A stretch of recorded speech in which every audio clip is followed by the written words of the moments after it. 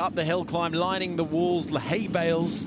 And if you are watching around the world, wherever you are watching from, we hope you're enjoying the coverage so far. And what a treat we have for you up next in the commentary box. It's myself, Harry Benjamin, alongside Alice Powell and James Hayden. And we're getting a first glance look at the latest on the roads in the form of the road bikes and the latest cars on offer. We're starting off with a bit of two-wheeled action, and the first thing that catches my eye, James Hayden, is actually the all-yellow jumpsuit. Yeah, very fetching. I didn't know you lent it to him. But yeah, this is the Royal Enfield shotgun. It's from the Netflix film The Kitchen, and that's Izzy's ride. It's a kind of real sort of special, making it look super modern.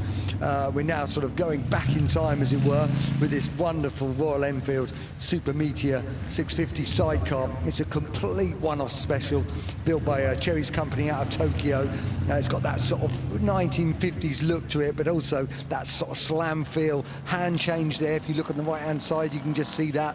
It's got a really, really cool look to it. And this is a very interesting bike. This is the BMW R20 concept, and it's actually ridden by Marcus Flash, the new CEO of BMW Motorrad. He was the head of M Division, so lovely to see him out. And then we can have some big names riding the Aprilias this weekend. We've got Lewis Rollo, we've also got Josh Owens. We're looking at the Aprilia 660 there. So it's sort of their mid-range sort of sports bike, you know, really gorgeous sort of contemporary looks. You know, it's nice, it's lightweight, it's not too big and intimidating, beautifully styled like all Aprilias. And there's a new championship in British Superbikes this year for those, called the Sports Bike, and that bike is currently leading the championship in the hands of the young Italian Edoardo Colombi. Brilliant race at Snetterton the weekend, where he won by 6/100ths of a second. So really nice to see them about. And now we're looking at the Triumph Thruxton Final Edition. So this is a lovely motorcycle. It's a kind of a nod back to the Thruxtons over the years. This model's been in a production run for 19 years, and this is the final version. It's got that beautiful sort of green and the hand-painted edged pipe gold. It comes with a special sort of one-off certificate with its VIN number, and they're all signed by the team that designed it and the Triumph CEO, Nick Blore. So that's good to see. And now we're looking at another Triumph. We're looking at the Triumph Rocket 3 GT Storm. What an animal this thing is. It's got the biggest production engine of any motorcycle ever, 2,458 cc. So what an engine that is. Great big rear tyre, 170 pounds of torque. It does 0 to 60 in 2.7 seconds, 180 brake horsepower. I mean, look at it, what an animal. It's a boulevard cruiser, but with an absolute attitude. Arnold Schwarzenegger, he would like that. That is an absolute beast, isn't it? Even just from the way that the seating position as well. It takes something to ride that machine. Yeah, it does. You know, feet forward, so you know, it tells you the sort of the style and the bike. But you know, those sort of twin headlights that have become synonymous with Triumph, and that. Just look at that engine, absolutely incredible. Well, that was just some of the offerings from the road bikes, two-wheeled. Now we go to four wheels. The Aston Martin DBX 707, the supercar of SUVs, Alice. Yes, and I must say, one of my dream cars. And you often see this backing up the rear of with a Formula One field and support races on the Formula One race weekend. It's the medical car in Formula One, a luxury SUV, top speed of 193 miles an hour, and super fast. And this is something brand new from Bentley, making its way up the hill now. This is the new edition of the Bentley Continental GT, the fourth generation of Continental GT in the beautiful green, 771 brake horsepower hybrid powertrain. Bentley very much going towards the all-electric avenue over the next few years. And then, well, we come to this, and it may look old, but it's a hark back to the past and a look to the future. Bentley once again with the Speed 6 continuation. Now this is one of two development cars for the Speed 6 continuation series. Harking back to the 1930 24-hour Le Mans, old number 3, and Bentley's own Speed 6. Really paying homage to Bentley's past in motorsport. Yeah, over 600 new components comprise this 6.5-litre 6-cylinder race spec engine. So the initial engine tests indicate a peak power of 205 brake horsepower within the 5 brake horsepower of the original Le Mans spec engine of 1929 and 1930. There are 12 pre-sold customer cars to follow after this, with each customer being offered a personal fitting service for their car. Yeah, if you ever get the chance to head up to Crewe, where Bentley are based, to see not only that car but their whole production line put together, it is well worth a look. To something brand new from BMW, the M5, an icon of the BMW range, the 7th generation of the M5 being launched here this weekend. Yeah, and what a car. You can see the flared wheel arches there, plug-in hybrid, 0 to 62 in just 3.2 seconds and 1,000 Newton meters of torque. As you said, Harry, the 7th generation of the M5, and we got to see previously over the weekend a whole generation of the M5s. But now we're on to the BYD. Yes, now we are seeing a huge influx from Chinese manufacturers coming on to the European and the UK market. BYD dominating really at all levels in the range. This is the BYD Seal. Now this is 0 to 62 in 3.8 seconds, 82.5 kilowatt hours of battery capacity, and in 2023 BYD was the top selling battery electric vehicle manufacturer in the world, ahead of Tesla. And you think it wasn't long ago that Tesla were the first, the pioneers, dominating the market.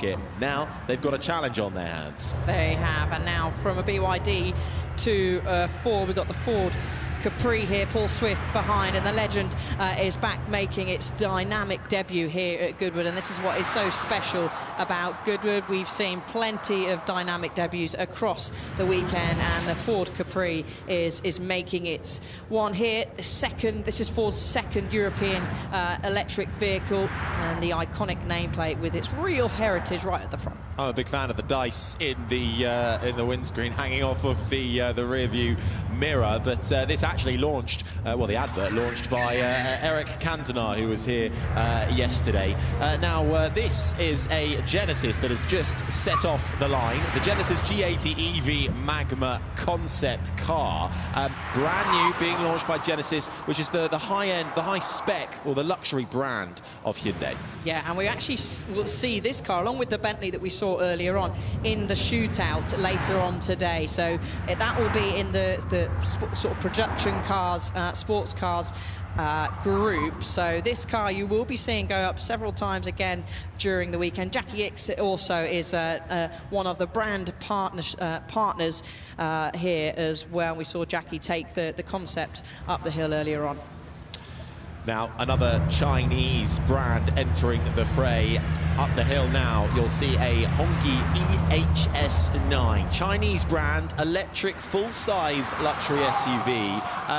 Fuel motors, 4-wheel drive, 84 to 120 kilowatt-hour lithium-ion battery. Hongqi is actually the oldest Chinese passenger car brand, launched back in 1958. It actually translates as red flag.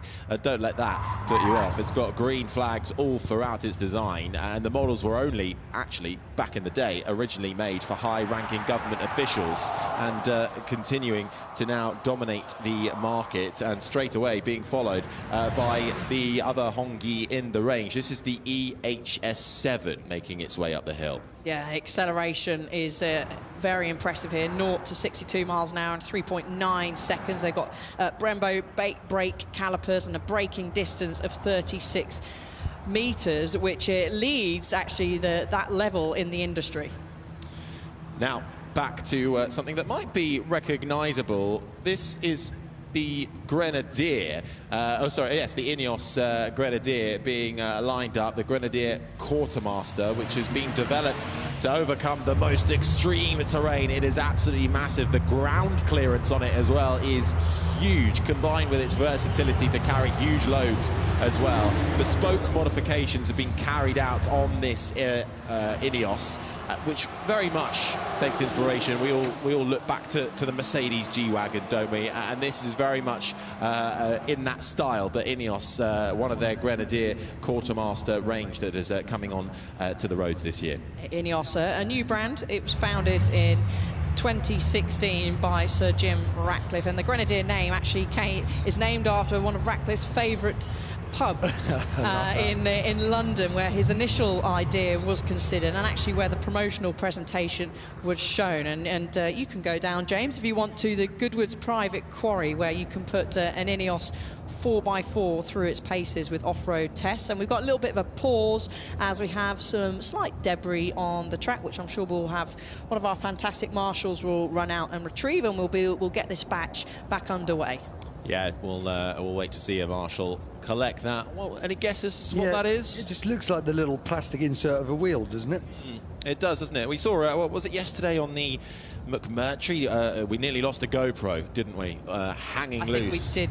Did we actually lose it? We did lose it. The GoPro, yeah. So RIP the GoPro. And there's the marshal. Excellent work from the Goodwood Round of applause for the marshal. Who without the marshals here at Goodwood, we would not be able to put this event on. Indeed, every event here at Goodwood would not be able to happen without the wonderful work of the marshals surrounding this track. So do give them a polite hello and a round of applause when you see them. Or maybe not a round of applause all the time. They might get annoyed at that, but you know.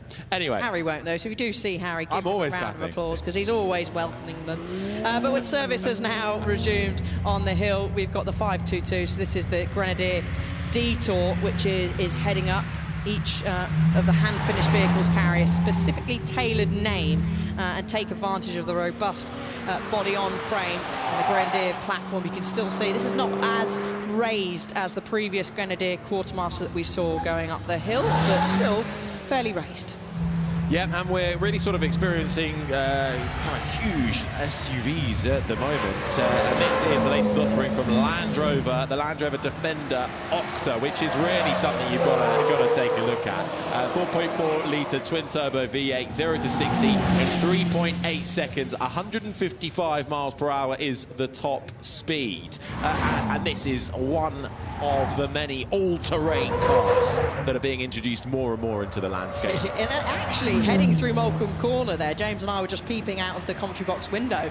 Not too much body roll, and it was going for it, for sure. The driver that's driving that car, you mentioned it's 0 to 60 in 3.8 seconds. It's got 4.4-litre twin-turbo V8 underneath the bonnet there, and it does look lean, and it certainly looks mean. Yeah, it sounds great as well, doesn't it? Looks mean. It does look mean. The headlights coming out from the darkness into the light really like it set this like Octa apart. A modern-day Jurassic Park film. It's got a Batman vibe about it.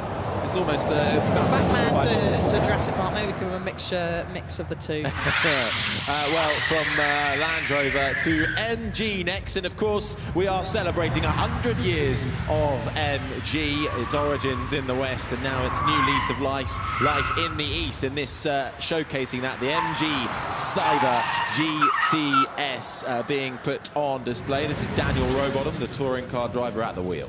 Yeah, he also was my mechanic in go-karting, so there we go. He's, as you said, successful touring car driver, and we've seen a whole host of global debuts from MG over the course of the weekend. They launched their HS as well, so fantastic to be celebrating MG here this weekend. I've got to say, that's one of the here is the prettiest, HS, right on cue. Yeah.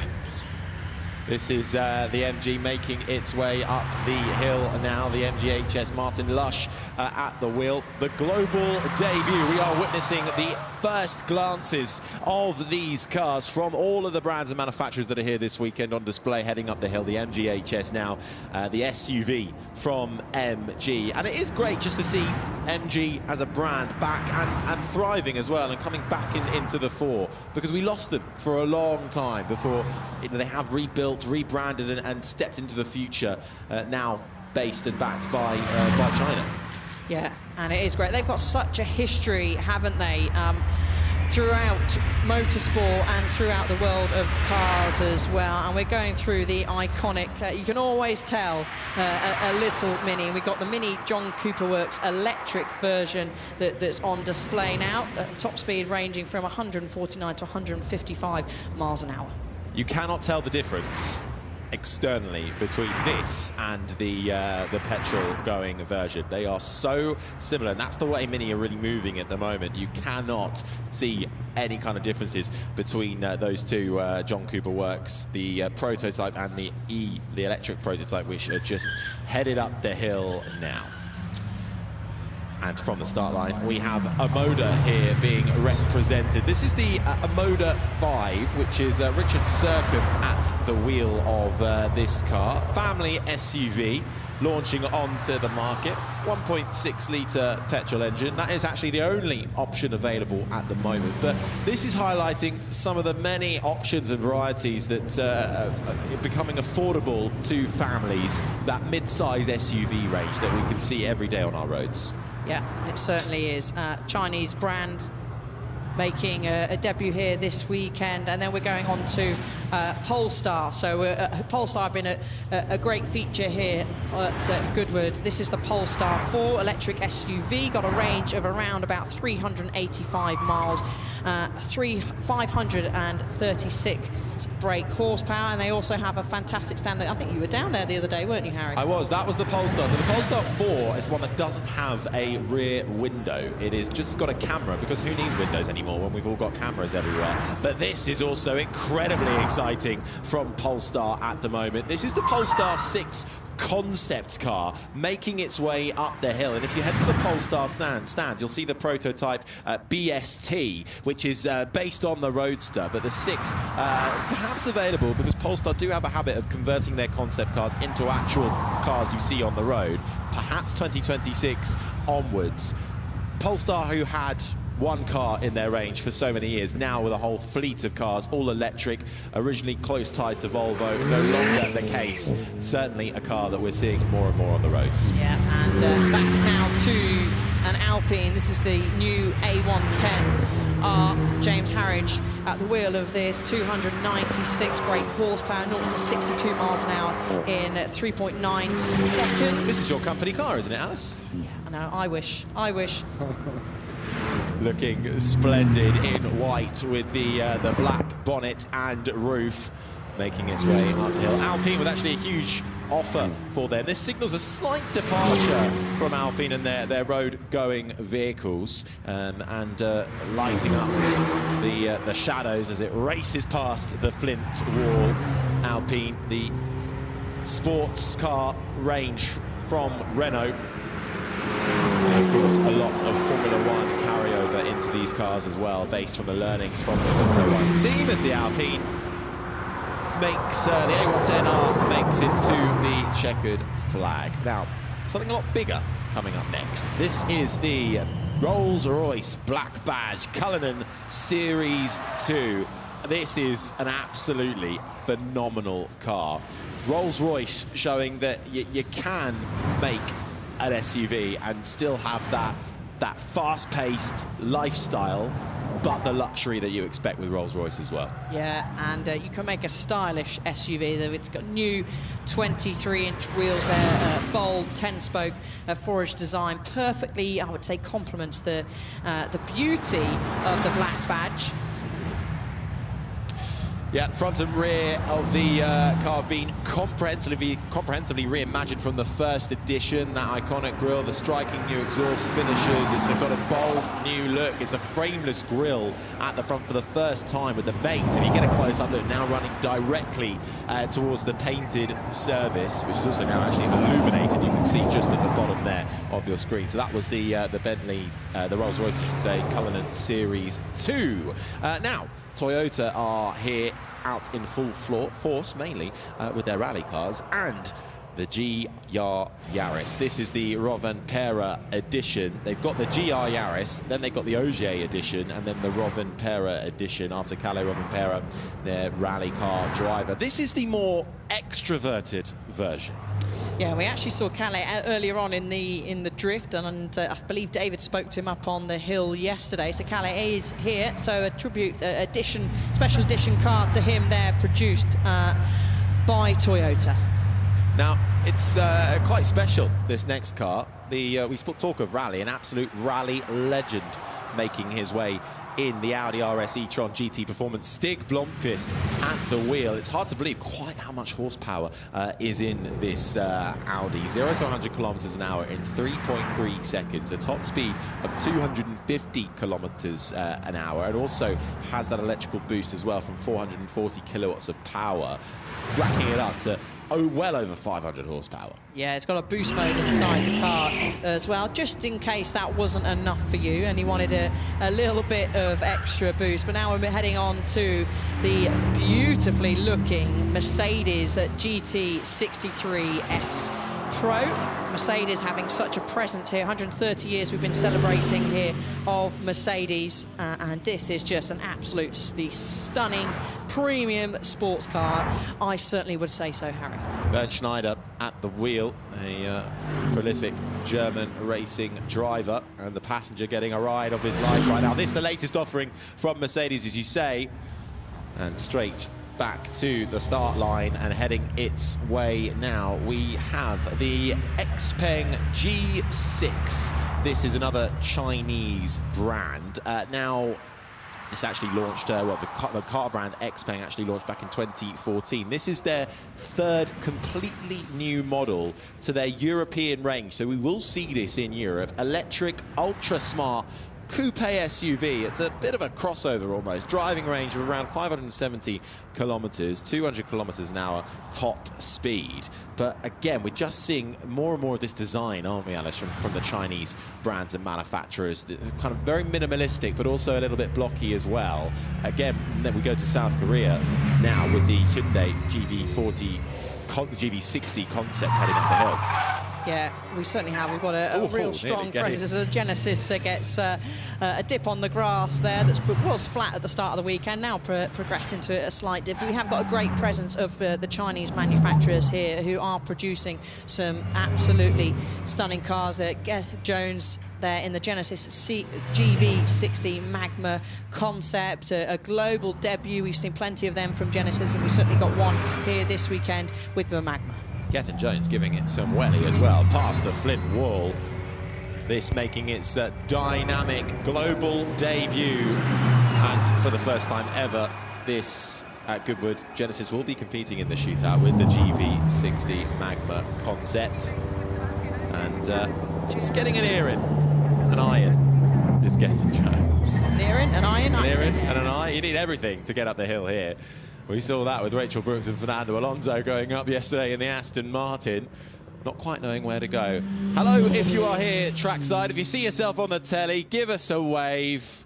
I hope you're enjoying a wonderful day out. The sunshine has come out to play for us. Bit of cloud circulating in the air, just actually making it a little less hot, which I think is fairly pleasant. It can take it out of you walking around this huge estate here at the Goodwood Festival of Speed. There is so much on offer. It's hard to pack everything in one day, which I suppose is why we have 4 days of it. It certainly is. You get your step count up nice, which is always good. Well, let's take a look back then at some of the first glance road cars and road bikes that we saw just a few moments ago. This is the BMW M4 CS, and making its debut this weekend, BMW launching the new M5, looking sleek and sultry as it makes its way up the hill. And the XM label as well, which BMW says their most powerful car they have made, an SUV. And then to the BYD seal, again a global rolling debut here at Goodwood Festival of Speed. Yeah, one of the on the high end of the range for the BYD brand, the Chinese manufacturer. You'll also see Yang Wangs in action. That's the premium version of the BYD. To looking back and looking forward, we're seeing a lot of paying homage to the past, and that's what Ford Capri are doing with the new Capri making its way up the hill. The difference to what we have known from a Capri. Eric Cantona backing that and driving it up the hill yesterday. And Genesis, the South Korean luxury brand of Hyundai, with a lot of Lamborghini design influences making its way up the hill. And the iconic Honda Civic Type R, the hot hatch of the year for 2024. To the Hongqi EHS7, brand new from China, trying to make an impact in Europe and indeed the UK. A huge influx of Chinese brands and manufacturers debuting their all-electric vehicles, taking huge inspiration from the established designers and putting their own little spin on it as well. You'd be forgiven for thinking that was a Rolls-Royce from the front grille. And Ineos with the Grenadier, several different Grenadiers on option here, and the Tesla Cybertruck making its move. But let's head up to the hill and check in with David Green. Well, lots of people come to the Festival of Speed to see the old cars, the ex-Formula One cars, the tributes to the likes of Niki Lauda, but first glance is really a highlight for many. And we've got all the brand new cars that you haven't seen before. Look at the nameplate there. Your eyes don't deceive you. That is a new Ford Capri. It's now an all-electric four-door SUV, not quite the long-nosed coupe of old, but you do have that sort of dog-bone styling on the front, like the old car, and fairy dice, of course. Past the Yang Wang U8, luxury SUV, tank turns, and if you find yourself in the sea or a lake, this thing will float for 30 minutes, so quite handy. And as we go down, we've obviously got the new MG HS, and these things are very interesting. The Lotus Emea, four-door saloon, sort of Taycan type car, Challenger, very fast, very capable, and definitely the best sound system I've ever heard in a car. Dolby Atmos, incredible if you get a chance to try that out. Just in front of that, we have the Defender on steroids, the Octa, most extreme Defender made thus far. And as we look across the top here, we have the very exciting launch here, dynamic debut for the Bentley Continental in GTC convertible form and GT car there in that tourmaline green launch color. The most powerful Bentley yet, still the benchmark GT Cruiser, over 200 miles an hour in absolute luxury, beautiful interior. And then this, another Bentley. Yes, your eyes don't deceive you. This is in first glance because it's a brand new car, isn't it, Mike? Hello, David. Yes, it is. A brand new car, finished last year. This is its dynamic debut. It doesn't look new. Well, the design was done in the 1920s, but like I say, she's just under a year old, but built to all of the original designs, using the original materials and the original manufacturing techniques. It's just an incredible bit of engineering endeavour and very well received in the market. Yeah, absolutely. We're building 12 customer cars, each to the same level of, I think, truly exquisite quality as this. I mean, it's an amazing piece of teamwork, seeing the team and crew put these cars together and finish them to this level. It takes 8 months to build each one. I'm sure it does, and you make it look very easy going up the hill, but I reckon it's a little bit more difficult to drive than the Continental. Yeah, well, I've only got a quarter of their horsepower, so I can't keep up with Matthias and Andy, who are driving the new GT and new GTC. But I do have a slightly more complicated gearbox than they do. But it's a privilege to drive it. It's absolutely beautiful to drive up the hill, and it's behaving itself. And you get to wear a cloth cap. And I get to wear a cloth cap. I always wear a cloth cap, though. You know that. Well done. Lovely to see it. Thanks, David. Good to see you.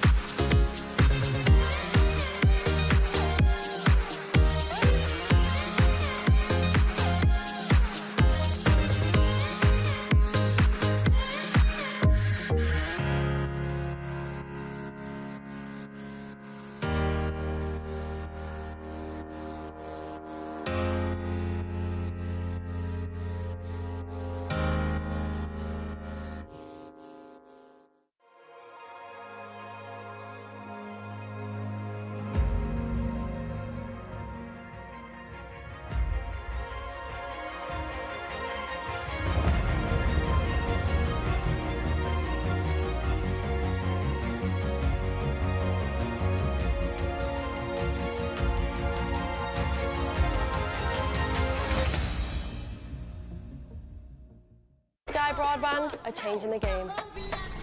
We live in a society where 47% of UK gamers are women. Yet they only make up 5% of esports pros. This needs to change. 2 tournaments, 1 final. They're UK's first of its kind, with pro contracts and Sky full fibre on the line. We're on the lookout for women on their path to pro. Join us and compete in Races E-Series, Soccer E-Series, all leading to secure a place at the Women's Esports Finals. Sky Broadband is built to power the pros.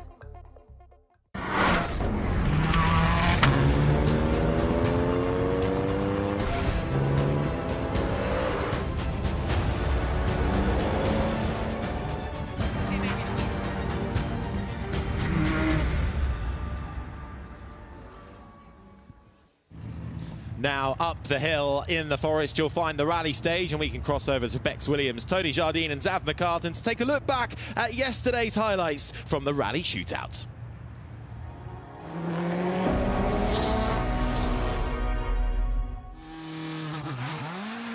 Duckworth off the line, the champion. The reigning champion, the defending champion of these honours here at the Forest Rally stage. He's up against it in terms of competition this year. Can he deliver on this shootout? It was Ollie Mellors yesterday who was fastest through, so Duckworth's got a little bit of work to do. Mark Brumfield alongside him, his faithful co-driver. Winners of many national rallies, including the Sunseeker and including the Rally Sprint Series that happened with the twin track up at Silverstone. We're really not going very quickly here. No, we have an issue, don't we? We're not quite sure what it is, but let's hope they're clear of the finish line in time for Lekodu to get past, and it does. I don't think that will affect his time. Oh, no, it shouldn't do. It shouldn't do. They're past the flying finish. Yep. Yeah. Yeah, Gary Lekodu is second fastest, 2:49.5, but Sjoerd van der Putten at 3:42.2. Yeah. Martin Overington on the line now in the 6R4, did a 2:59.5 yesterday. We'll be wanting to do better than that as we cut back to Roger Duckworth. And as Bex has pointed out, winner of last year's shootout. So the competitive edge will be very high. And Roger carrying great speed through that very, very long right-hander, as we can see the MG S2000 screaming its head off. Great high revving engines. Yeah, but that normally aspirated engine sound is great. Real racing engine. Yeah. Nice to hear that on the rally stages. And this is the 1986 Metro 6R4 Martin Overington. This is the 2.5 V6. And this is the Ram Sport car, which was actually originally a tarmac car used by Stephen Price. And it had a big accident on the Manx rally, yeah. And then it was totally rebuilt by Ram Sport. But then we look at the colour scheme, which goes back to the Golden Wonder Crisps, and that reminds Zav and I in particular of the Scottish Air Traffic Controller, Ken Wood, who also rallied a big Rover V8 in the same colours of the Golden Wonder Crisp. But it is about the sponsorship. It is also about the wonderful colours of rallying, as we see the Subaru and time. Fastest through. Okay. 2:37.1 for Roger Duckworth.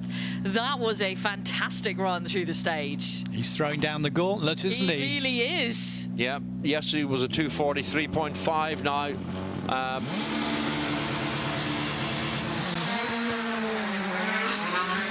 So off go the Iron Dames. Yeah, and the Rally 2 Fiesta.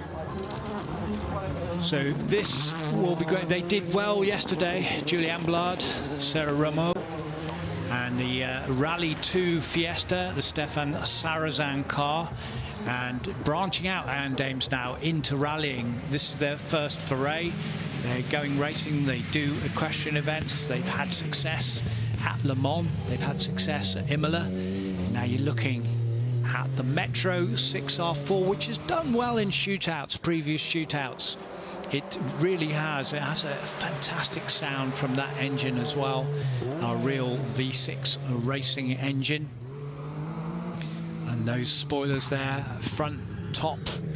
And the experimental 6R4 in the early days, in fact, I was doing the Peter Russick tour in a Talbot Sunbeam, and I was going on a downhill section, and I crashed into some gate posts because I had a sponsor, a fresh fruit company, and all the fruit came into the footwell, and I promise you, I couldn't brake because it was full of apples and oranges and pears, and I hit this big gate post, and the car went off, and it was bent like a banana anyway, and there was no one around. I just heard this clapping from the hillside, and then someone doing this and signalling to me, and it was Tony Pond and Rob Arthur sitting up the hill who'd seen the whole thing, because about 400 yards further down the experimental metro had broken down, and they'd watched my antics, and they were just slow clapping like, you absolute idiot.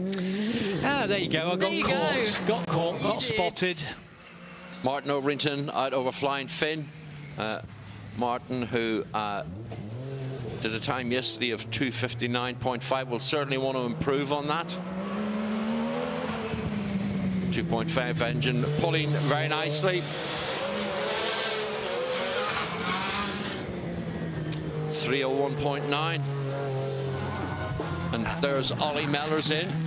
Yesterday's shootout winner is back for the defense of that. Let's see what kind of time we will see him set today. Well, yesterday, 2:32.2. I'm sure he'll be trying extremely hard to beat that. Now, for Sarah Rameau, who you see behind the wheel here, it wasn't until 2021 that she started her rallying career with Julie alongside.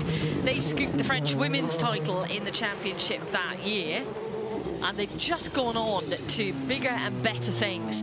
So she's still very early on in her rallying career. Absolutely. Just a few years ago, yet such natural talent behind the wheel.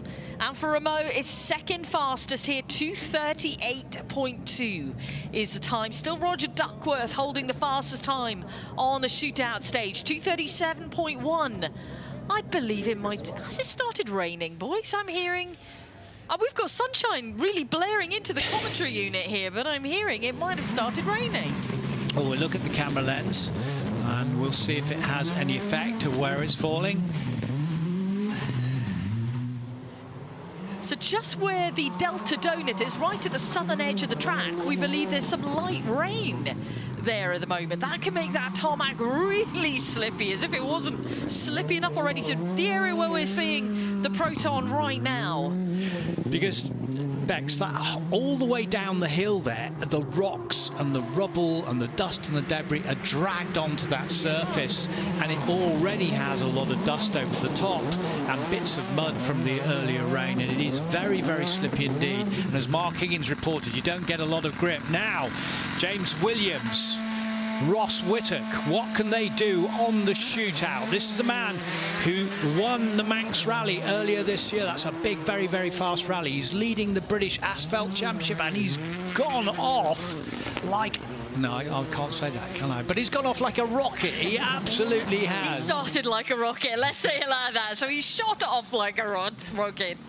I mean, it was an amazing start from James Williams. It was purposeful and it was precise. That's what's going to win you the time out there today on this shootout. We love seeing the flamboyant stuff in all the demo runs, but you want to set the fastest time today, you've got to be pitch perfect. It's a 2:32.8 from Ollie Mellors in the Proton Iris R5. So slightly slower than yesterday. But the conditions out there today are different from what we saw yesterday. Everyone has been slower on the runs. I mean, it's only tenths of seconds that he's slower by. It's slightly damper, but it's also slightly cooler. So that may well play a part. It'll be interesting to see what James Williams does. James did a 2:32.8 yesterday. So James is the last car as part of our shootout, so let's see if he can beat the Ollie Mellors time, which is the new fastest time on the board. 2:32.8 is the time to beat. He sounded on confident form throughout the day. You caught up with him earlier on, very relaxed, him and Ross Whittock together. Yes, absolutely. Enjoying their season, but enjoying their time out here at Goodwood. No pressure on their shoulders. They're here to have fun, and they are certainly delivering that to all of us watching. A really nice launch off of Delta there. Great trajectory, missing the bank on the inside as they go through, and this is where you need the precision.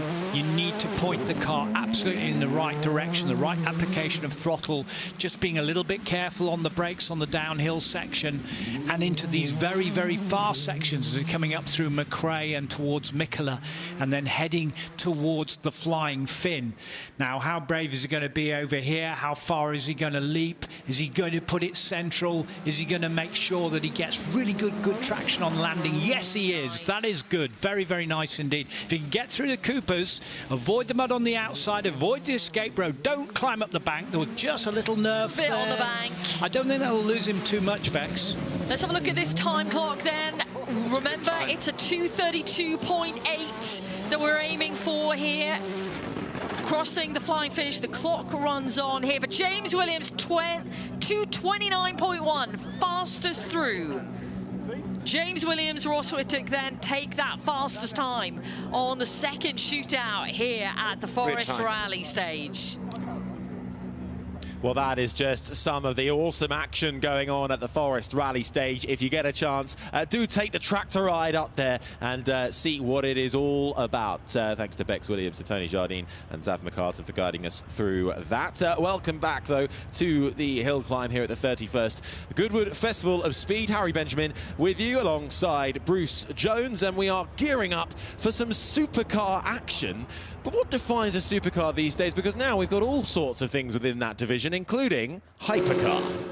Superstars in supercars. The roof goes back. The inimitable helmet design of double world champion Mika Häkkinen, the McLaren Solus GT, the wackiest of cars, surely here in the supercar run. Yeah, the two-time Formula One champion has overseen and helped in the development of this hypercar single-seater central seating position, and it's going to kick off this supercar batch as it makes its way towards the start line. And this is a wonderful feat of design from McLaren. 5.2-litre V10 engine, only 25 of these in the world. What I absolutely love about that is this is a no-compromise car. This is a car that excites when it's standing still, and Mika, whose heartbeat I think in his entire life never went above 60 beats a minute, will be just considering things. Of course, being involved in the development of the Solus, he knows what to look for. This is a bit of showboating right now, but I really tick the box on this one. It stands out from the crowd. It's different. Undoubtedly, it's quick. 1,000 horsepower. So light as well. Less than 1,000 kilograms. 200 miles per hour. Top speed with Mika Häkkinen at the wheel. The Flying Finn reunited once more in a McLaren. Slightly different, though, than the ones he took his championships with back in 1998 and 1999, as he carefully makes his way past the foot wall. Epic battles he had back then, taking those titles, fighting against his sort of career-long rival Michael Schumacher. Great days in Formula One. Different engine sounds. Formula One keeps moving on, but in this supercar batch, this couldn't have even been imagined a decade ago, let alone back in the late 1990s. So with so much computer-aided design now, of course, the shapes can be crafted in all sorts of forms. Now, we won't be seeing that on the roads. It is a track-only car as we take a look at this beauty making its way up the hill at the moment. This is something that you can take a glance at. I believe it is the Lotus Evija. Yes, making its way up. Now, we saw the Evija X on day one, which was the hypercar version of the huge rear-wing spoiler that had a little bit of an incident. The Evija, the road-going version, making its way through.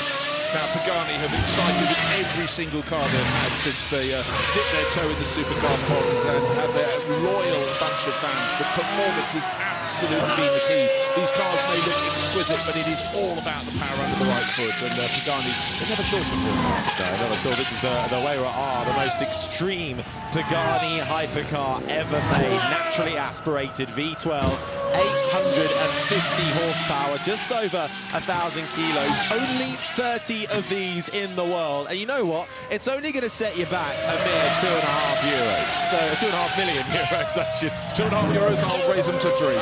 We'll go hard, Harry. All right, deal. I'm not sure we fit in that very easily, though, I think. Always problems. There's always a little glitch along the line. But if you're small of frame, deep of pocket, and have a desire to have one of the most exquisite cars in the world, Pagani will want to just bring out a string. Now, Ferrari, of course, have a whole host of cars coming here. The 296 GT3 is a fantastic car. This is the road-going version. This is the S, and they're certainly at the sharp end of racing that sharper prow. I think the 296 is one of the greatest Ferrari designs in recent years. Really, really crisp and clean. Yeah, this is a mid-rear engine, two-seater V6 engine with a plug-in electric motor as well to give it an extra bit of electrical boost up the hill. Cameron Davies at the wheel, and I know red is the iconic colour with Ferrari, but I have to say I do like one in blue. Yeah, to me, if navy blue, that wins all the time, and dark green as well, but all colours available. And again, I remember going down to McLaren once and looking at their paint department, and you can pick your Pantone to match your handbag if need be. Very nice indeed. And Darren Turner next up on the line at the wheel of this. Darren Turner, a long-time Aston Martin man of works driver, making his way up the field in the Aston Martin Victor, which is part of a huge Aston Martin range on offer at the moment. We've also got the DB12 here, the Valiant, the Valeur, and the Vantage Coupe. But this, the Victor, up the hill at the moment. Yeah, a nod to the late 1970s Aston Martin's design, but with horsepower they could have only dreamt of back then. And Cosworth-built engine, 836 horsepower, but this is a car that just looks mean, even when at a standstill, but so dynamic up the hill climb course here at Goodwood Festival of Speed. So a lot of people will be having their tongues hanging out according to your age or factory of cars, but Aston Martin have got all bases covered.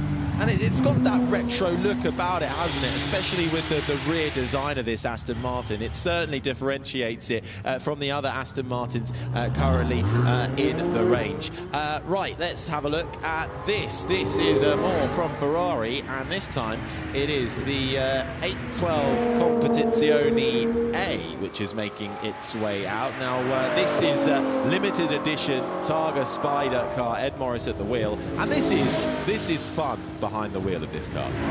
They're all fun. It's just a question of how you want your power to be delivered, what sort of sound you would like. Still normally aspirated engines here, turbocharged engines, as well as EVs, but great poise and balance. Certainly the 812 Competizione, well, the clue's in the name, competition. Yeah, V12 engine, 830 horsepower in that prancing horse as it trots along past the Flint wall with Ed Morris at the wheel. And the passenger, I'm sure, getting a very enjoyable ride as well. Obviously, the V12 engine configuration has been such a strong part of this. The backbone of Ferrari competition history, and also their road cars too. Other cylinder arrangements are available on request, but the car that's following it up the hill, though, is something very, very special indeed. More Ferraris.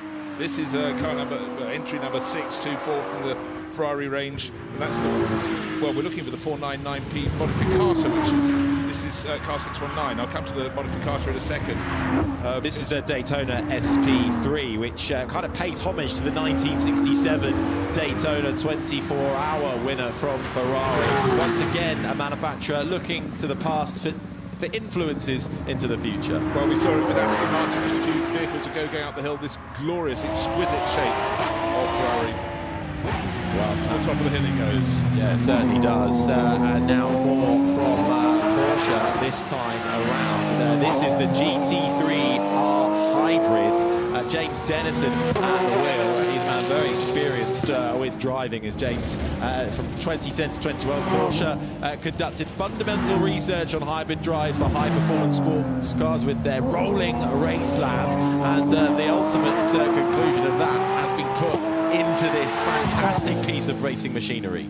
Well, we always know that the 911 GT3 is something special, but the hybrid is really working very, very beautifully for them. Now to the world of Aston Martin again. Such an array of cars. Of course, A and M is followed by V. That's always been their nomenclature since they moved on from the DBs, and this is a car designed a bit like the McLaren Solus, mind you, before it, but with so much intent and so much air capacity under the car of the Valkyrie. It's had a gazillion miles of development, and it's now out on the road.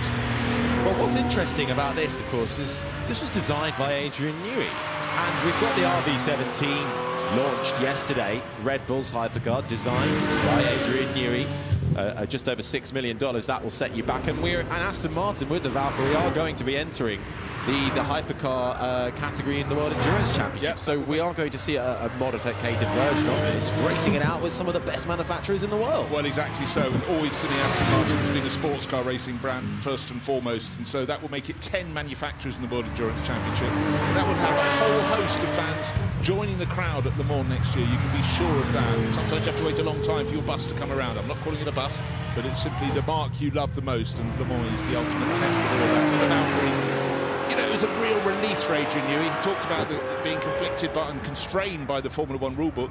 Clean blank sheet of paper. What a starting point. And of course, Adrian Newey, famous for designing all of his cars by hand, with the drawings on his almost as if an artist is painting a picture. That is how he designs his cars, from Formula One to that Valkyrie and the RB17 that you can take a look at further around here at the Goodwood Estates. Aston Martin DB12 Volante. Volante means effectively wind in your hair, and it's been the open-top Aston Martin name for many years, and looking fantastic. I really do rather like the pale blue on this one, the great big Aston Martin shaped grille at the front, but it's good for 202 miles an hour, so maybe you might want the roof up for that, maybe not. Maybe, and if you're small enough, you can fit in the back as well. And certainly, we go from one car where it might be a bit of a tight squeeze in the back to one where it's certainly made for you to be driven, and you can drive it as well. The Rolls-Royce Spectre with Joseph Hopkins at the wheel. This electric offering from Rolls-Royce, the world's first ultra-luxury electric super coupe. And this kind of shows that you can still have a phenomenal Rolls-Royce without a V12 in the front of it.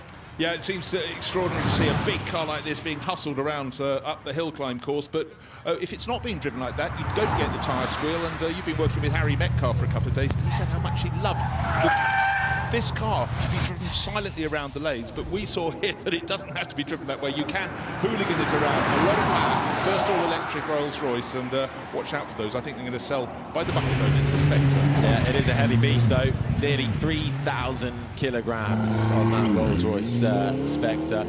From Rolls-Royce to McLaren, and we have the McLaren GTS ready for us. 4-litre V8 twin-turbo powering its way up the hill. If you think of McLarens, you think about the development, it's all about having a car that is nimble, that their dynamics, the way they make their cars work. And Nicolas Créard racing up the hill, one of the many racing drivers here this weekend, stretching their legs in to help the manufacturers. And again, for a lot of them, it may be their first sight of this hill, but with the McLaren, you always know it's going to have fantastic handling, and Nicolas doing a very good job of displaying that. A couple of stamps on the brakes for Nicolas as he heads his way past the flip wall, the sun glinting off of that beautifully designed McLaren. The lines just flowing superbly on the GTS, over 600 horsepower from that McLaren engine as it makes its way over the finish line, sees the checkered flag at the top of the hill. And more McLaren action. We go from the GTS to the McLaren P1. Jamie Ward at the wheel of this. Now, this is one of the McLarens that when it came onto the scene really woke everybody up. And the word supercar, well, this actually is probably one you think of straight away. When you think of supercar, you think of a McLaren P1. You do, because we were used with supercars having phenomenal performance, but it was all in the last decade or so about getting that ultra special handling. A lot of them even just being created as track day cars. But McLaren, with all its knowledge of aerodynamics, with movable aerodynamic devices, making this car a very potent performance car. And again, McLaren, when they dipped their toe in the water making road cars again, they started with the F1, but since then the number of models have been extraordinary, but not as extraordinary as the car leaving the line now. The McMurtry Spearling.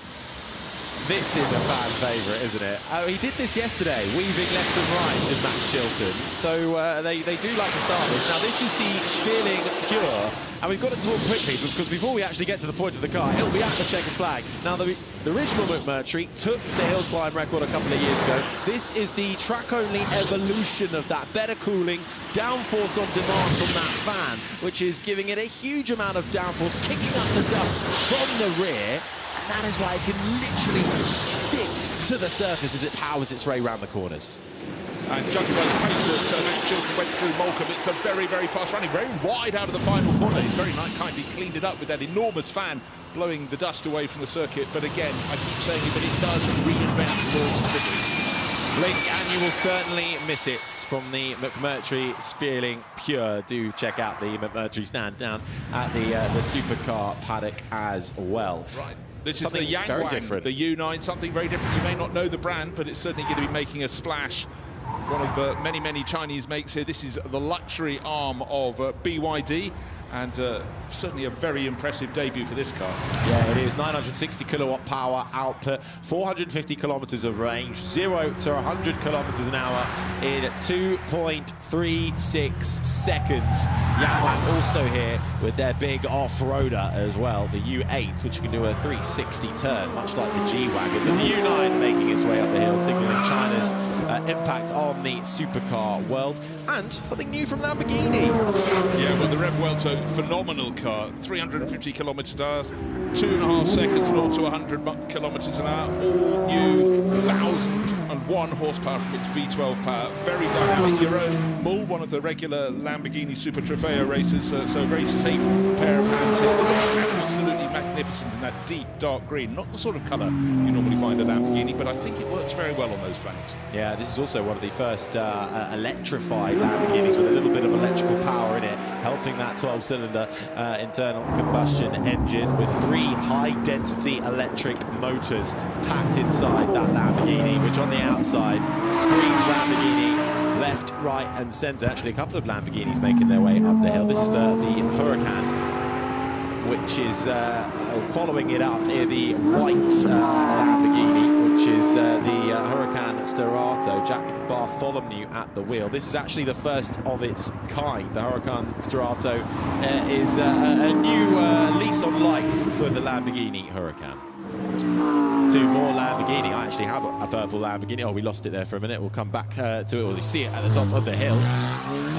When I say about the purple Lamborghini, it's just the model car version. Now, this is something exciting as well. This is the Zagato La Squadra AGTZ twin tail. Now, this is actually based on the Alpine A110 and redesigned inspiration for the Alpine's 1960s races, the A210 and the A220 that were built for Le Mans. And it's the back end, which is the most exciting part about this. Because in one year it was the short tail, the next year they had the long tail. They really struggled to make them work, but they were exquisitely artistic at the time, and subsequently they got on a little bit better. But I love that echo of the past, and Alpine, you know, to go back and recreate the A110, it's been an enormous success, but the 220 that this was based on, the more powerful Le Mans car, again, I do like the historical past, and Alpine's such a great name in the 60s, and it's so good that it's back being pushed to the top right across the board. And it is just a unique looking car, isn't it? Only a few of these available. 19 units, we are told, that will be available.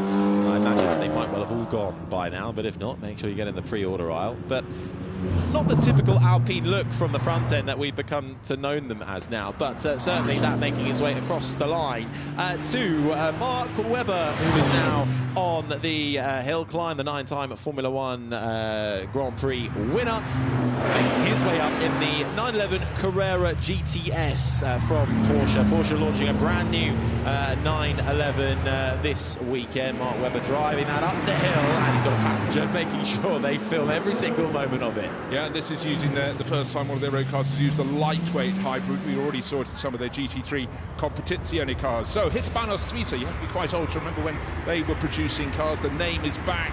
And this is a car with a fantastic boat tail, in fact incredibly similar to the tail end of a Chevrolet design project in the early 1960s, but with an awful lot more power than the designers would have imagined back then. Yeah, the Hispano Suiza Carmen Saguera, fully electric with that wing-shaped carbon fibre spoiler at the back. Luis Perez Sala driving that, dipped to toe in Formula 1 back in the day, did the Spanish drive, also headed up the fledgling Spanish Formula 1 team, Hispania Racing, in their final year as a Formula 1 team back in 2012 when they, I think it was Pedro de la Rosa and Lorraine Cardecayan were their drivers back then.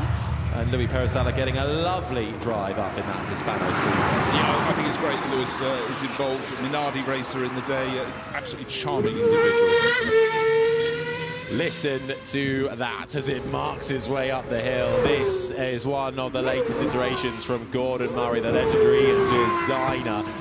This making its way up the hill now. The Gordon Murray Automotive T50 ES4 with that homage to Gordon Murray's iconic fan power Formula 1 car at the back. This is the world's lightest, most driver-focused supercar, is how they describe it. Anybody who's been fortunate enough to get any time in this is just blown away. I haven't got myself into it, but the engine note alone from the V12 ticks every single one of the boxes I like. That or an 8-litre Chevrolet in the back of a Can-Am car. I'm torn. Yeah, that was a Cosworth 3.9-litre V12 engine. It's being followed up by the T50S Niki Lauda XP2 tribute car, again from Gordon Murray. Dario Franchitti at the wheel. Dario extensively involved with Gordon Murray and the development of these cars. And what I love is also just the single-seater, central seating position of these cars as well. Really adds to that racer vibe. Yeah, and that delta-shaped rear wing as seen on some of the Formula 1 cars that were produced when Gordon Murray was deep in the camp at Brabham, but a great track day car, so much downforce. That wing isn't just for looks, it's 1,200 kilos of downforce. That is why it handles so well. Adjustable aero on that car as well as it speeds across the line.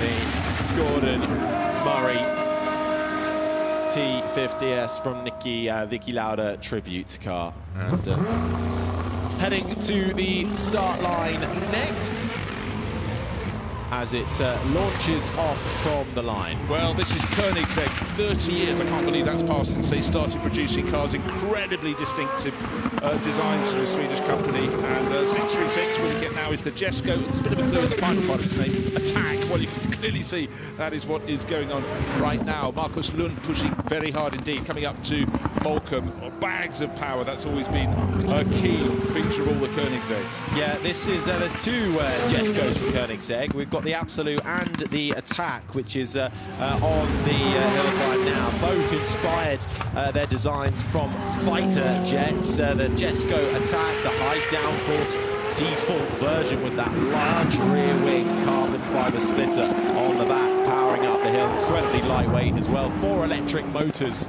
powering that, one on each of the wheels. I'll have to take you up on that. That's not a large rear wing, it's an enormous, giant, massive scoop, but 1,600 horsepower needs to be handled.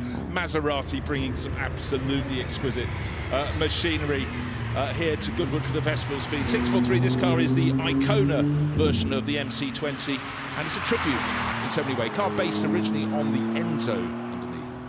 Absolutely, of course, 20th anniversary of Maserati's MC12, which was unlike any other Maserati, really, with that V12 Ferrari-derived engine, very much related to the Ferrari Enzo, race car and road car. And Maserati bringing very different versions of the MC20 on display this weekend, paying homage to that MC12. This, the Icona. We also have the Legenda making its way up the hill and around on the Maserati stand. Only 20 of each of these have been produced and made available.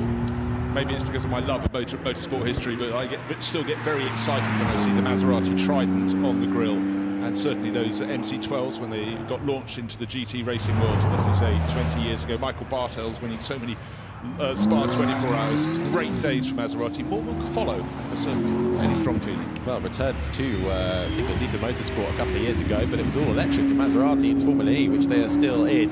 Andy Bruce is driving this one up. It's the McLaren Lanzanti P1 HDK that is up the hill and immediately gone as we move to something else from Lanzanti. This is the Lanzanti 935 Porsche Wayne Eastwood at the wheel, and I mean this, you look at this and you just immediately get filled with the Marlboro liveries of old, don't you, in Formula 1? Yeah, totally, and also the sort of long tail of the 935, but these beauties, these recreated, reimagined Porsches from Lanzanti are absolutely epic, because 3 of them have been built with former Formula 1 engines in the tail. No, I'm not kidding you, absolutely straight up. There's one down the paddock that has the engine that Alain Prost used back in 1985. Didn't take any wins with that particular engine. The car is made to look like his helmet, and this, like the other McLarens of the age, with the tag Porsche Turbo being put in the tail end. It is just exquisite. And don't forget the engineering expertise of Lanzante. Of course, they were deeply involved in the McLaren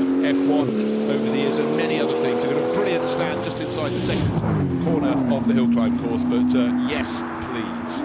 And believe it or not, that is street legal. You can see that on the road. There will be just 77 of those produced, but if you happen to glance over your shoulder, if you're driving on the M25 and you're wondering what it is, well, there you go. It's the Porsche Lanzante 935.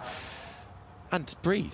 That was some spectacular supercar running, and just highlights the breadth and diversity that is on offer from so many brands from around the world displaying here at Goodwood this afternoon.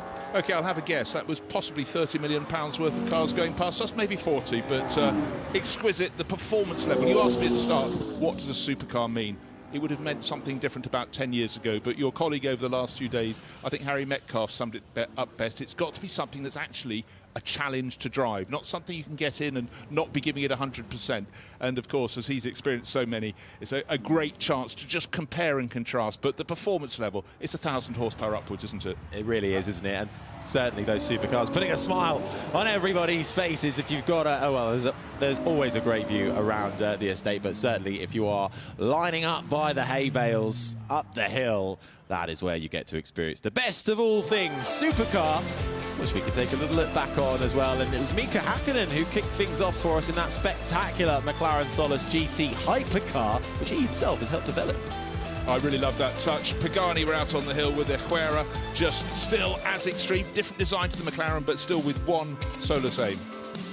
Supercars everywhere you look. Darren Turner was at the wheel of the Aston Martin as well. Aston Martin bringing a huge range of cars from the DB12 to the Valiant to the Valor to the Vantage Coupe as well, and the Ferrari 499P Modificata. This, the de-restricted version of the World Endurance Championship hypercar, which has taken 2 Le Mans wins on the trot now. Spectacular work from Ferrari, who just time and time again produce spectacular cars. Certainly do, but still one of the most exquisite cars, one of the most aerodynamic cars, one of the most advanced cars was the Aston Martin Valkyrie, the bare bones of what's going to be going to race next year at Le Mans. And Aston Martin showing their convertible range off in the baby blue with the entry there. Ford Mustang and the GTD also on offer here. This full-on American muscle machine, slightly reimagined with a huge rear wing on the back, powering that up the hill, and a reimagined Alpine. Yeah, Zagato penned this one, the famous Italian design house, echoing the shapes of the Alpines that race at Le Mans in the mid-1960s. That special boat tail, you could be one of a very select group if you've got the money for that. You certainly could. And Gordon Murray showcasing his machines on offer, paying tribute as well to Niki Lauda with the Gordon Murray T50S Niki Lauda. That Dario Franchitti took up the hill. The Bugatti, absolutely mean machine, which made its way up. The Mistral and the Bolide, both on the hill, and that was just some of the supercar action. But we can head up the hill to David Green, who is catching up with Mika Hakkinen. Mika, I think you just stepped out of a fighter jet.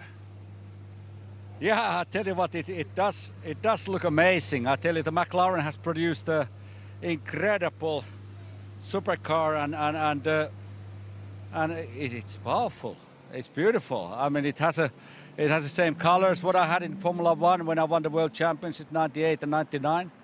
It's a McLaren Solus. A lot of horsepower.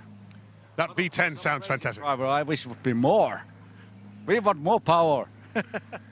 It's of course a homage to that '98 car, and but it is a lot different, isn't it? That cockpit is incredible. What's it like when that door closes on you? Yeah, it's a very. I mean, of course, this car is designed thinking about first the safety. You know, it's such an important factor out there that where the driver is always under control, and again, Formula One car. When I was racing, it was the idea to make the car as no compromises, no comfort, and to be as fast as possible in every corner, low speed, medium, high. But the car like this, obviously, you need to really focus on safety. So there's a lot of elements which are bringing the driver more comfort. But I tell you what, the engine is so much torque.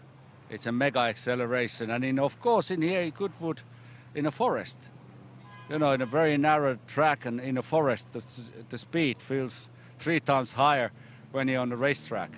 It sounds like you enjoyed it. Oh, I loved it. It's fantastic. It has air conditioning. It's really comfortable for the old racing driver.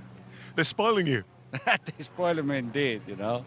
We talked to Rob Bell yesterday because he was driving it, and he said it actually feels claustrophobic until they push the canopy back, and then the visibility is fantastic.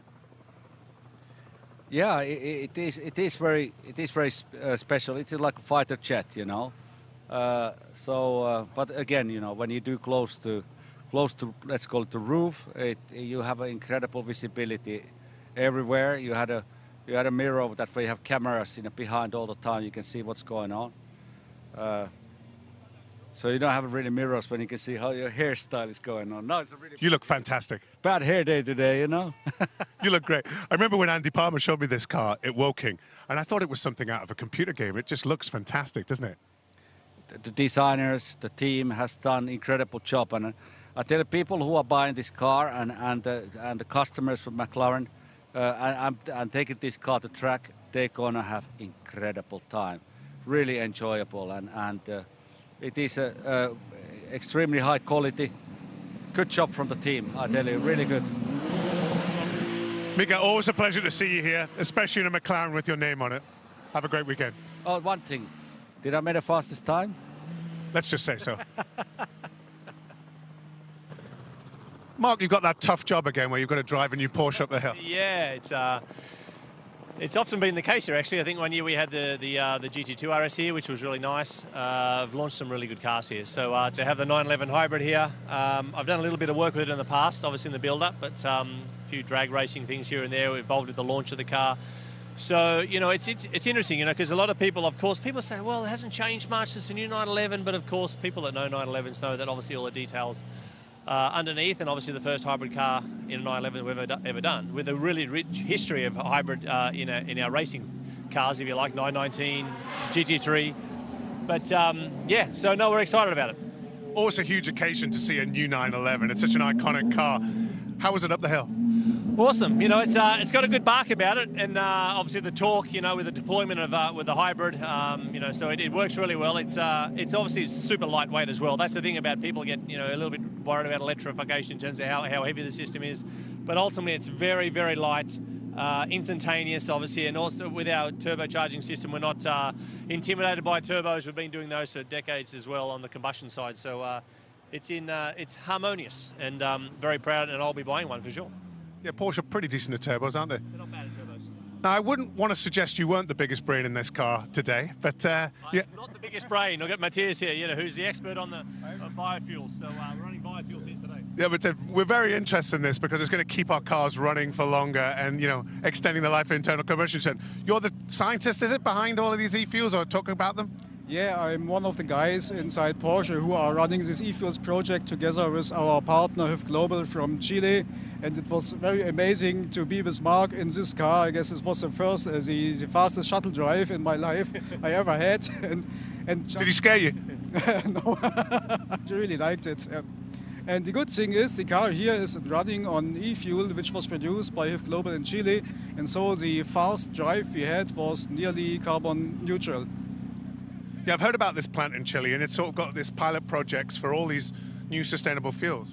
Yes, the opening of the pilot plant was in December 2022, and in 2023 we had the ramp up of the production, and the production is running quite well meanwhile, and they are producing a high yield and very good quality.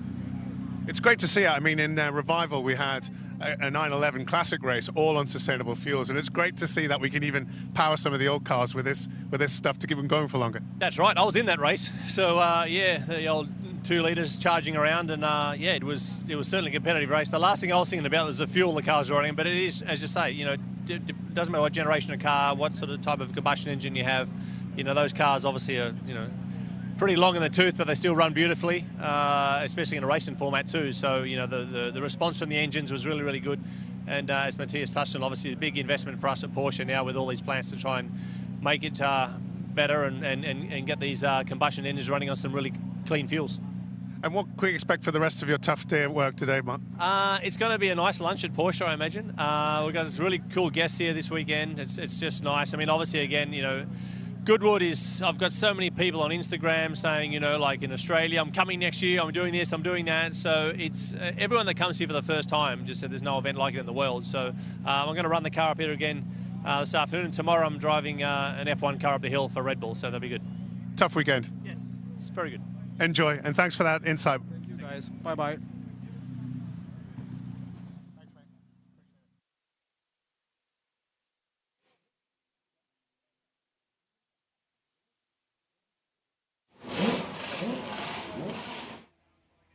Well, Goodwood certainly brings out the very best of the motorsport here. Three-time Formula One world champion Sir Jackie Stewart here. And we've got more to come from the Formula One, Isle of Man TT dirt bikes, the Michael Dunlop balcony moment, all on the way. But certainly Goodwood bringing out the very best of all that motorsport has to offer.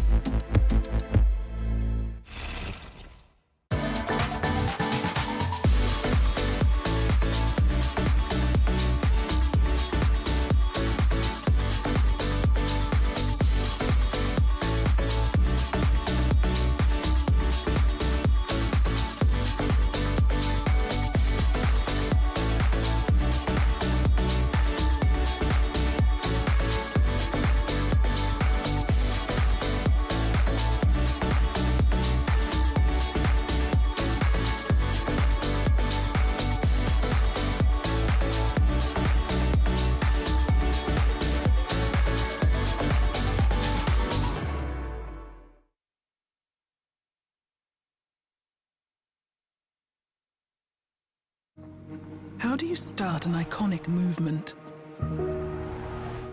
Classicism would say it's all about form and craftsmanship, while surrealism would find all of this quite, well, surprising. After all, it's about creating the icon of a new movement. Welcome to Forwardism, the all-electric BMW i7.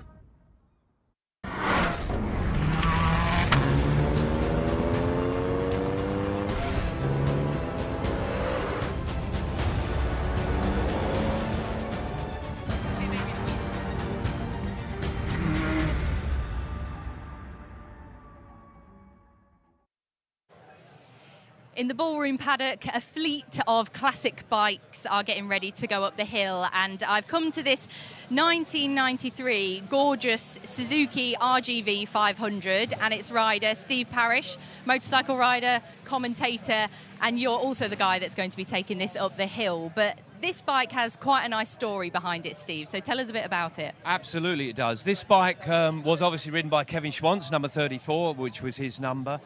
And it was run out of the Suzuki team, not far from here actually, and a guy called Gary Taylor was the team manager. Gary sadly passed away earlier this year. This was inherited by his daughter Phoebe, and she's brought it along, and I'm the lucky guy that's going to get to ride it up the hill. And we did mention that someone noisy was going to start an engine as we got started, but I'm very honoured to be riding the bike. I have ridden it before, and it's absolutely gorgeous. Kevin Schwantz is here, but he's got a bad shoulder.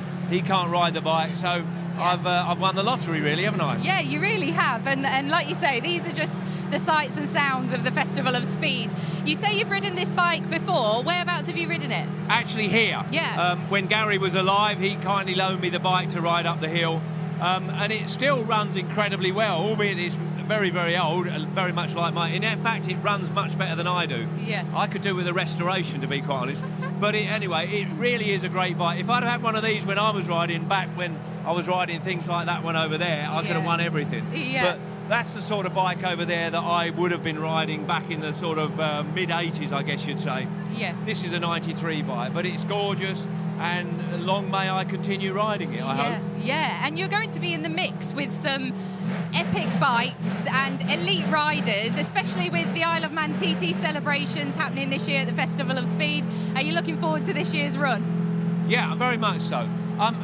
Unfortunately, at the Festival of Speed, when I say unfortunately, it's great for the crowd, but we have to get all our gear on. We wait about half an hour, and then we get taken down the bottom. We wait another half an hour, and then we get like a 3-minute run up the hill. But and you have to be very careful with something like this. I've been told not to do burnouts and pull wheelies, but I'm going to. But I'll be careful when I do it. Yeah, well, watch this space. We look forward to seeing your run, Steve. I'm sure you're going to enjoy it on such an epic bike as well. Thank you for speaking to us. Thank you, absolute pleasure, and it's a great pleasure to be here. Thank you. Now, for those who don't know, I'm up here at what's called the top paddock, and it's really the finish line. It's not the physical finish line. It's the place where all the cars park when they've finished that run up the hill.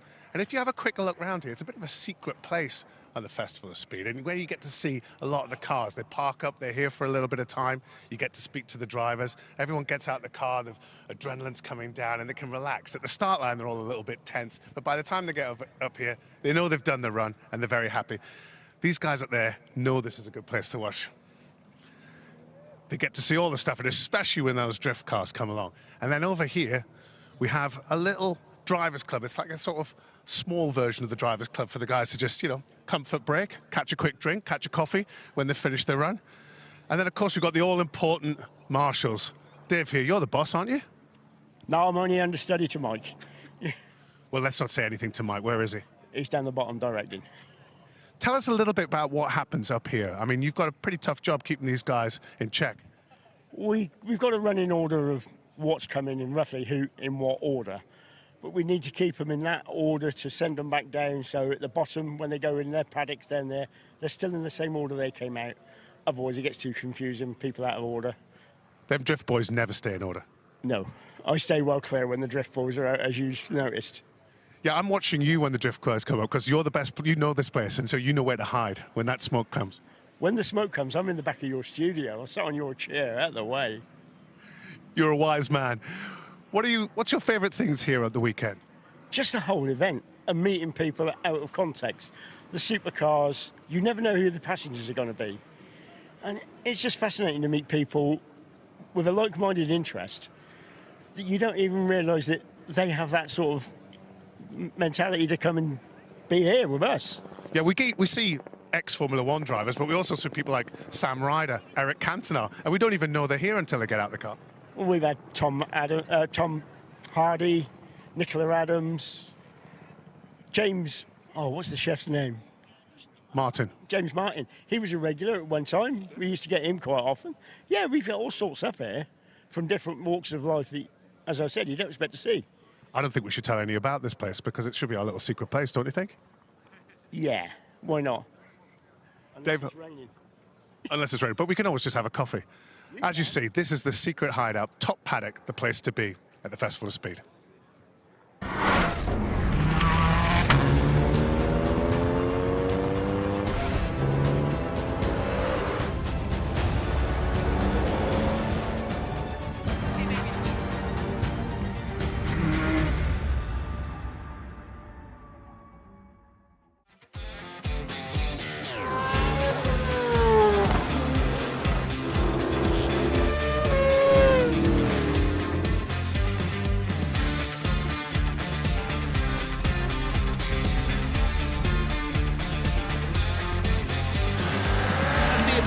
But how good an exit can Mathai get to the line? He's not going to be able to do it, or as he tries to tuck into the turn, it's going to go to the line.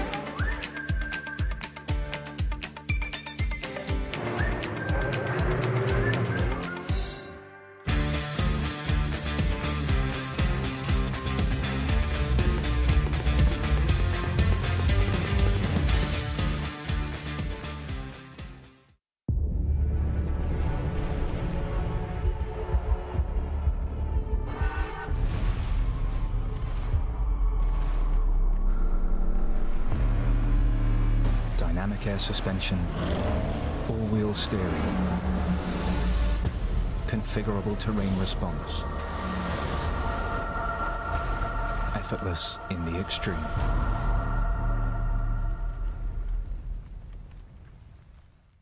Sky Broadband are changing the game. We live in a society where 47% of UK gamers are women. Yet they only make up 5% of esports pros. This needs to change. 2 tournaments, 1 final. They're UK's first of its kind, with pro contracts and Sky full fibre on the line. We're on the lookout for women on their path to pro. Join us and compete in Races E-Series, Soccer E-Series, all leading to secure a place at the Women's Esports Finals. Sky Broadband is built to power the pros.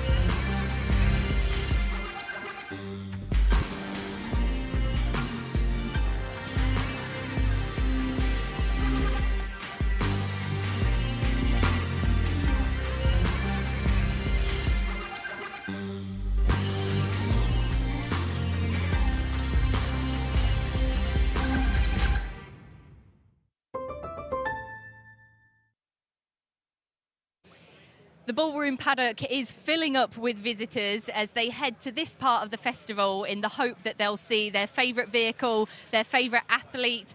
And I'm actually in the King of the Mountains section here where many of the Isle of Man TT bikes are lined up. I've just passed John McGuinness's Superstock Honda Fireblade. Now he'll be taking this up the hill for several runs.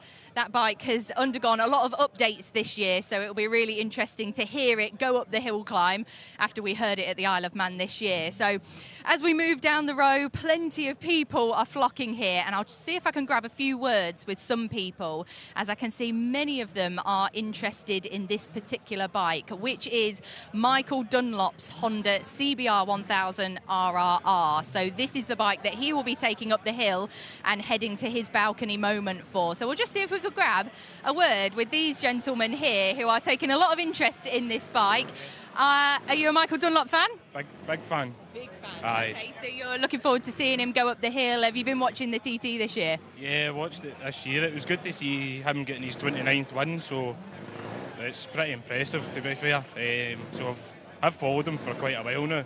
Obviously for his family heritage and that, like him still flying that Dunlop name, it's amazing. So. It really is. Thank you for speaking to us. Make sure you head to the balcony later where it will be a big moment celebrating him. Thank you very much. It's great to see some Isle of Man TT fans here, and especially a Michael Dunlop fan. As we move over, the next bike actually belongs to Peter Hickman. So this is his BMW M1000 RR. So this bike and this man is the fastest around the Isle of Man TT course. This has set an average lap of 136 miles per hour. It looks like we've got a few Hickey fans in the background. We'll see if we can grab a word with a few people. Excuse me, hi there. I noticed you were wearing a TT t-shirt there. Are you a fan? I am, yes. Are you a fan of Peter Hickman in particular? Yeah, and Michael, yeah. Well, all of them really. John McGuinness, I've been following them for years. Yeah, and many of them are going up the hill later on. Will you be watching the run today? Yes, I will, yeah. Hopefully I'll catch up with them. And Michael Dunlop's having his big moment celebrating on the balcony later on. 29 TT wins. That is pretty impressive, isn't it? It's very impressive. I've been following him for a long time and he's worked hard to get to that position. You know, fair play to him. You know, he deserves it. Definitely. Well, it's great to see a fan. Thank you for speaking to us. I absolutely love that people are showing appreciation for just how hard and what these riders have achieved across the Isle of Man TT course. We'll be staying down here and catching a bit more of the action with the bikes and the visitors, but for now, we'll get back to you guys. Thank you very much, Grace Webb, and you can see just what a bike contingent we have on offer for you here at the Goodwood Festival of Speed. Harry Benjamin here with you in the commentary box. Alongside me, James Hayden. Just a few big names standing and having a chat. Just a few. Look at that. We've got Kenny Roberts there, the three-time world champion in yellow and black leathers, talking to Mick Doohan, five-time champion, 5 consecutive championships. Next, Kenny Roberts Jr., the 2000 world champion. It really is unbelievable. We see Steve Parrish here, that's Peter Hickman. Randy Mamola talking to Jamie McWilliams. There's Freddie Spencer, number 3 on the NS 500 with John McGuinness. I mean, it really is, if you're into bikes, this is just wonderful to see. Now, we have the Michael Dunlop moment on the balcony, celebrating all he has achieved at the Isle of Man TT, coming up a little later on, and around about 20 past 12. So do make sure you are here with us for that. But can you explain just a little bit more about why that is such an achievement and what it is about the Isle of Man that is such a ferocious task to take on? Well, I mean, it's 37.7 miles long. You've got to memorise every single inch of it. You know, the lap record held by Peter Hickman, who we just saw, is 136.5 miles an hour average speed. And, you know, they're doing over 200 miles an hour. And that, by the way, sorry, we got to interrupt there. That's Giacomo Agostini, the most 15 world championships, 10 spanner in his hand. Yeah, he's on his old MV, 503 from 1972 that he won the world championship on, and they're just doing a little bit of a last moment adjustment.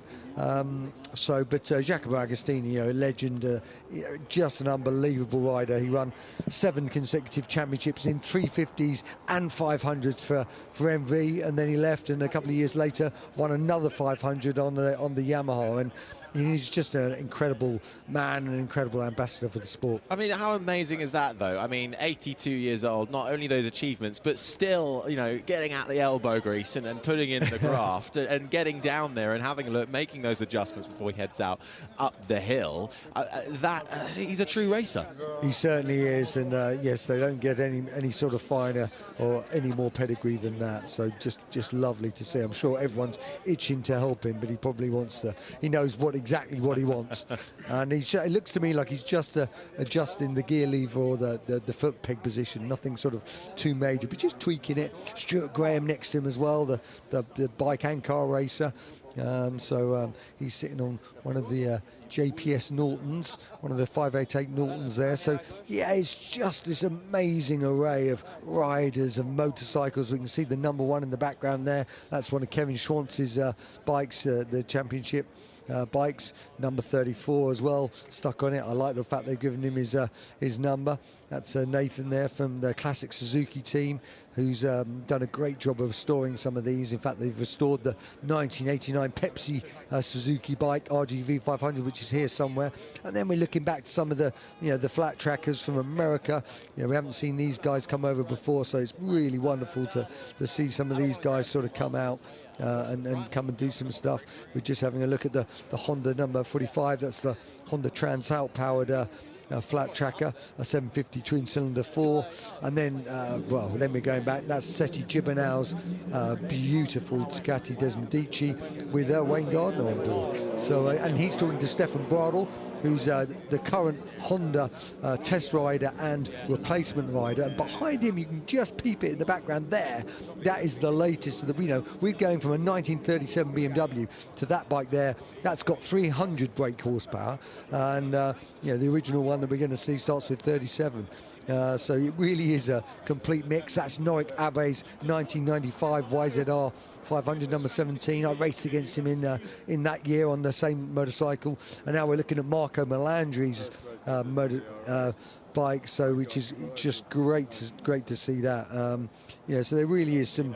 It's just a who's who of motorcycles, and bikes. So it just wonderful, just wonderful. It really is. And in just a few moments' time, we are going to be running up the hill with these celebrations of all things two wheels, with the Isle of Man TT celebration, motorbikes, off-road dirt bikes, and some sidecar action coming up as well. We've been seeing Maria Costello heading up and down the hill all weekend so far. We'll also have some Formula One action as well. They'll be going out towards the back of this pack. There is Maria Costello there, just in the background, of course. Once held the world record around the Isle of Man TT circuit with the fastest average lap time on a bike. Yeah, no, that's right. She's done a wonderful job. New sort of partner with her this year. You also saw Ellis and Clermont, the current world champions and last year's world champions, double world and British champions. We've also got Tim Reeves and Mark Wilkes there. Tim drove, he was at the Southern 100. He drove all night to get here yesterday at 7 a.m. So I saw him, he just arrived, drove all the way from Ireland. That's his unit there. So it wasn't stickered up, and he was like, I've got to get a few hours sleep before I get out, get the stickers on it. So, and these are great to see as well. It's something different. They were fantastic at the members meeting. A lot of people had never seen them before and were blown away by the show that they put on. Does seeing all this make you, get the leathers on and join them? Absolutely. I've come up the hill before. So here we've got John McGuinness and Peter Hickman, two absolute legends of the TT, obviously. John McGuinness has won 23 TTs, number 1 there, and number 10, Peter Hickman, he's won 14 TTs, and he, as I said earlier, he is the lap record holder at the moment. So just great to see these guys sort of coming up the hill to just legends of the roads, and the race. Pete Hickman currently racing in British Superbikes as well. John is racing in the British Super Stocks, and the British Championship over here is the most competitive domestic championship in the world. It is just fantastic riders. They've just come past the commentary box now. A duo of utter class, and John also, he has equal with the great Mike the Bike Hale with 7 TT senior wins. Freddie Spencer has just come past as well. Freddie Spencer, the 1985 World 500 and 250 world champion, the only man to ever do that. As we just see he's continuing. There is the great Kenny Roberts, and that's his son next to him. Now, interestingly, these two are the only two father and son to have both won the 500cc world championships. So King Kenny, number 1, he won them, in the 70s and 80s, and his son won the 2000 World Championship. Kenny won them on Yamaha, his son won his on Suzuki, and just lovely to see these. And certainly on yesterday, Kenny gave it the most beans out of anyone I saw coming up the hill. And what an amazing thing for a father and son to to be able to do, to go up the hill together, you know, and to have had that just incredible history of both winning the World Championship. You know, they are a dynasty. Both, yeah, with that #1 on the front, and a lot of smoke coming off of at the back of the Suzuki as well. Yeah, well, it's a 500 two-stroke, so that's what they do. But there is no greater star. Well, some might put Valentino Rossi in there, but no one's won as many World Championships as this man. 15 World Championships. The great Giacomo Agostini on his famous MV Augusta. This is the 503 from 1972, and yeah, they changed. Honda had come in, they were running the 504, but they knew it'd be too heavy, so they changed it to this 503, which was lighter, more nimble, didn't have the top speed, but it still allowed him to win, and he is a legend, and he's still such a graceful, cool, looks almost like a Hollywood film star still to this day, and what a career he had. It's so lovely to hear those unique MV come up the hill. Incredible to see. Past the flint wall, you're watching one of the most successful motorcycle races in history. As James said, 8 500cc championships, 7 350cc championships for Giacomo Agostini, who is making his way up the hill at the moment. And what I love about seeing these homages to the past as well is you get those brilliant retro liveries flashed back into life. Yeah, you do. So this is the 1994 RGV 500 of Kevin Schwantz. He'd won the World Championship the year before in '93, and this is his '94 motorcycle. So it was the only time he ever carried the #1 plate, because he always raced number 34. So again, a V4 two-stroke. You see the 2 exhausts at the side, 2 exhausts coming out the back, and that is why they smoke a little bit until they're right on power. And remember, they just like to be revved, so they don't want to run sort of too slowly. And now we're going sort of back in time. This is the BMW R54 short stroke. So great to sort of come back and see some of these old motorcycles as well. And you know, this is it's a wonderful old machine. This one was actually one that you could buy.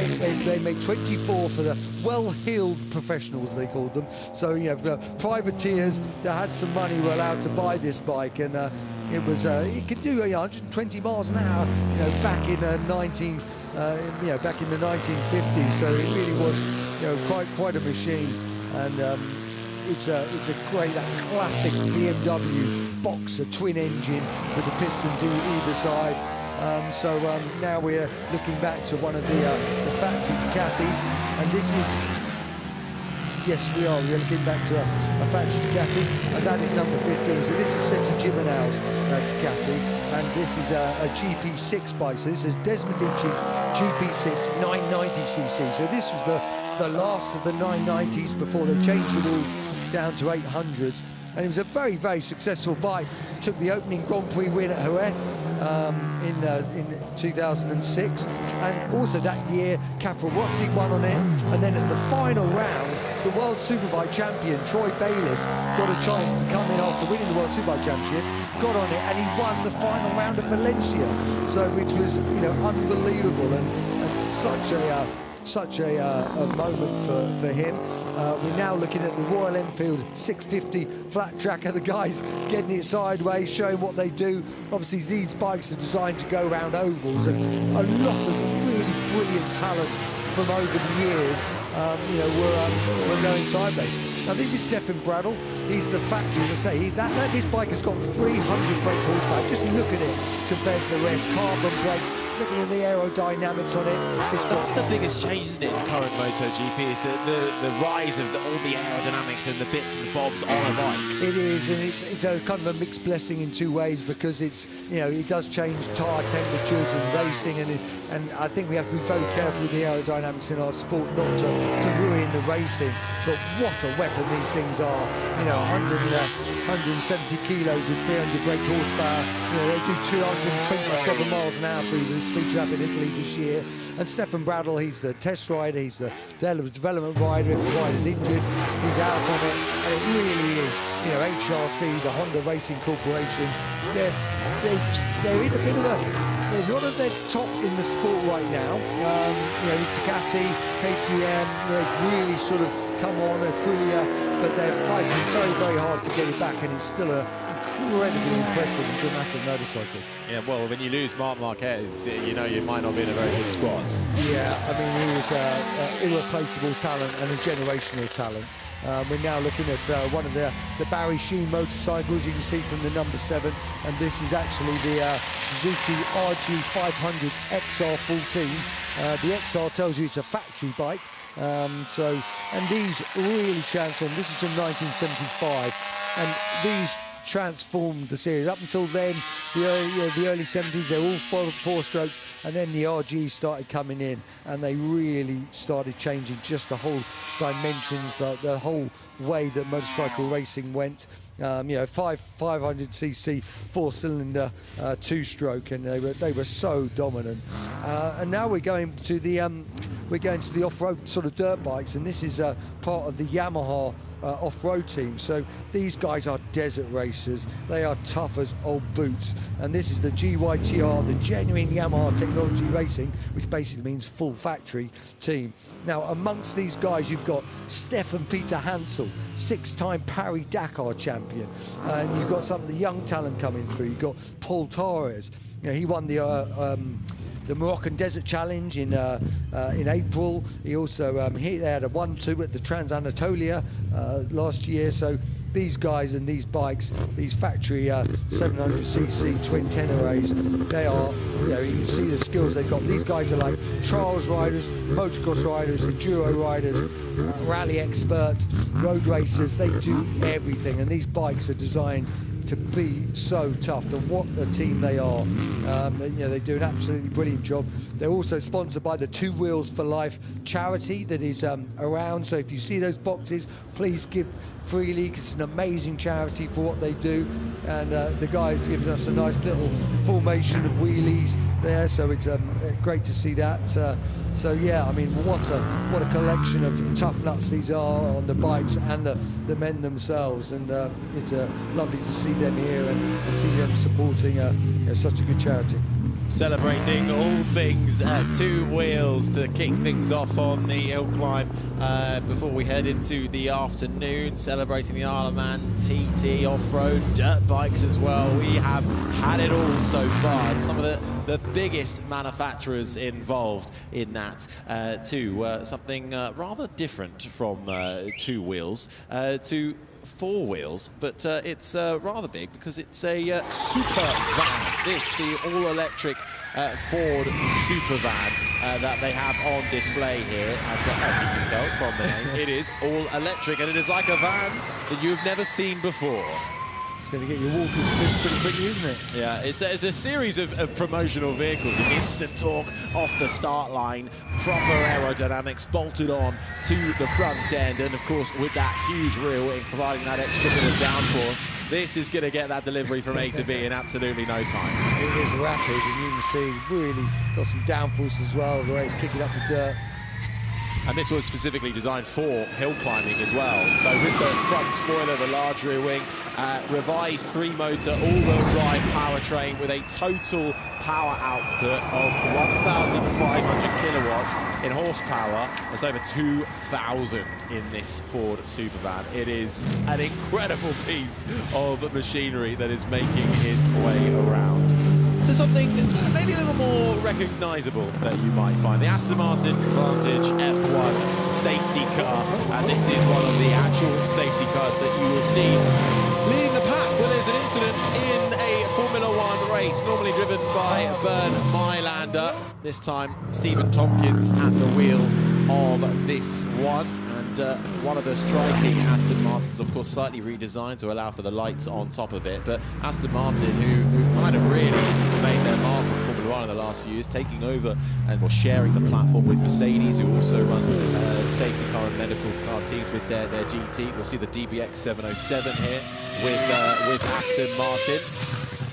Now, this is something, well, that the safety cars of old would have absolutely been leading around the field, and it's driven by one Pablo Montoya from the 2004 Formula 1 season. This Williams designed by Patrick Head and driven by Montoya, but also sharing that with Ralf Schumacher, Antonio Pizzoni, Marc Genet, powered by that BMW 3-litre V10 engine. That sounds amazing. Yeah, it sounds absolutely incredible. 950 brake horsepower, revs to 19,000, and yeah, those V10s are sorely missed in all respects. Absolutely incredible thing. Just hearing it as he comes off the throttle as well. Fantastic run up the hill for Juan Pablo Montoya, a winner 7 times in Formula 1, and that car getting the 1 win in Brazil for Juan Pablo Montoya, making his way round for Williams and celebrating all things Formula 1. Heading up the hill now, another legend of the sport in the form of Emerson Fittipaldi. This is the McLaren Cosworth M23-5, and I mean, Emerson Fittipaldi, every time he comes here, even himself, he gets so emotional driving these cars. This was one of the most successful F1 designs ever, winning 21 Formula 1 races over 4 years, and it was twice the champion for Emerson Fittipaldi in 1974 and then for James Hunt in 1976. Just absolutely sensational bits of machinery here. From the past to, well, the recent past, this is the Ferrari SF71.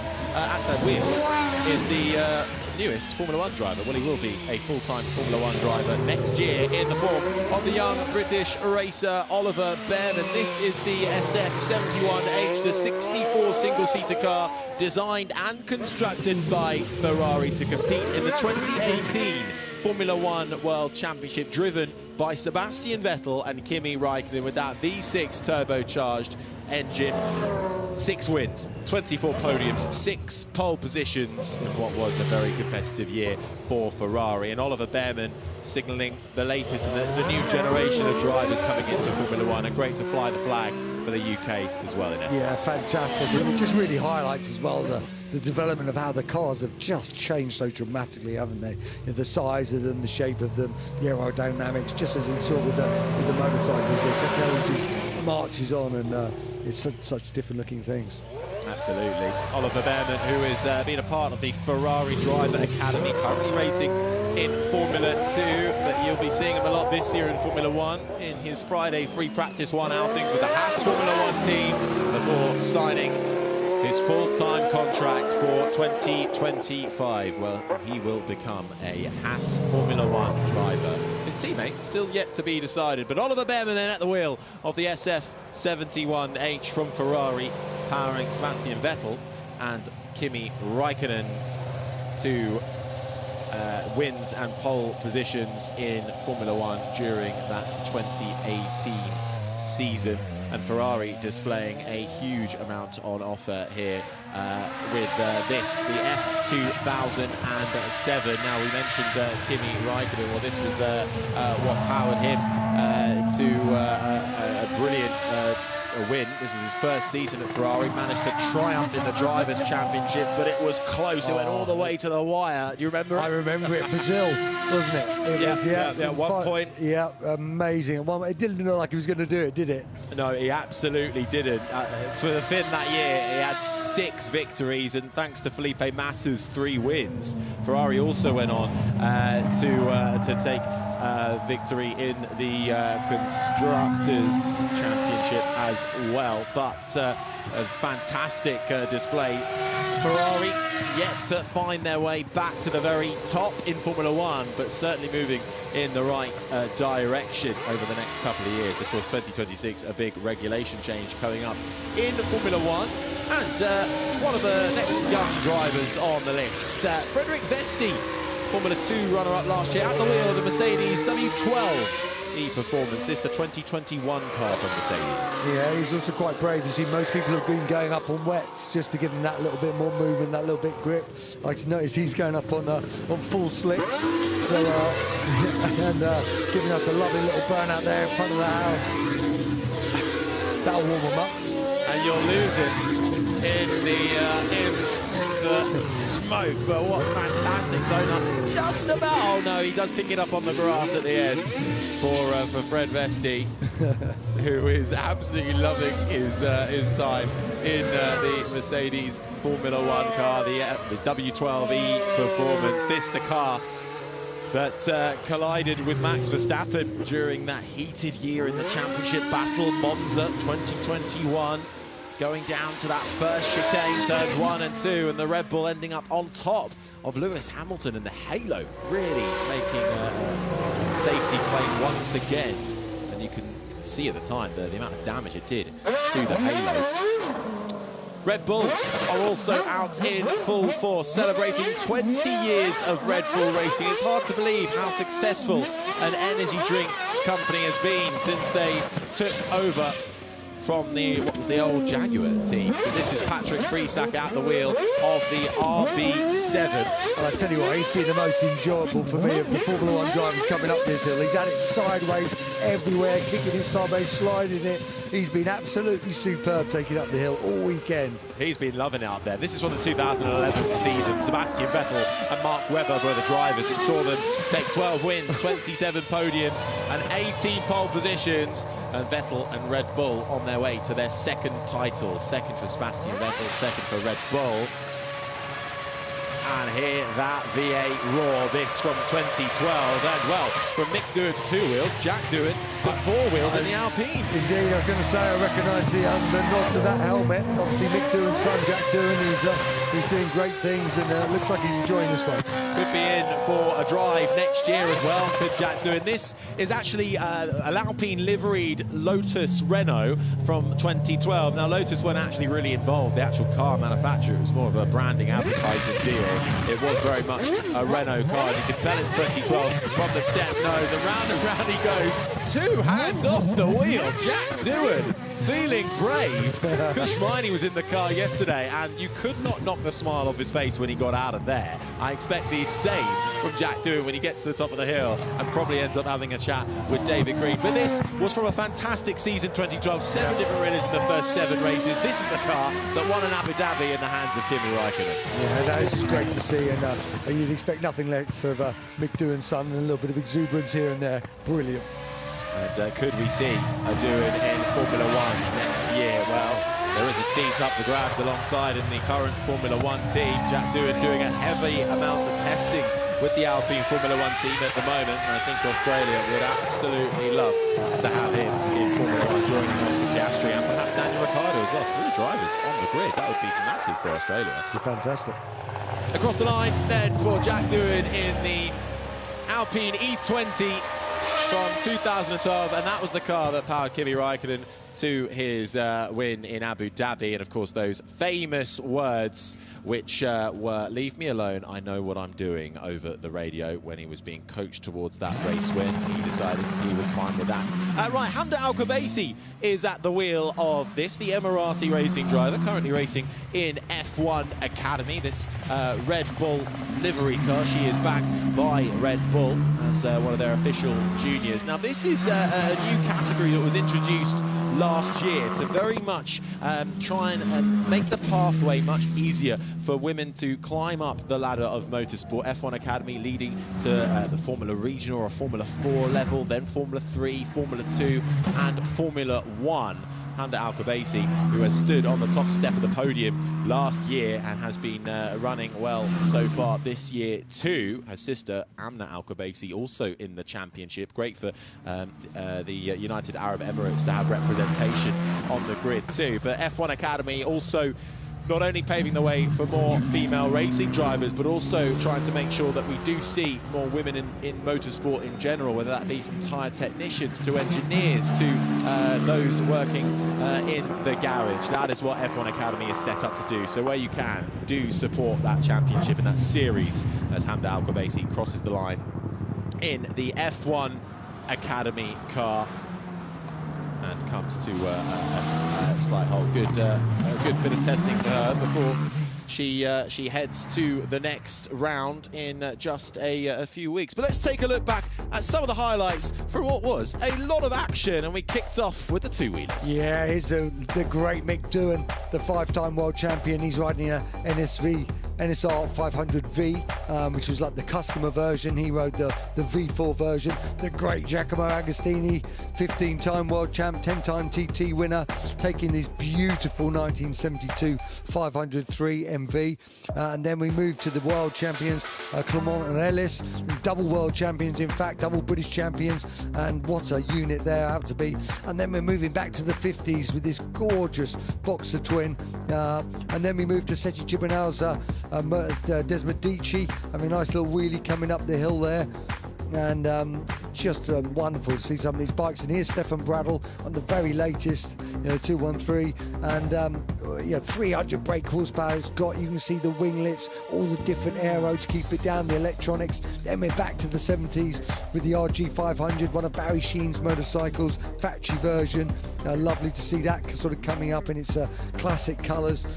They really are treated just to some wonderful stuff. And then we've got some of the desert racers there. Also, they've got Norik Abe's factory YZR mob with Yamaha in the background coming past. It really is. Then we got the Yamaha GYTR, a factory desert racing team. They're coming up in that beautiful trio of wheelies. And then, wow, the old McLaren.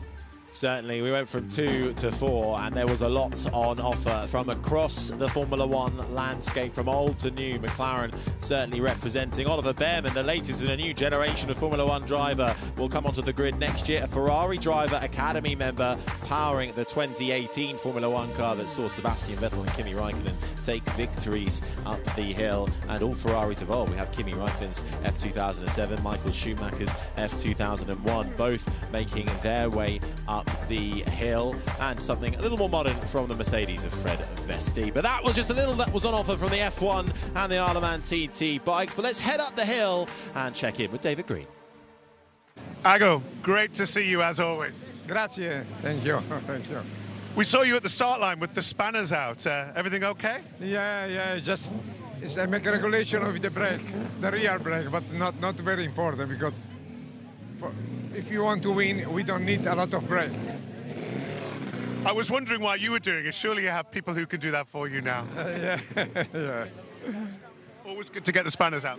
Yeah, I have a good mechanic, but I have a mechanic from Yamaha now. I don't, with MV, but I have mechanics from Yamaha. Hey, well, it takes everything. I love to see you here because, we have the great and the good from the motor, but we have young men like Kenny with only a few world champions. My father. I think it's important you come here and show these young guys how it's done with your 15 world championships.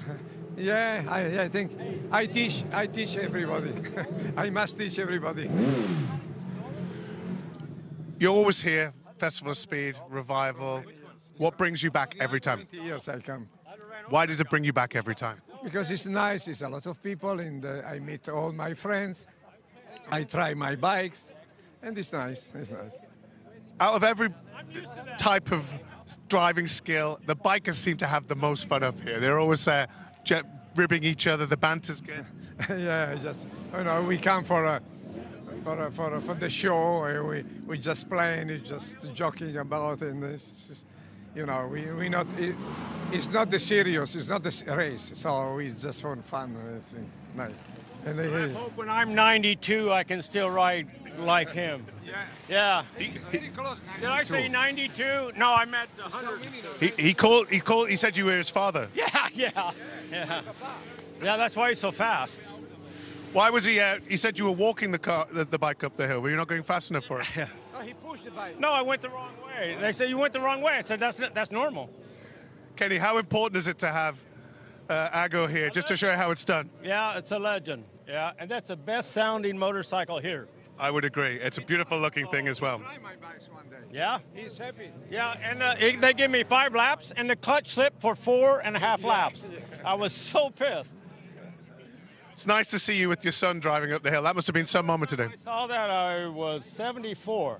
Yeah. When that thing started at a Grand Prix, they pushed him and bam, bam. I was like, I couldn't believe it. In America, I'd never heard anything like that. It's a fantastic looking thing. Great to have you here. Great to see you driving up with your son. That must have been an emotional moment. Oh, yeah. Well, that's why I'm here. It's when you can ride up with your son and with 2 world champions riding up the hill is pretty special. We enjoyed it. I wish I could keep up. You're not doing a bad job. Nice to see you. Juan Pablo, you seem to enjoy that. Yeah, that was... It's funny because I've driven a couple of F1s lately, the V8s, and I have forgot how much power the V10 had. I was gassing and I'm going, oh! It's stupid how fast it is. It's a little bit more horsepower, like another 150 horsepower? Believe me, it feels a lot more than a little bit. It's like the other ones, you give it gas and it's like, yeah, accelerates, but it's predictable. This, it's a wild animal. It's good fun. And the sound as well, that's something for the crowd. I know, it's pretty amazing, to be honest. Now, Bubba, I remember when you were here in, I believe, 2003, I came along and you chop it in, took a ride up the hill. Yeah, it was funny because that's what I was driving, you know, it was normal. So it was just, you know, a demo up the street where this is pretty wild. It's fun. And this is the first time you've been up in 20 years? Yeah, 21 years. Did you remember which way it went? No. Honestly, I didn't. Like, okay, where are we going next? But you enjoyed it, obviously. Yeah. I mean, I got, you know, through a couple of times wide open through the gears, and it's catchy. Like when you get wide open, because it moves so fast that it's like, no, back off. It's good fun. What brings you here this weekend? Honestly, you know, the guys at Williams and the guys from Brad Hollinger and Hunkers Racing invited me to drive their car. You know, Brad owns this car, you know, when Brad was involved with Williams before, and it's pretty cool, to be honest with you. It's pretty cool. It's really cool because I get to drive it today. That has been amazing. And honestly, I have the Brazil car, the winning car at home. And after this, I want to rebuild mine, like make it a running car. And my kid's driving it tomorrow, so it's pretty cool. That's amazing. It sounds like it was worth the trip. Yeah, well, absolutely. Good to speak to you. Ollie, I've just seen you sign a Ferrari car. That's your new world now, isn't it? Yeah, no, that was quite a special moment. One of the most beautiful cars in you know, the history of Ferrari, a very successful one as well. So you know, it's all part of the fun of being here, and I'm really excited. Really excited and really happy to be here as well. How was it driving this car up the hill? It was.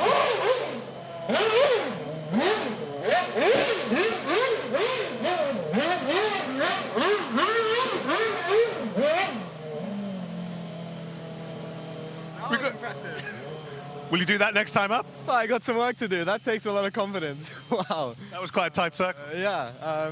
No, I was going to do some, but I missed it. I didn't know the track, and I completely missed the space to do donuts. So next time you'll see some donuts. But no, it's great to be here, and I'm really enjoying it.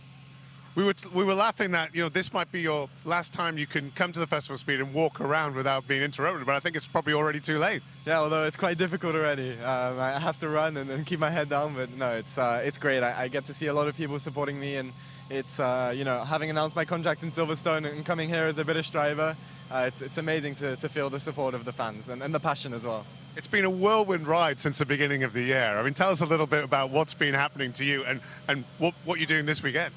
Yeah, it's been a very busy year. Of course, there was a last-minute call to Ferrari in Jeddah, which transformed my year quite a lot.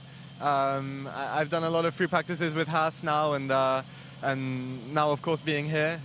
So lots of laps in an F1 car. This is probably the most fun laps I've had. Lots of wheel spin and lots of tire smoke, but no, I've been loving it, and it's been fantastic.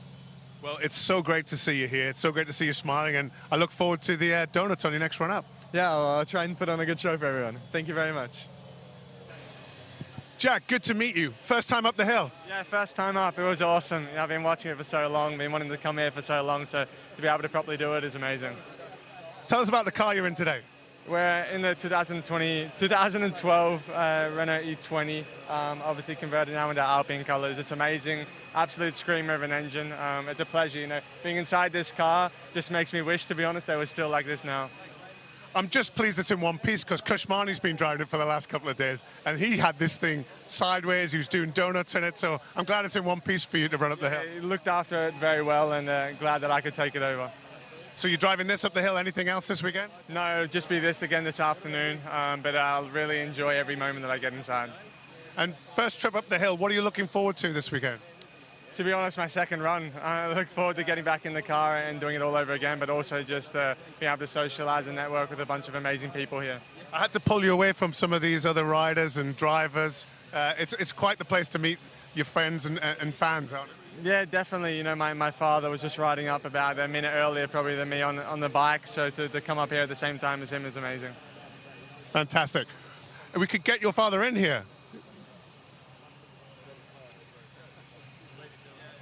I couldn't resist a father and son moment. Yeah, no, it's it's good to be able to come up the hill. I'm doing a little bit tougher than him in the luxury. He's got the car radio, air conditioning. You know, it's pretty easy. Is it? The boy's done good. He's doing well, you know. I think it's one more step to go, and hopefully he can make it. What's it like for you in Festival of Speed and this serendipity of having the bikes come up with the Formula One cars and the both of you being able to come up the hill? It must be a fantastic feeling. It always is, you know, and especially this year to be able to do it with Jack also. So I've done it numerous for many, many years now, and you know, different current and ex-Formula One guys, and likewise with the bike. So and that's what's good about this event, and then I think that's why everyone comes out to see these beautiful machines and old buggers like us in amongst the young fellas. Did you give him a few tips on the hill?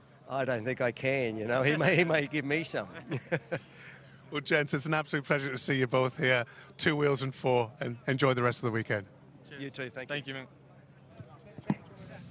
Well, in true Festival of Speed spirit, I found a great story yesterday. James here named his son after Emerson Fittipaldi, his hero. And I got these two guys together. I think it's a great story. James, why did you do it? It was a name that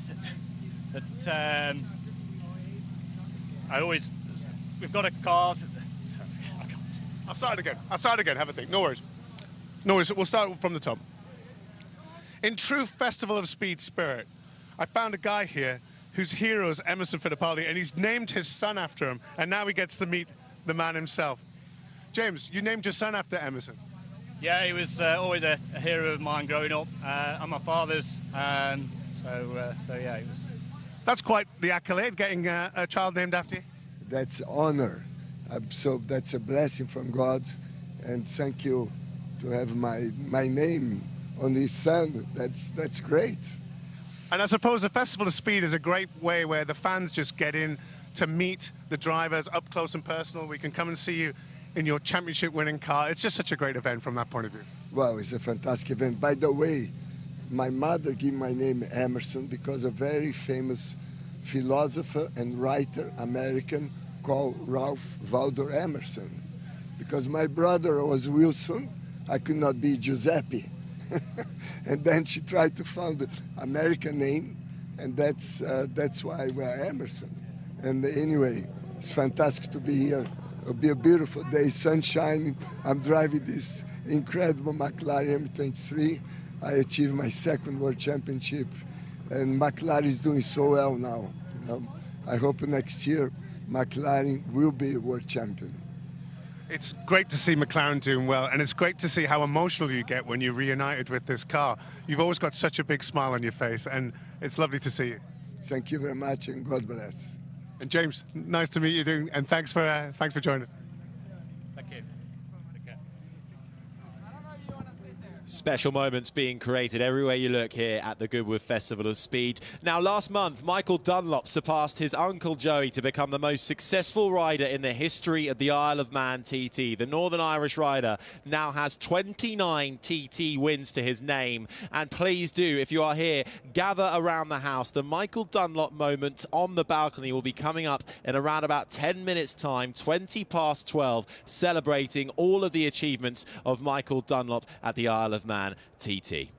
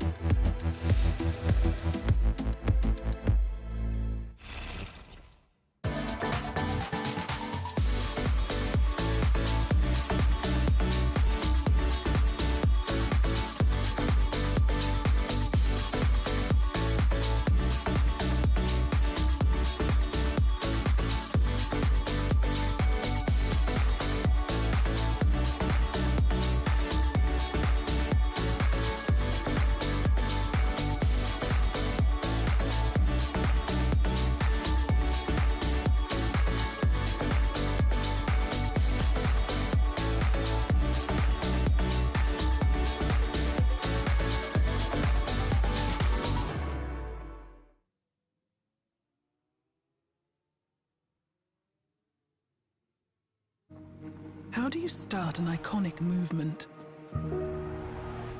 Classicism would say it's all about form and craftsmanship, while surrealism would find all of this quite, well, surprising. After all, it's about creating the icon of a new movement. Welcome to Forwardism, the all-electric BMW i7.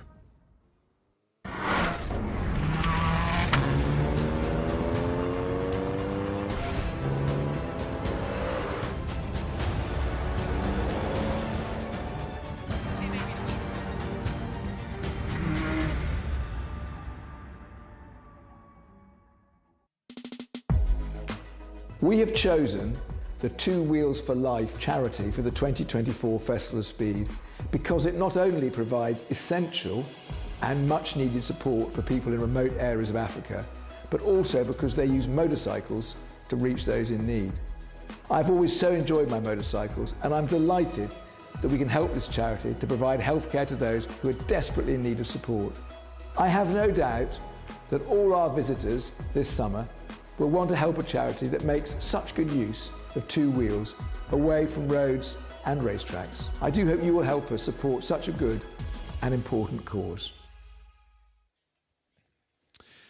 Day 3 at the Goodwood Festival of Speed here in 2024 on an absolutely packed out lawn in front of the Goodwood House, and we are being treated to absolutely brilliant machinery for two, old and new, across this Goodwood weekend. Up in the commentary box is myself, Harry Benjamin. Alongside me is James Hayden, and now we are building up to the balcony moment to celebrate Michael Dunlop. So if you are not yet with a good view of the balcony on that side of the hill, make sure you head over there now. You've got around about 4 or 5 minutes to get yourself over there, or you can find yourself sat down with a nice drink, something to eat in front of one of the many big screens that you can find up and down the estate here at Goodwood.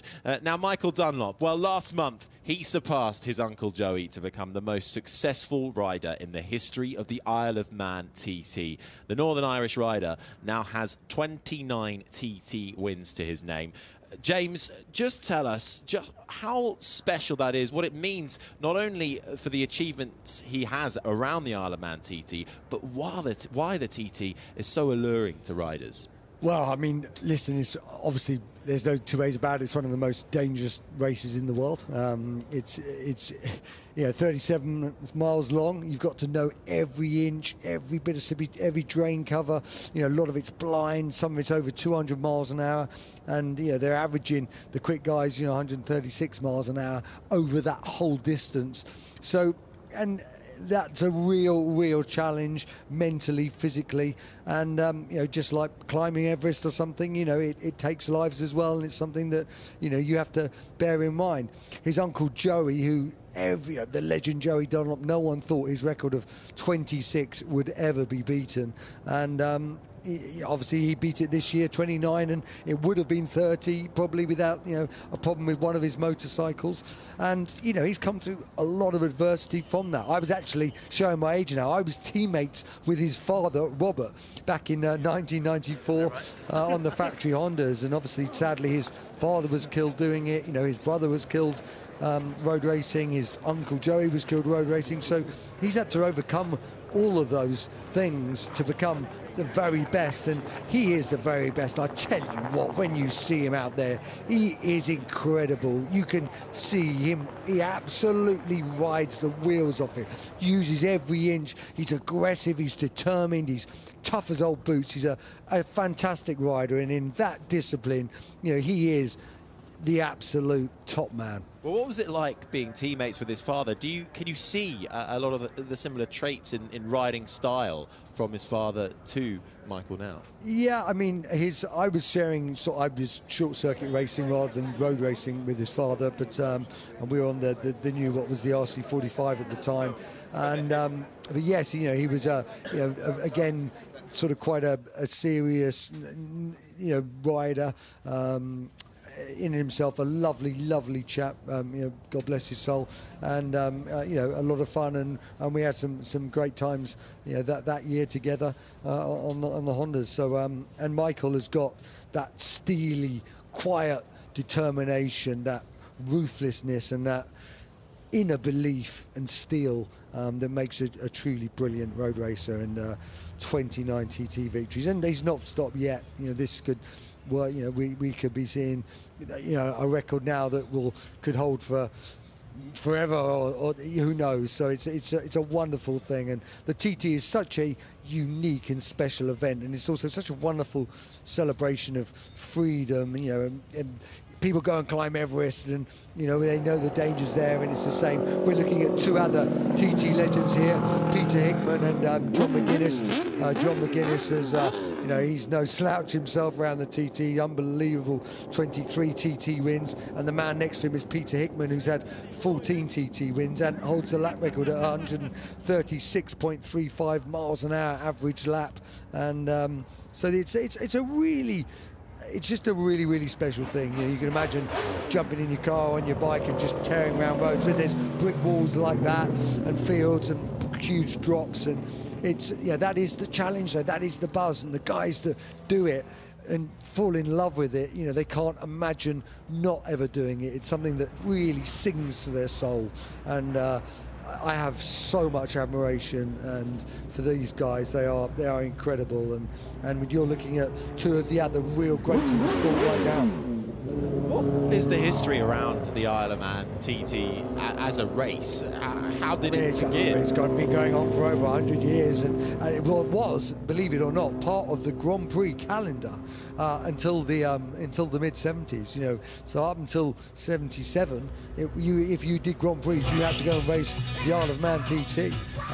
So it was actually Giacomo Agostini, after one of his great friends was killed, you know, said, listen, I'm not sure if this should be on the Grand Prix calendar anymore. This should be a separate event. So that changed it, and it dropped from that. But it's and it's classic when you look back at some of the old photos, and they're wearing their suits, their flat caps back with a cigarette on the go, jumping an old Norton off the bridge. You know, it really is, or a pipe. You know, it's just this amazing adventure, and it's amazing thing of freedom. And also, you go there, it's got this amazing atmosphere. It's like a festival, and people are having fun, and it goes on for a couple of weeks, and you know, it really is. There's so much more to it than racing bikes, but this is the man we're talking about, Michael Dunlop. You know, he is the greatest TT rider of all time. You know, the Northern Irishman is absolutely unbelievable around there. Nice little burnout for everyone as he makes his way to the house, and it's just so great to see him here and to get this, you know, this huge honour. I mean, you know, you think of the greats that have been on this balcony in motorcycle sport, your Valentino Rossi's, you know, the greats from Formula One, whether it be Lewis Hamilton, and you know, for Goodwood to recognise him and the TT and his achievements is an absolutely brilliant thing. He's on the MD Racing CBR 1000RR Fireblade SP, and it's just great to see. It really is to see Goodwood honouring this. The Duke of Richmond coming out to greet Michael Dunlop, who is putting on a show for us as well, because it is often that the two-wheelers can go a little bit more under the radar at these events when we are so focused on four, but how brilliant to see such huge attention to it. We are celebrating Michael Dunlop, who last month surpassed his uncle Joey to become the most successful rider in the history of the Isle of Man TT.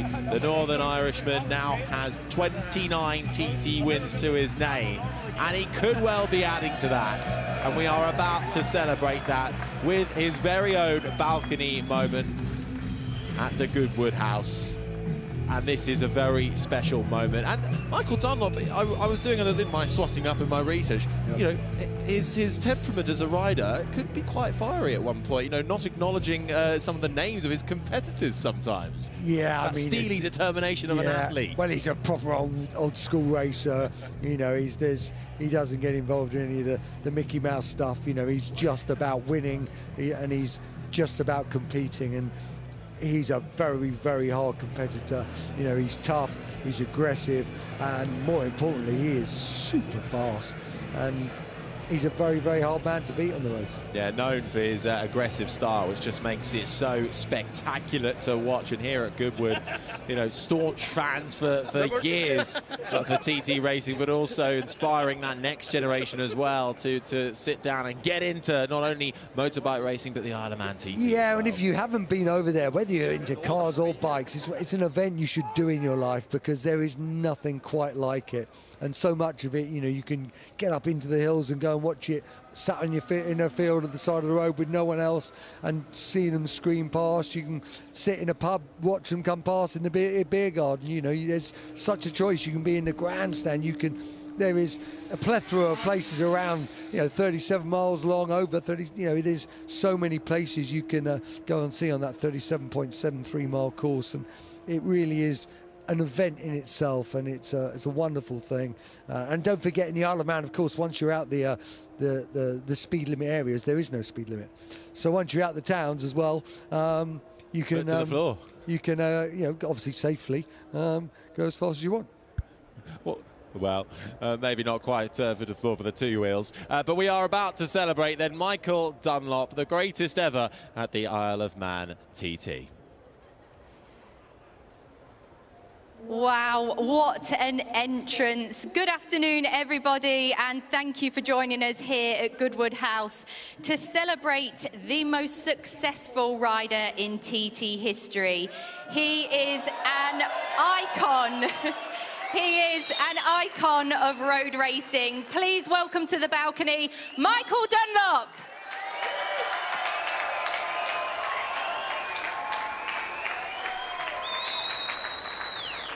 Michael, what an entrance. It is great to see you. Now, I was fortunate enough to be there when you took your 26th, 27th, 28th and 29th TT win, and we saw just how emotional it was.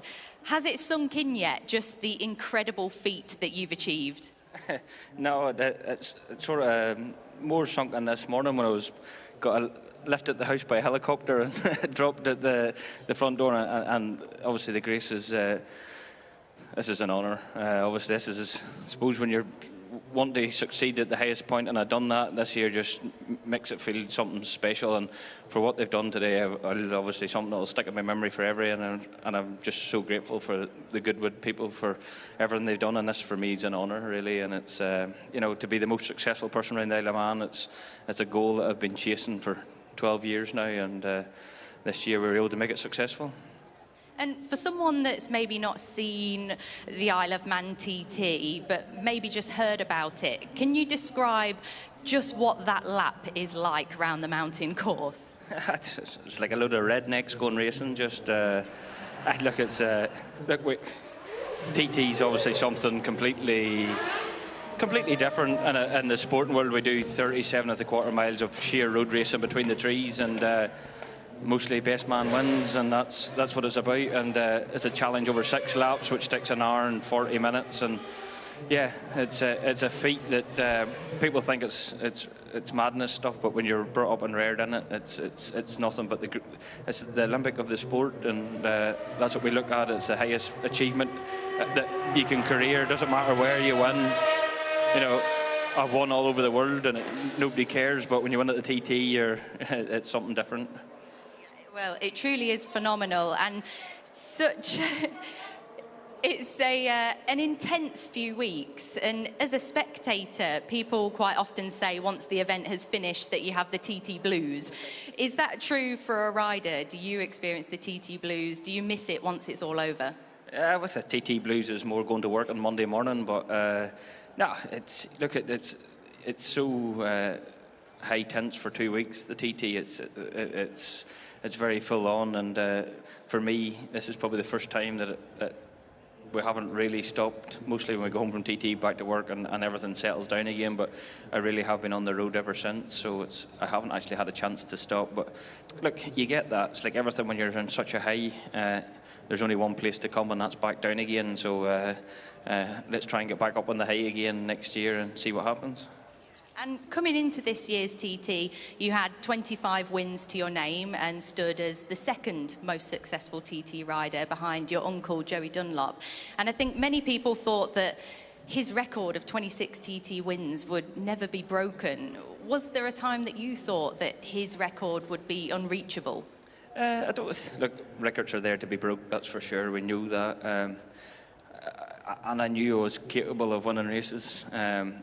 The sad thing was about 2 weeks before the TT, I broke my wrist in 3 places. I broke my scaphoid, my luniate, and the bottom of my arm. And at that point, I was very nervous of how things were going to come apart and whether we were going to be competitive. I knew I should be competitive. And to go to the TT stronger than I've probably ever been was fantastic. You know, look, my record's going to be broken. There's no doubt about that. The records are there to be broke. That's the whole point of sport. That's the whole point of the game. But for me, the only record that I was looking to choose was obviously Joey's, because it stood for 24 years, and it's obviously my uncle, and it's a family thing. And for me, mine will be broke, but it'll not make a difference, because obviously Joey is the big hero of the sport, and to be in that, even named alongside Joey, for me is an honour. So for me it's a proud day for the family, and it was a proud day for me. And I'm not any better than Joey. That wasn't to try and pretend to be that. It was just to be within the same winning league as Joey. That was what the goal was. It truly is phenomenal, and why you deserve the recognition that you're getting today. But I believe that this is your first time to the Festival of Speed, and what a way to experience it here on the balcony. It's pretty cool, right? Yeah, for me this is a massive honour, obviously, to get to stand here where Grace has brought a lot of sporting legends here, and just to be even this chance for this crowd. And to be quite honest with you, when they said we're going to bring you on the balcony, I genuinely thought that nobody would sort of recognise me, or nobody would understand the sport, and to see all the crowd out, for me it's fantastic. You know, it's with my job, I don't really think we're not famous in any way. I just love my sport. I love riding my motorbike, and today it just shows that there's obviously some people who watch it. Yeah, well, definitely, and you can see. Yeah, truly well deserved. And you followed in 2 of your fellow riders, John McGuinness and Peter Hickman, 2 other big names of the sport. That must be important to you, that several riders are being recognised as well. Yeah, my problem is these 2 boys were making my life miserable for this. Over the TT years, these are the boys that were trying to make beating Joey's target even harder, and they still are. They're obviously they 2 boys are the pinnacle of the sport, and to be riding in with them is fantastic. I think we've all, I say, the amount of TT wins we have here is ridiculous between us all. So look, them boys are John, who's in the sport maybe 100 years now. I don't know how many years he's at it now. He's there and he's still plugging along, and a massive hero at the TT. Obviously Pete as well. Look, the boys are fast, like, you know what I mean?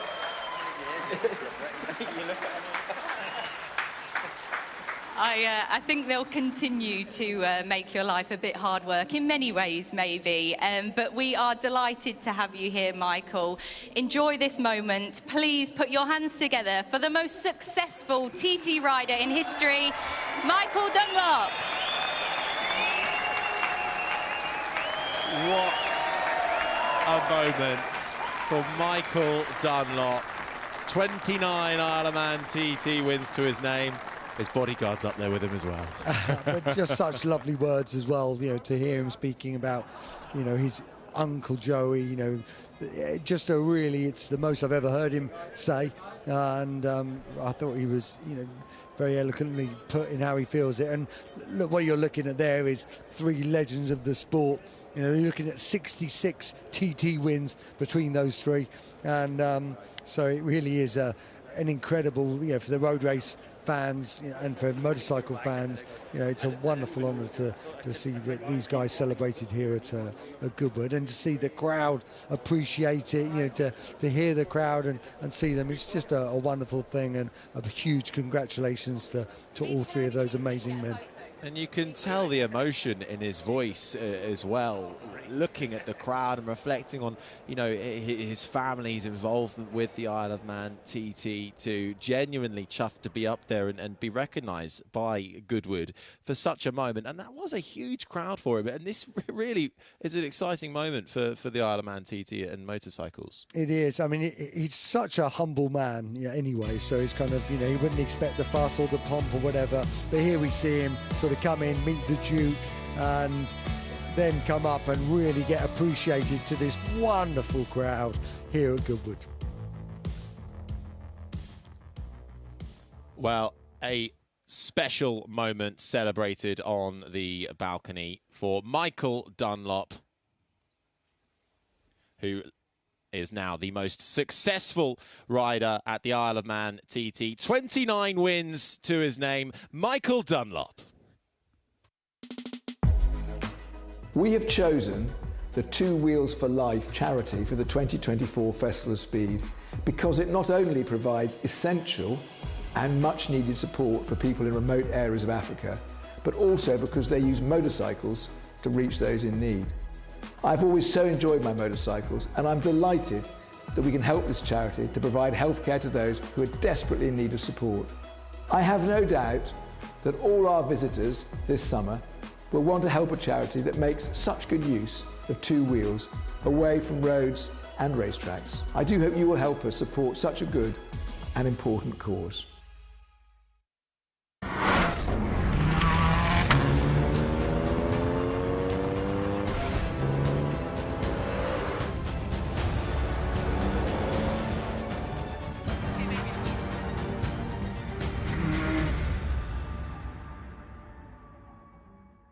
What a great ride from Tom Marquardt on Quickthorn, who wins the Africa Goodwood Cup.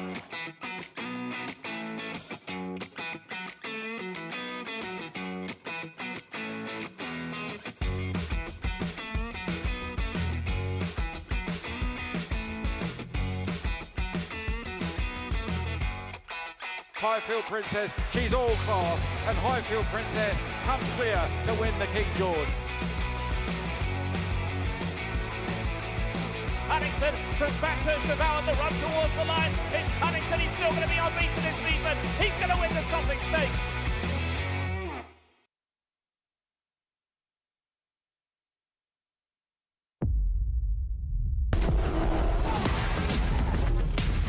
Yeah. I can feel the momentum. I'm on a mission, burning through my lane. Do I have your attention? Do I have your attention? Better know my name. Got the soul of a giant, the force of a titan living in my blood. Ain't no way to deny it. My energy rising, I'm feeling fired up.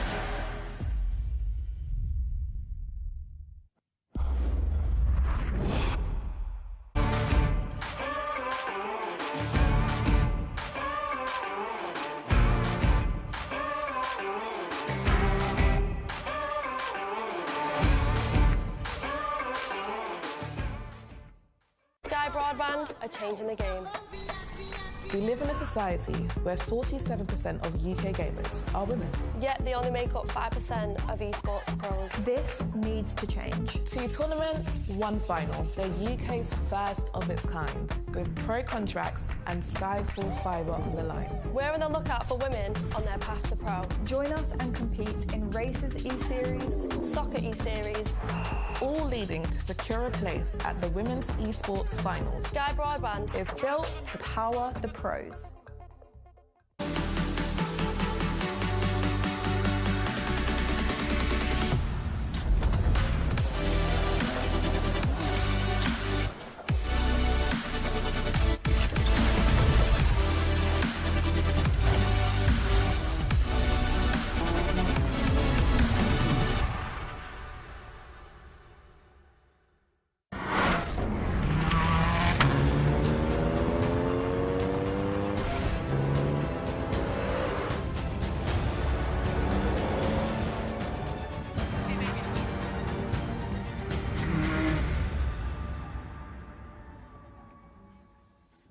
Well, my goodness, all the fun and games of the Goodwood Festival of Speed. Ben Edwards and Bruce Jones with you now. We've just been enjoying that massive celebration of Michael Dunlop Very, very impressive, and so great to see so many fans out there enjoying it. There are so many things to look at, absorb here at the Festival of Speed, Bruce, from those magic Formula One cars we saw heading up the hill just a little while ago, to the motorbikes, to the history of some of the great riders and drivers that we'll be going through, some of the other great stars as we continue through the afternoon today.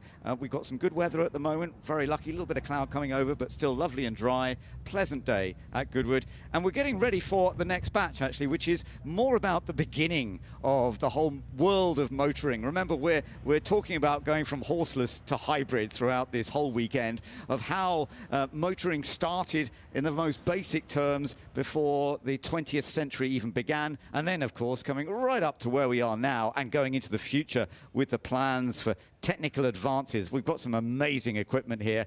The next batch coming up will be some of the oldest equipment that we've got at Goodwood this weekend. It's when you dip all the way back to the end of the 19th century, you realise just how far we've travelled, and in fact massive quantum leaps from time to time as a new form of technology has come on board, whether that was supercharging using gas turbines, twin charging, that's turbo and supercharging, hybrid, electric, and we can go on. In fact, we have gone on, but you know what? In the history of motorsport, we have not stopped. We will still be going on from here. So everyone, I would warrant, comes here with something they particularly want to see, and they go home with 2 or 3 new favourites. That's the very nature of the Goodwood Festival of Speed. It is lovely to see so many fans here absorbing every element of this Goodwood Festival of Speed. And there are many elements. I mean, we focus, of course, on the hill climb, but to the side, to the top, there are all these other examples that they can go along to look at, whether they're vehicles or manufacturers or other equipment that is involved in cars, the motorbike industry. So many things to go and explore. Other events like the rally events up at the top of the hill as well. It really is a full day to come here and absorb every element of it. Oh, an array of shops on the infield as well, so lots of people taking an hour or 2 out to that. But what I love is the fact you have families of 2, 3, sometimes even 4 generations all here enjoying it in different ways, and a bit of history being passed down through the sort of familial line. That, to me, is one of the very special elements of the Festival of Speed. It is, I agree, and it was lovely hearing David speak to that family yesterday, where the younger son came here as a baby, first of all, but he's been here every year since, and growing up with this in the background. And I know a lot of families, as you say, do absorb every element of this festival. So here we are. We said it was going to start with a rather early way, and here we go with the steam wagonette, the Salvesen steam wagonette. It's a twin-cylinder, steam-engined machine, because when horses were put away, or started to be put away, they were still around actually when these were produced. But of course, this was one of the ways to try and create movement and progress and to get from A to B. And this steam-powered machine does require, I'm glad to see it's got so many on it actually, it does require 3 to make it run properly. The one at the back running the boiler is probably the most significant. One would feel so, stoking the engine, people up front, they're just in it for the ride. But bear in mind, this was one of the very, very first road cars in Scotland, and it arrived 3 years before they repealed the Red Flag Act. No longer needed someone walking in front with a warning red flag. Where's the horse? Well, the horse is history. Well, it's lovely to see it.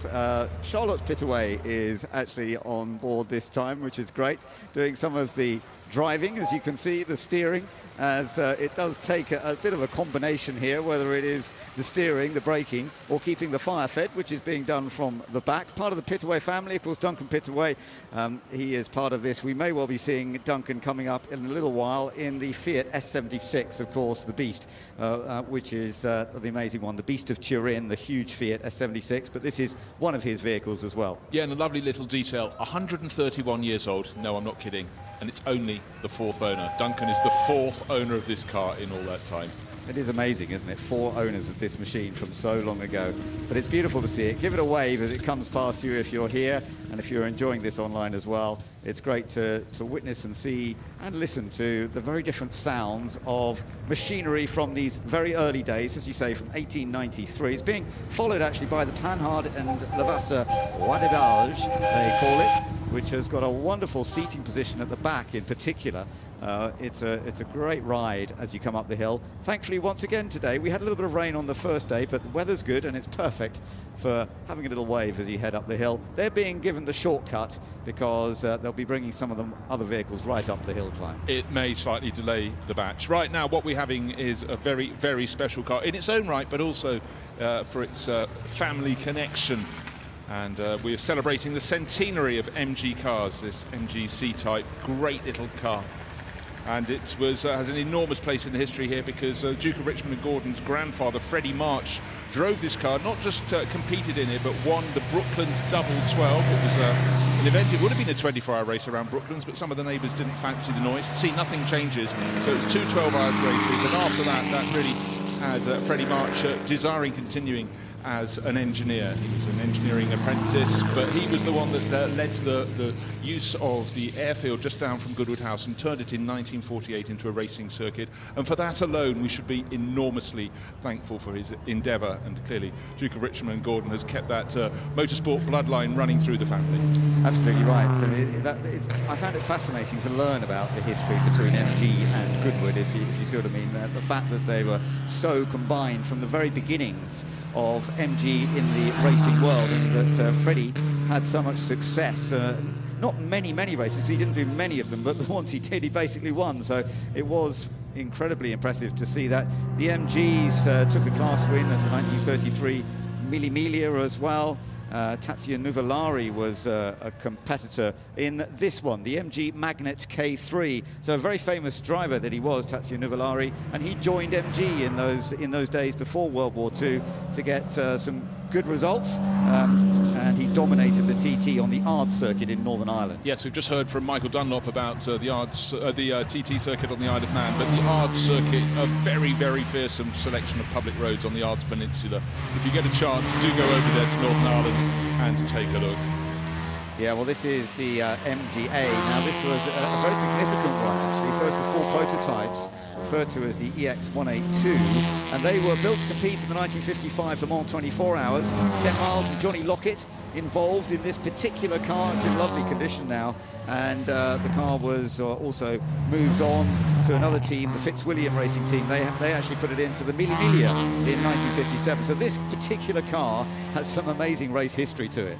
It really does. I think anyone who enters a road race like the Mille Miglia, the sights they would have seen, the surprised faces as they were howling their way through the villages in Tuscany would have been a sight to behold. A real dominant challenge. The Mille Miglia in its day was one of the great events, as you say. So we're looking at the MGC now, just heading up the hill as well. And of course, MG, we were talking about how important every element was for them. And this is the GT Sebring and Final Works MG competition car to be built at Abingdon, in fact. In 1968, it took part in the Marathon de la Route, an 84-hour race at the Nürburgring. Incredible, isn't it, that they ran it for that long.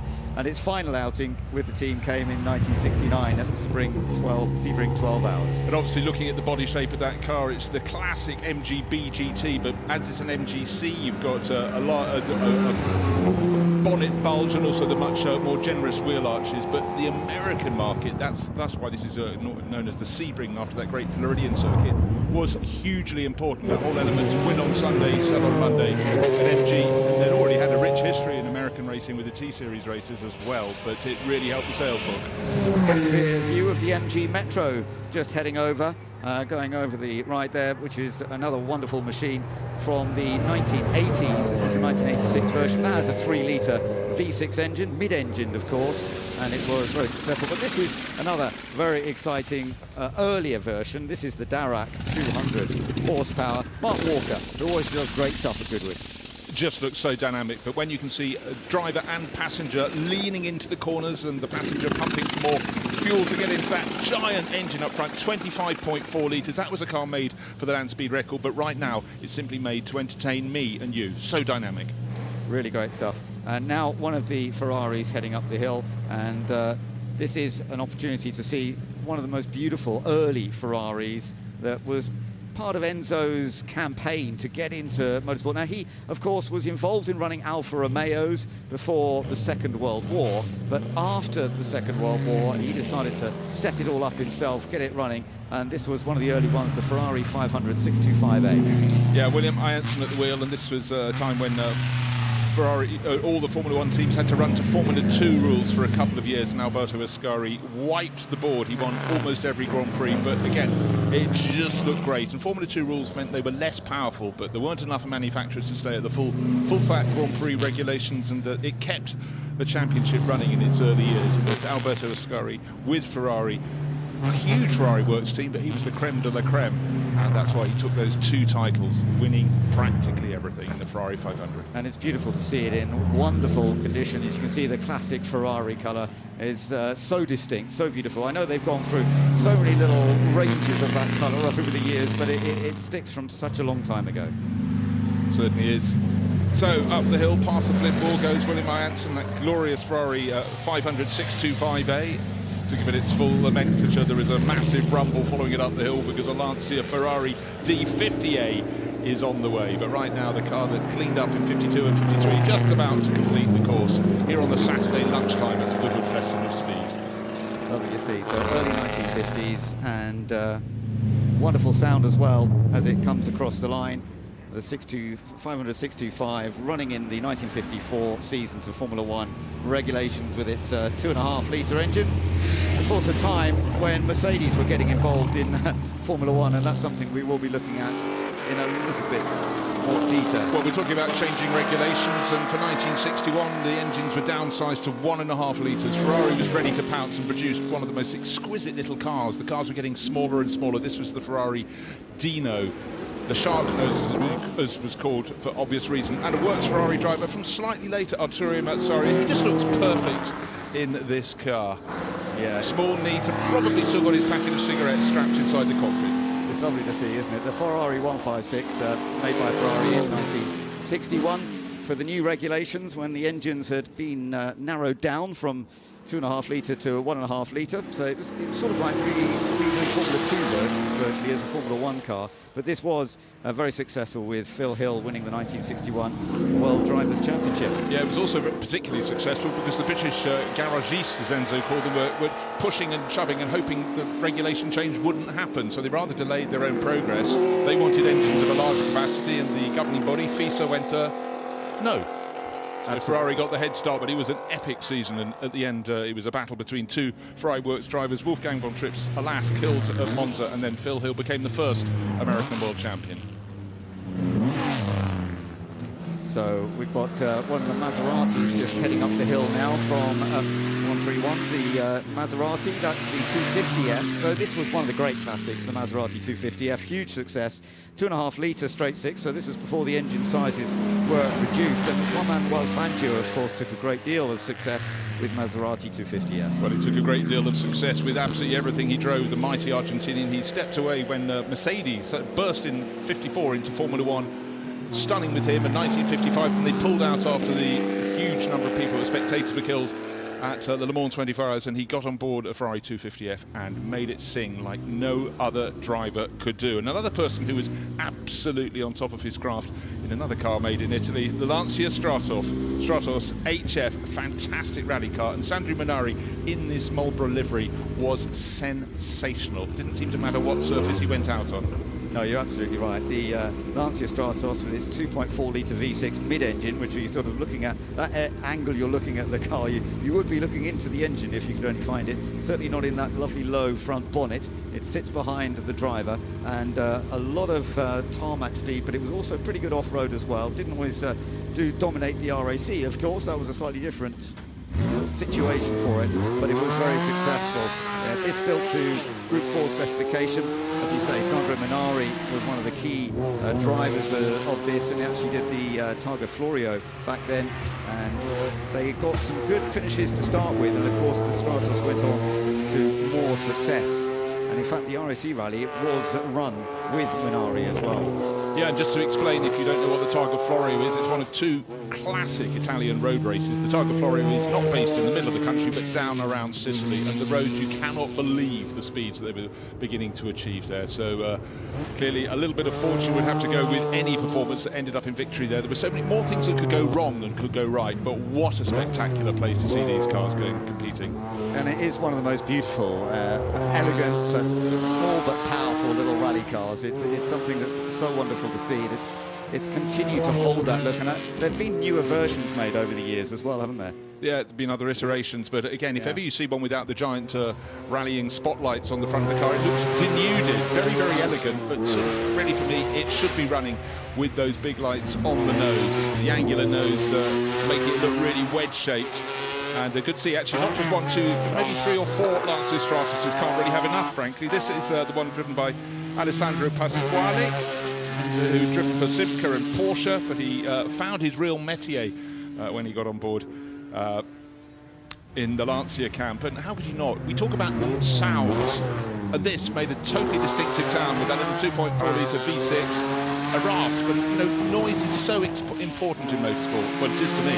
Absolutely. And of course, as you said, Sandro Minari was a great winner in these cars. Bjorn Valdegaard took quite a few victories in Lancia Stratos as well. And Bernard Darnici took the last victories in the late 70s. Even into the early 80s, they still took the win. Bernard Darnici winning the Tour de Corse in 1981. So from 1974, when the first win with a Stratos from Sandro Minari came at the San Remo Rally, they went on to win a bunch, and the Monte Carlo was one of the classics for the Stratos.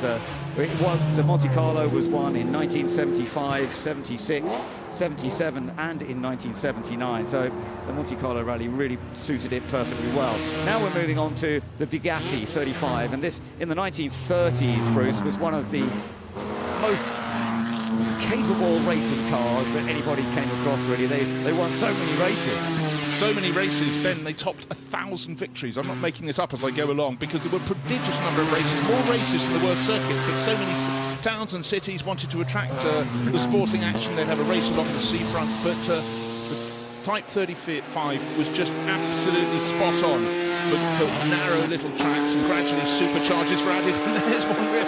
Ben Bessard really pushing that very hard indeed. Little twitch right at the end of the course. That will get the heart pattering a little bit. I tell you what, Julian Majouf, he drives that so well, and he is going to be battling in the shootout later on. Now we've got the BRM. This is always wonderful to see, and listen to this. We will try and go a little bit quiet as we listen to this, because this is the V16 Supercharged. Let's have a listen.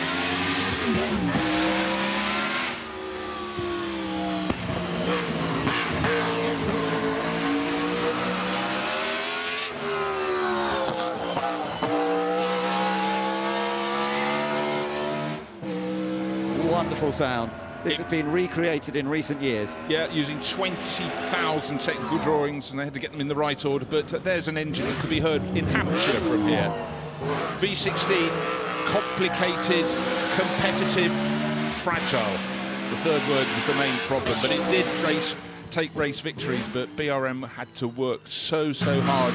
The British motorsport industry was desperate for it to succeed. It was, after all, British racing motorsport, but now why is he backed off? Oh well, it's of course a slower runner up ahead, so that's very fortunate, because that was sounding great. It's a shame the people at the top of the hill couldn't get to hear those the 16 running, but it caught onto the tail of the Birkin single-seater Bentley, and good spot there from Rob Hall. Now, land speed record was very important in the early years, and this is one of those that was built for it. This is the Sunbeam, 350 horsepower. National Motor Museum have brought this along this weekend for us to have a look, and Doug Hill is driving it up the hill right now. Monstrous V12 aero engine. Often it was the aero engines that powered the land speed record machinery, and it was run at Brooklands and drove to 133.75 miles per hour in 1922. So at that time, that was a very high speed indeed. It was actually purchased by Malcolm Campbell, and he put the blue colours on it because it was the first of his Bluebirds, and of course he then went into land speed record in a major way. Yeah, and you tend to think in latter days of the Bonville salt flats, but Pendine Sands down in Wales was one of our largest expanses of relatively flat ground where you could go for those records, and that Sunbeam 350 HP hit over 150 miles an hour down there on Pendine in 1925. Yeah, it's amazing that they used to run down in Pendine, as you say, on the sands, trying to beat the land speed records. And that did change, of course, as life moved on, and they would often move to much longer distances in the United States, for example. But it's wonderful to see the Sunbeam just coming over the line, having set some very early top pace in the 1920s. Well, the French want to win one race above all others, and it's the Le Mans 24 hours, and a lot of the manufacturers spent a considerable amount of money doing so, and it's a certain irony that it was one of the smaller manufacturers. It was one based more in aerospace. Matra, they rocked up in the early 1970s and won the race a couple of times, much to the chagrin of Renault, who would then fight very hard to try and get back into the mix. But I absolutely adore the sound of the 3-litre V12s and these fabulous MS670Cs. And it's great to see Emanuele Pirro in the car once again, the multiple Le Mans winner, 5 times winner, and winner of the 24 Hours at Nürburgring. He's been a multiple winner at Goodwood in the RAC TT as well. So he's one of the most experienced, successful competitors who loves being at Goodwood. And we see him in so many cars. We saw him in the Ligier F1 car earlier on. Now he's in the Matra Simca Le Mans car. And we will see him, no doubt, in other machinery as we go through the course of the weekend. But this has great history to him. He loves the background of machinery like this. Yeah, and also just the quest to win Le Mans, because the cars these days are nigh on bulletproof mechanically, but it has to be remembered back in the 70s you could have a really, really quick car. It could go very well for 23 hours, but unfortunately you need that final hour. But Matra had a very, very sweet period at the start of the 70s. No doubt about it, yeah. Now, we've got something powered slightly differently, and if you listen, you get a very different noise. The whistle. There it is. It's the gas turbine-powered Lotus. Gas turbine was experimented with in various categories of motorsport. Colin Chapman tried to give it a go with the Lotus 56B, didn't he?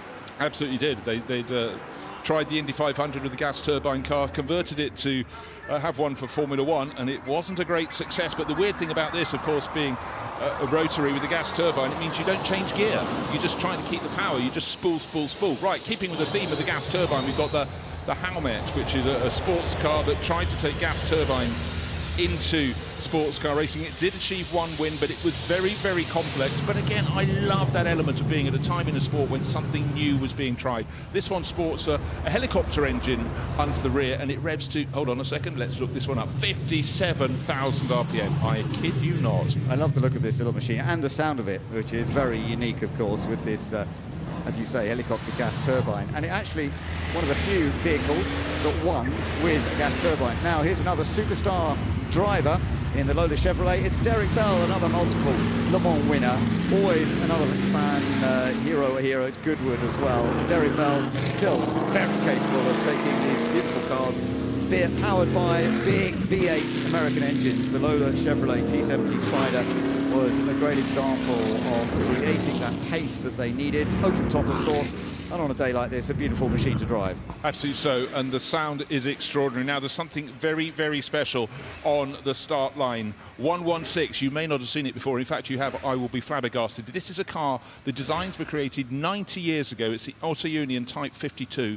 And it's only just now been built. And it's far more of a supercar than it looks from the outside. You've got a central driving position, and look at the length of that tail. And there's a fabulous family connection here. Hans-Joachim Stuck driving this car, Jochel driving this car, but his father was the Auto Union king of the mountain climb champions around Europe in the 1930s, Hans Stuck. And this is like a family car, but a whole lot faster. But I'm just going to say it again, 90 years before they got around to making it. This is remarkable because this was proposed by Ferdinand Porsche, and it was sketched up in period by Erwin Kremender, but the project was shelved before the car could be built. So you're right, it is 90 years since it has actually been completed with a V16 engine, and apparently it's got a central driving position, almost like the McLaren F1. So the Auto Union turning into a road car. This is lovely, and this is an amazing thing to see. Type 52 with the 4.4 litre V16 supercharged engine that was a part of Auto Union at the time. And looking in through the windows, you can see that dark blue helmet with the sort of stuck-on stars, which was created by Hans Stuck in a moment when someone said his helmet was boring, and that's been his trademark ever since.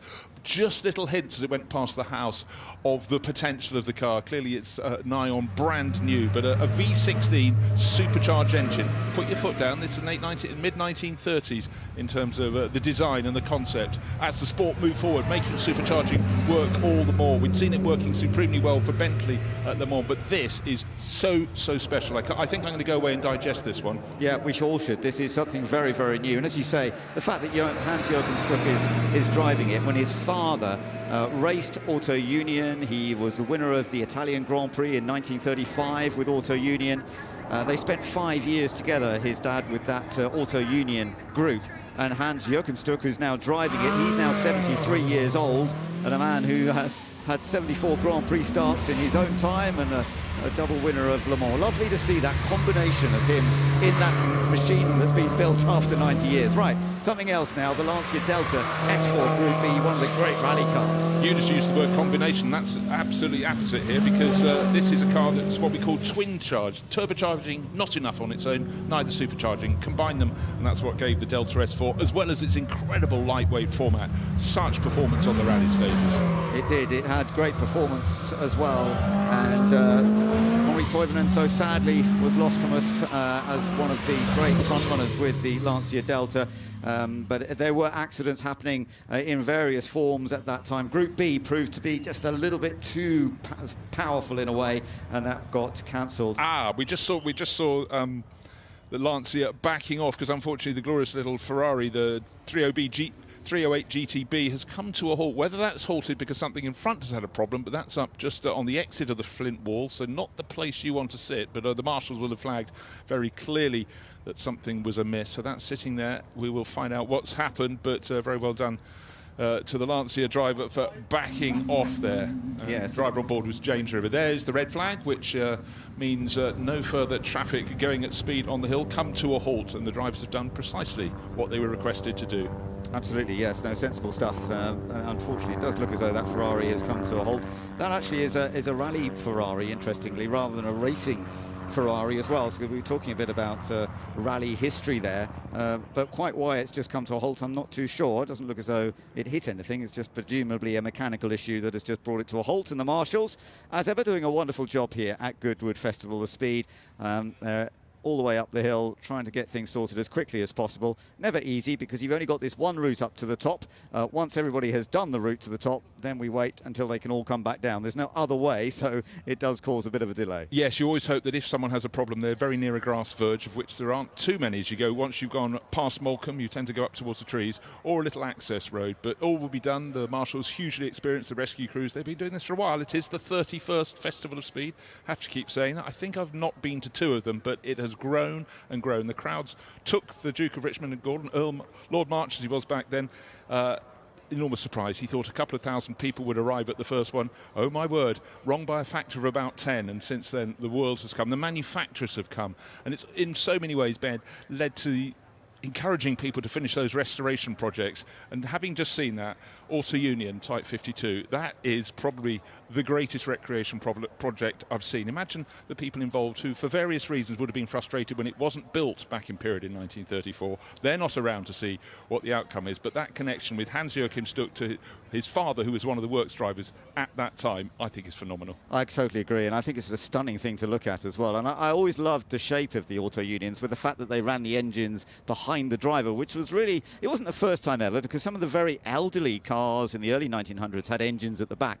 But nonetheless, by the time we got into the 1930s, nearly everything was front engine. But Auto Union went for that, and it was Ferdinand Porsche, of course, the man who would come up with the 356 and the 911 later on, and the Porsche family developing the rear engine machinery. But the Auto Union, it was successful, but not quite as successful as Mercedes with the front engine version. So everyone thought, front engine does seem to work better. And when it went into Grand Prix racing after that, they did continue with front engines for a while.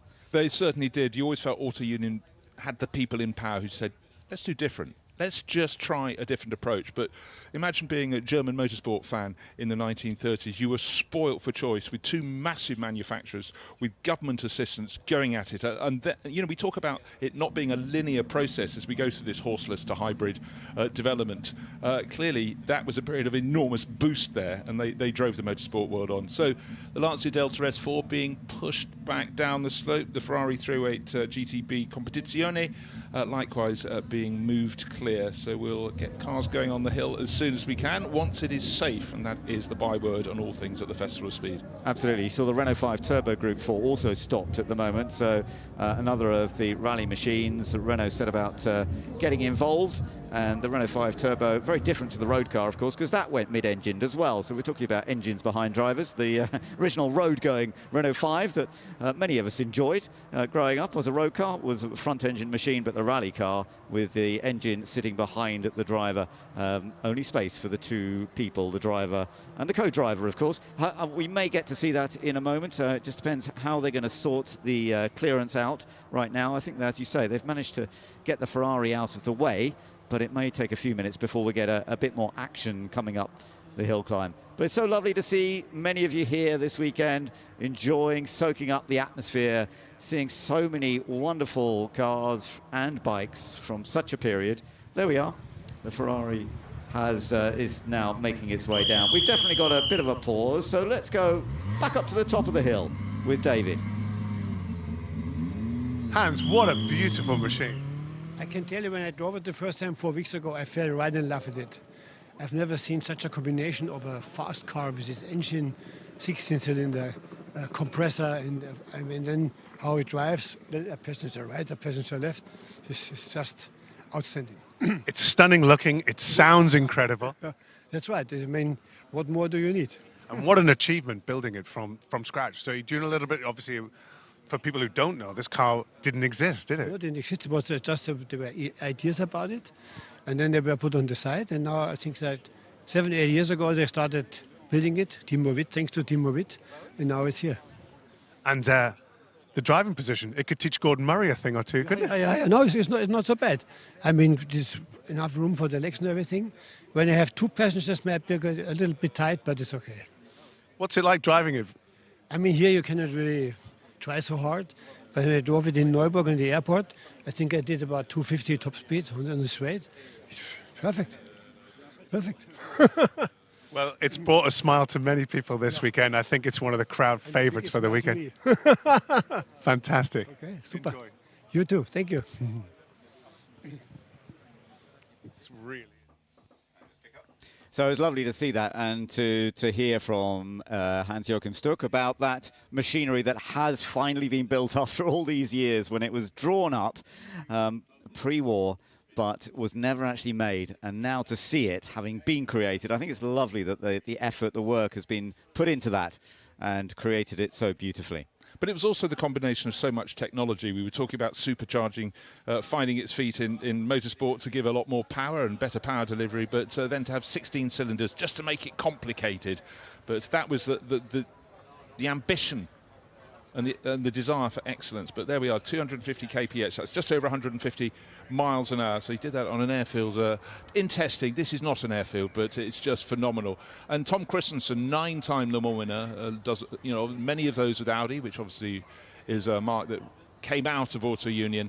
He has been raving about this car, and I dare say if you go out on YouTube, you'll find some footage of the great Dane explaining all. Absolutely, yeah. Tom Christensen, actually, we didn't see him, but he's been driving the Auto Union race car, hasn't he, from that history period, rather than the newly built road car that Auto Union never created at the time, whereas Mercedes, of course, were creating lots of road cars as well as their race cars. Auto Union were really just focused on the racing at that time, but that all changed, of course, come World War II. It did develop into Audi, and we've got plenty of Audi machinery to enjoy as we go through the afternoon, particularly when we get into the celebration of the Joest team, which ran many Audis to victories at Le Mans.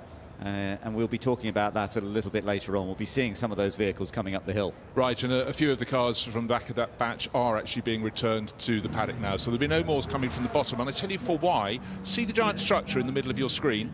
In 5 minutes' time, or maybe only 4 now, we're going to celebrate a little later. Oh, apparently still some cars at the bottom of the hill. I was getting ahead of myself yet again. But great to see out over the top of the house and to the sea, the south coast of England on a sunny summer's day in the background. Absolutely, and there's always a chance to have a lovely drink and enjoy the day. Coming in, I wonder what time everybody came in. Some people coming in very early, some people coming in a little bit later. A lot of people camping down the road. There's a beautiful campsite there as well. Well, a lot of people realise you can't get it all done in one day. Right, the cars are going on up the hill, so we're still in the world of rallying. We're in the world of very, very special Audi Sport Quattro S1 E2s. We've had the Audi A2 Quattro from a few years before, a little more simple. That's the simpler one. Stig Blomqvist at the wheel of that, and so much performance. But it was Audi that made four-wheel drive work in rallying. Plenty of power, 350 horsepower on tap, and scored podium after podium and wins coming all over the place. And Stig Blomqvist, he's the right man in the right car. He is. It's lovely to see Stig Blomqvist now in his late 70s, but lives in the UK, World Rally Champion in 1984 with the Audi Quattro, so this is so much a part of his heritage. multiple winner he was of the Swedish rally, having come from Sweden. That's where it all started for him in rallying, when he started rallying the Saab 96 in the early 1960s, becoming a works Saab driver, and then joining Audi, as I say, in the 1980s. He also worked with Peugeot and with Ford as well, and Nissan, and carried on competing right up into the 1990s, actually, with Skoda. Now, looking at we're looking at technology changes, so this was one of the key ones when Renault brought the turbocharger into Formula One. It scared absolutely no one when it arrived in 1977, because it seldom lasted the race distance. It's retirement for Jean-Pierre Jabouet, but he stuck with it. Renault stuck with it. They had endless power, and with each race they seemed to be able to crank it up a little bit further. They had to check what the reliability would be, but finally, halfway through it, well, effectively 2 years on, almost the day after its arrival in Formula One, it took the first win. And how good was it that it did it on French ground, with Jabouet winning at Dijon-Francorchamps. And this car entered by Renault Classic. It's fantastic. It's still out here for us to see and to hear. Yeah, and created that whole world of turbocharged Formula One cars. Now coming up the hill is the Porsche 93677, and it's Jackie Ickx who is driving it, which is wonderful, of course. Multiple winner of Le Mans, and this is one of the vehicles with which he managed to do it. And this car also did it a couple of times. He managed to take the victory with it in 1977 with Jürgen Barth and Hurley Haywood. They ran as low as 41st at one stage, and they still managed to come through to take victory. I guess if you have problems in the race, have them early on and you can lead the fight back. So 2 wins in 2 years for Jackie and Porsche 936s. This one, as you mentioned, shared with Jürgen Barth, who went on to do great things. Second generation German racer, and he's been one of the founders of GT racing that's grown and grown, along with Stefan Rattel and Patrick Peter. That's led to the support of the junior class at Le Mans now, GT3, and it's burgeoning all around the world. But for a lot of Porsche fans, these cars are very special. And the fact that Jackie Ickx, his Formula One career was dwindling by this point, being one of the hot shots in the late 1960s, but this cemented him. His first 2 wins out of a tally of 6 eventually, and so many of those later on coming with Derek Bell. Yeah, that partnership that he had with Derek Bell was very crucial, and yeah, lovely as well. Ford Zakspeed Escort is the next one. It's nice to see Johnny Molan out in this, and before a tough time in Formula One, Zakspeed was actually one of the top runners of saloon and sports car racing machinery, and they ran the Works Ford program in the DRM, which was the German Touring Car Championship, and the European Series as well, and they ran this Zakspeed Escort to good effect, taking class wins at places like Brands Hatch, Brno and Silverstone. And what a gorgeous machine it is. Yeah, phenomenal engineering outfit at Niedersachsen in Germany. Of course, from these they moved on to space frame Ford Capri, some of the greatest cars of my late childhood. They just look like Batmobiles, but these were very robust cars. And the main thing of Eric Zakowski, the boss, the owner of Zakspeed, was he just had ideas and he was dogged in his pursuit. Alas, without the right engines for Formula One, their thrust there in the 80s didn't work, but it was one of the names in touring car racing in the late 70s, and Johnny Molan would have been loving every second of this. Yeah, absolutely, because this would have been just a little bit before Johnny's race, his own race career, but Johnny has had such a fantastic career, competed in every class of World Championship sports car racing, but for him to go up the hill in an Escort like that, I'm sure he's really enjoyed it. Now, Michael Lyons in the Gurney Eagle Chevrolet. This is one that we will be seeing doing the shootout later on as well, and he is always extremely rapid. This is with the 5-litre V8, so lots and lots of horsepower, Formula 5000 version of the single-seater.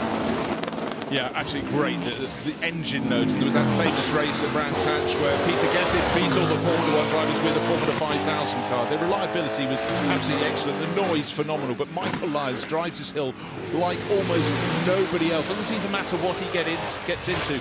We saw him coming out of the exit of the second corner, almost on the grass, but the foot fully planted. Great noise, and I really do like this Chevrolet engine Gurney Eagle. Looks the business.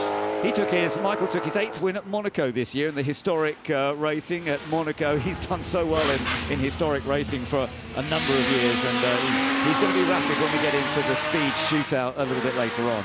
Right, a Ferrari, one of the very early Ferrari racing cars. 1948, it was the 166. They started with cars not of a single-seater format, but once they got there, it was the foundation of the cars that would take them into the World Championship when that kicked off in 1950. But blue with the yellow bonnet meant it was a car up from Argentina. This is in the days when people painted their cars in their national racing colours, and Jose Froilan Gonzalez, the name is on the side, he came up and actually in 1951, gave Ferrari their first win in the World Championship at Silverstone. The Pampas Bull is called.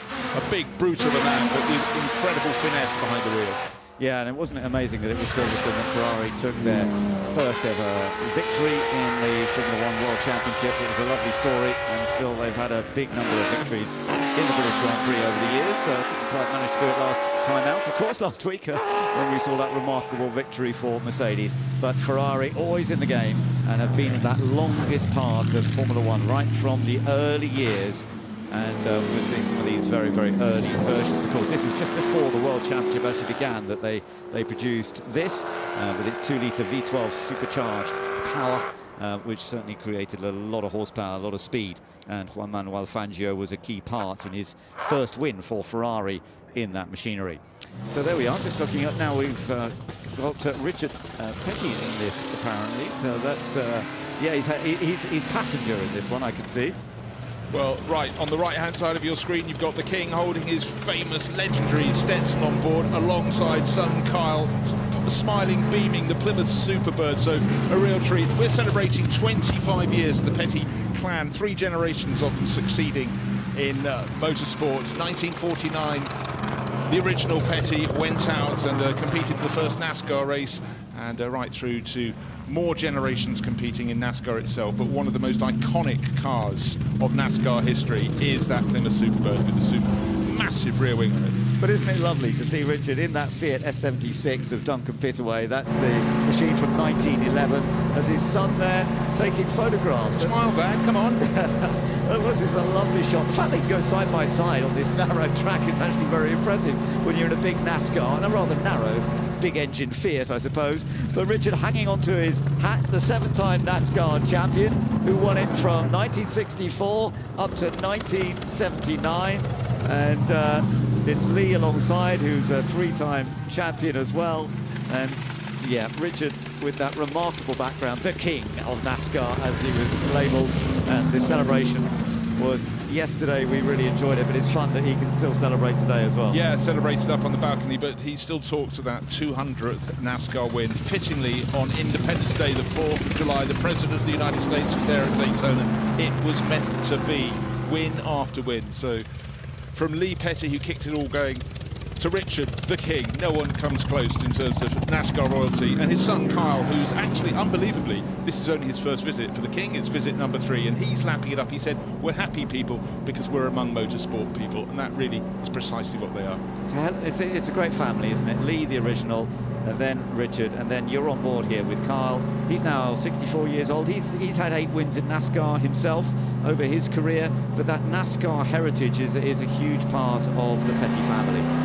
Yeah, and of course the Plymouth Superbird was a car with its incredibly pointed nose to be aerodynamic and high rear wing to keep it down on the deck where around the super speedways like Daytona and Talladega. Then they decided that was far too flamboyant, so they made the cars much plainer again to stop their incredible top speeds. Because when you look at a NASCAR, you look through the window, into the cockpit, under the hood, the bonnet, they seem incredibly rudimentary, but the speeds at which they're side by side on the banking, phenomenal. Yeah, NASCAR, very American thing, of course. The National Association for Stock Car Auto Racing was how it was originally set up, with the large engine saloons, and in America it became, and still is, one of the major motor sport events in the world. Let's just take a little look back at some of the highlights there of that run then, starting out with the MG, which we are celebrating here this weekend, the 100 years since MG was created, coming from the Morris Garage side of things, and then going into some of the early cars that were competing and started racing. Some were, of course, going for land speed records in those early years. Some were going racing, and that Formula 1 gradually developed into different ways, with the front-engine Formula 1 cars then becoming mid-engine, rear-engine. We went from the likes of Bugatti winning Grand Prix in the 1930s to the likes of Ferrari going on to win in the 1950s and 60s, and of course continuing. The British manufacturer BRM tried to do some winning in their early days, even though they created the most amazing V16 engine. It didn't quite work. Eventually, they would get there in the 1960s. Absolutely did, but working our way through the horseless to hybrid, the concepts that worked, the concepts that didn't, but that's what motorsport is all about. It's looking for ways to find performance, and Sunbeam always pushing in the 1920s and 30s to make it happen. And then as things moved forward, particularly the battle for Le Mans and the air force, the downforce that suddenly started to become a key, and then this remarkable machine, the Auto Union Type 52, which we've never seen before, and that has been created over 90 years from the original drawings. Lovely to see that. And then the Lanciers, the Renault, a real mixture of this batch, as you can see. Some machinery that raced off-road, some machinery that raced on-road for 24 hours or longer, some that did sprint races, some that were racing in very different areas around the world. And it's great to have that mixture of machinery and enjoying it so well. Really great stuff, and I do hope you've enjoyed watching this batch heading up the hill. We've got plenty more to come throughout the course of the day. Jackie, we saw you yesterday in the Genesis concept. This car's taking you a little bit more back to your roots, isn't it? I wouldn't say it's coming back to my roots, but it comes back to my history. And the history is to have shared for a number of years with Porsche. We have to admit it, a fantastic story. A fantastic story, definitely. And the credit goes for those who make these cars, because when you have the chance to drive for Porsche, clearly you've got a winning car at the start. Up to you to finish. But I must also say, to have that car once a year roughly at Goodwood, the Goodwood Festival, with such an incredible crowd, there is no event like this anywhere in the world. What the Duke of Richmond has done, it's tremendous for the happiness of his spectators that he's treating like guests. I think it's good for all of us to have a bit of a smile this weekend. That's absolutely the answer. We've got everybody has got a big smile on it, because what we are living right now, it's very special, and it's all about passion. And talking about passion, I am loving this car. I think the styling, the color scheme, the Martini racing colors, it's probably one of my favorite cars this weekend, and it just looks incredible. And of course, a Le Mans winner for yourself. Well, me too, I love the car, sincerely. It has the Martini colors, so suit the car very, very well. There are many lovely cars today. You don't know where to look, because they have all an incredible history. If you look around me, there are many exceptional cars and also exceptional drivers. So we are a community loving automobile, loving car racing. And it looks like you're quite comfortable in that car, and no passengers to scare today. Well, it's supposed to be a two-seater car, but honestly, it was never used as a two-seater car. As you can see, the inside is fairly simple. But going in, after all these years, still, it's like it was yesterday in a way. We talked to a few drivers, people like Stib Blomqvist over there, Emerson Fittipaldi, and they get quite emotional when they get in their cars, because they said not only does it feel the same, it actually smells like they remember it. I think it's quite an incredible thing. Yeah, yes, you are right, because we have all sorts of cars here. That one goes on normal fuel, but you have ethanol, you have some with racing oil. Yes, it's emotional, because it's an opportunity to see the history of automobile racing, and all the cars are really so attractive. But once again, what an atmosphere at Goodwood. Absolutely, and you're definitely contributing to that with your presence here in this fantastic car. We did. Thank you. Lovely being here. Everybody, thank you. Always wonderful to hear from Jackie Ickx, as he has brought yet another machine up the hill here at Goodwood Festival of Speed Day, and so much to celebrate, so much to enjoy. And just in the background I can see a little bit of smoke being created, because what we are about to do is celebrate 100 years of MG.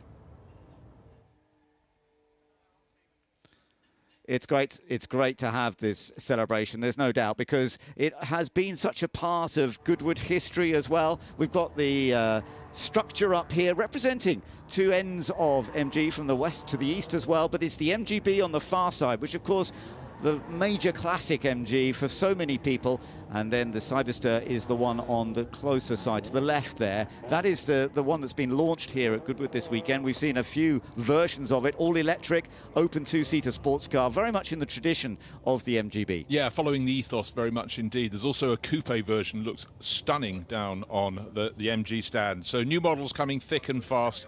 And this is the celebration of the centenary. And of course, as we mentioned in the earlier batch, the family connection with Duke of Richmond and Gordon's grandfather, Freddie March, racing, not just racing, but winning in MGs, including the Brooklands Double 12 in 1931. And that established the family in the world of motorsport, and they're still right at the heart of it.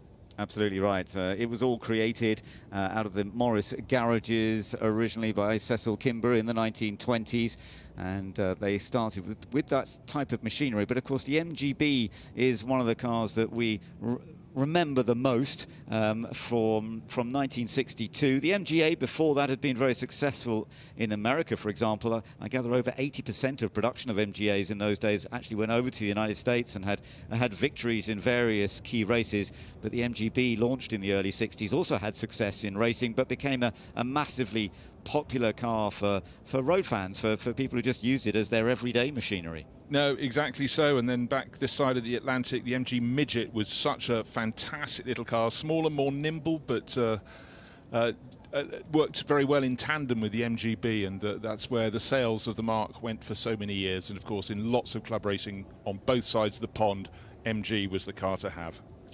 Yes, absolutely right. And of course they then had combinations with other manufacturing in the UK, and the MG name was used with the likes of Metro and Maestro, and it has moved on over the years in slightly different formats, there's no doubt about it. But let's take a little look back over the history of MG.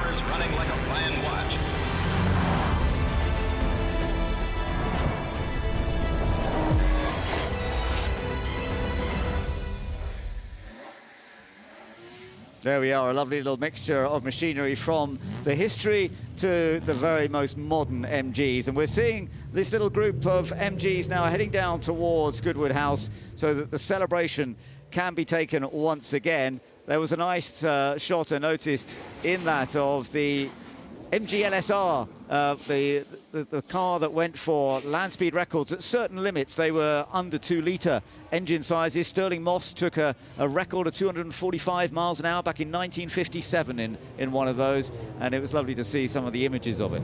Yeah, and also the modern iteration, the electric version they had alongside it. Instead of being called the EX181, they've just added another E to denote electric. EXE181. If you haven't seen it, go and look it up, or best of all, go down to the stand to take a look.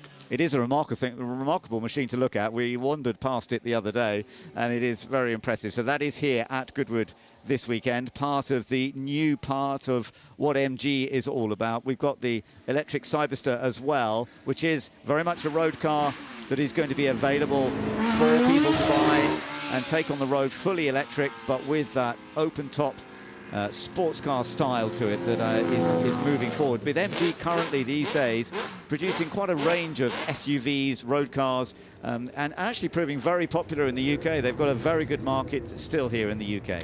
Yeah, they have, and it's lovely as the cars were being moved into position under the Jerry Judah sculpture to see a couple of fans of wearing their MG caps in the background. This is real Motor City around here. The bluff-nosed MGC GT moves into position behind, and the drummers come to do their drumming performance. There will be fireworks to follow. To enjoy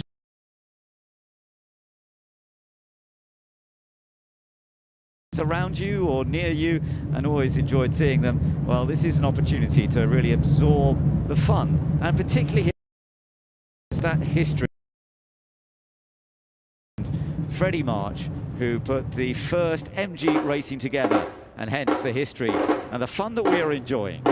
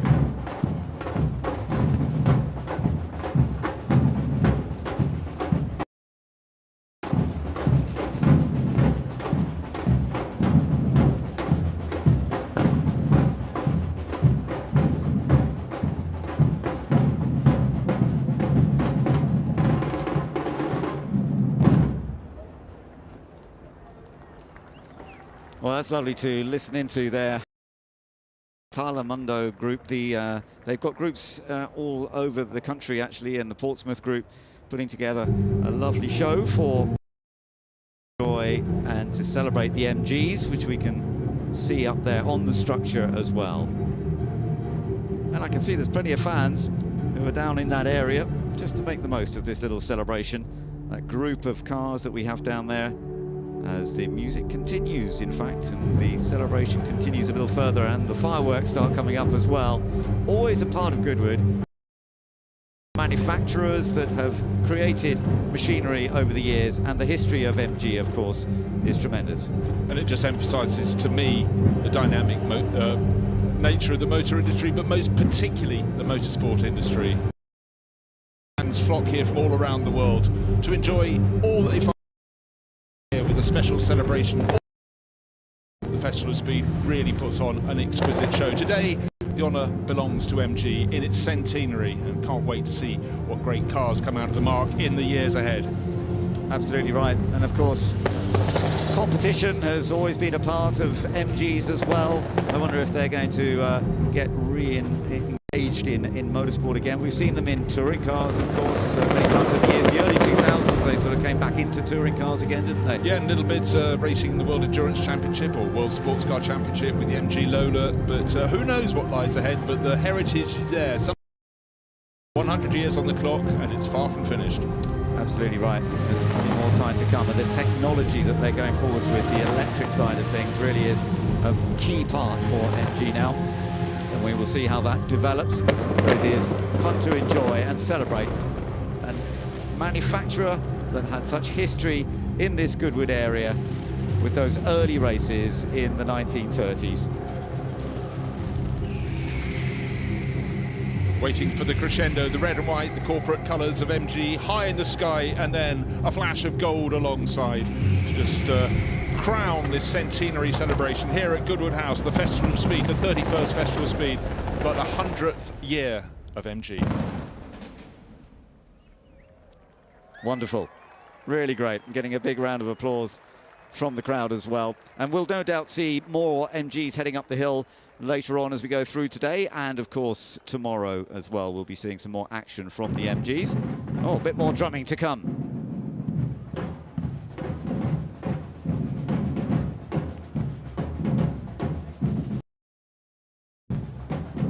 So let's enjoy this next little display from the band.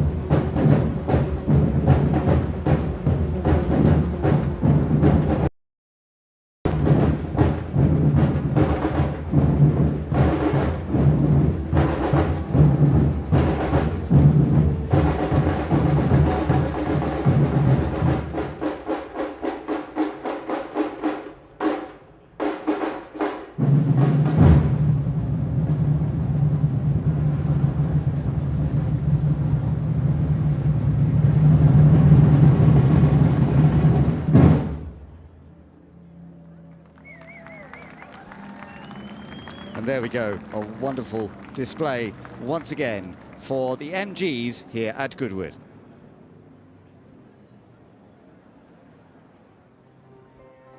My grandfather, Freddie March, is the reason why I became interested in motorsport. He founded the circuit at Goodwood in 1948 and used to take me to watch the racing as a young boy. Those early experiences cemented my lifelong passion for the sport. He had always been fascinated by engineering, everything from model making to aviation, and discovered motorsport in the late 1920s. Having graduated from speed trials to circuit racing as a driver, he fought just as MG was releasing its latest racing car. He was particularly drawn to clever, lightweight engineering. The C-Type was a natural fit. His team, the very first Works MG team, combined the MG's inherent pace with his own attention to detail, and was hugely successful. With co-driver Chris Staniland, he won the legendary Double 12 at Brooklands in 1931, and there were further victories at that year's Irish Grand Prix and the Tourist Trophy at Ulster, all against much bigger opposition. Freddie would ultimately become more well known for founding the circuit here at Goodwood, but that might never have happened without his own experiences in racing.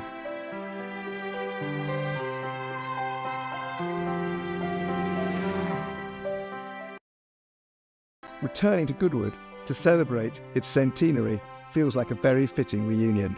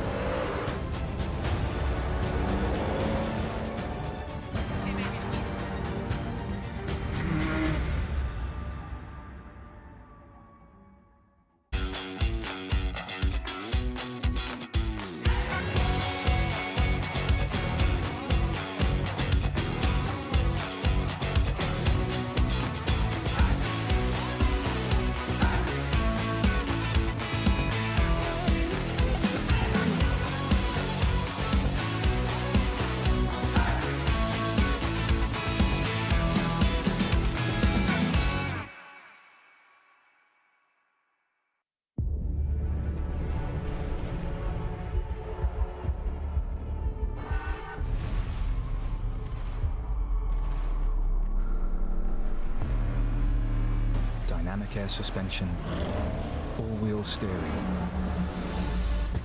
configurable terrain response, effortless in the extreme.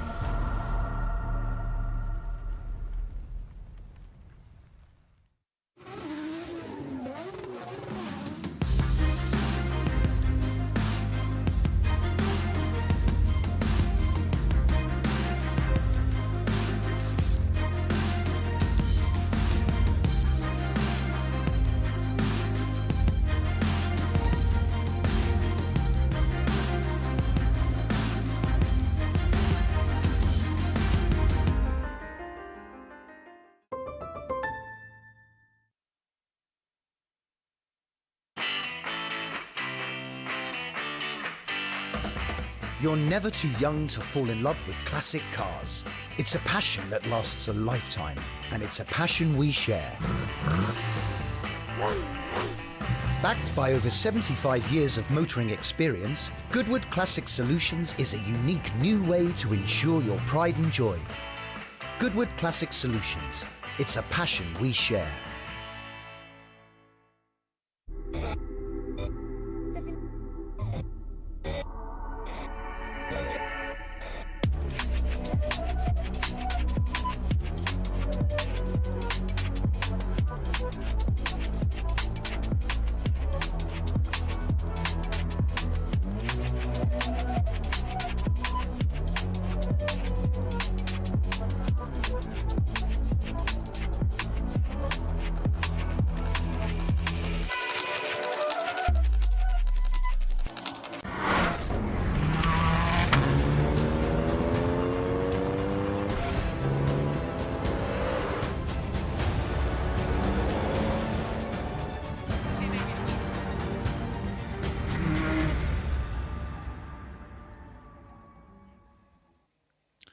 So we move on through the day, and the next batch of cars will include a tribute to Niki Lauda. Let's take at a movie encompassing his career. Words like icon and legend are overused, but in the case of Andreas and Nicholas Lauda, they barely scratch the surface of a life so extraordinary it literally became a Hollywood film. The simple facts: 25 Grand Prix wins, 24 pole positions and 3 World Championships only tell a fraction of the story. Born into a wealthy Viennese family, Niki was initially dismissed as a lowly pay driver. The dreadful March 721X nearly finished his Formula One career before it had begun. But glimpses of speed with BRM were enough to attract the attention of Enzo Ferrari. In his first 2.5 years with Ferrari, he was comfortably the fastest driver in the world, claiming 21 pole positions, 12 Grand Prix wins, and the 1975 World Championship. Midway through 1976, with the best car and a massive points lead, he seemed on course for back-to-back championships. But then came the fiery crash at the Nürburgring, which would have defined most drivers' lives, but for Niki was little more than a subplot.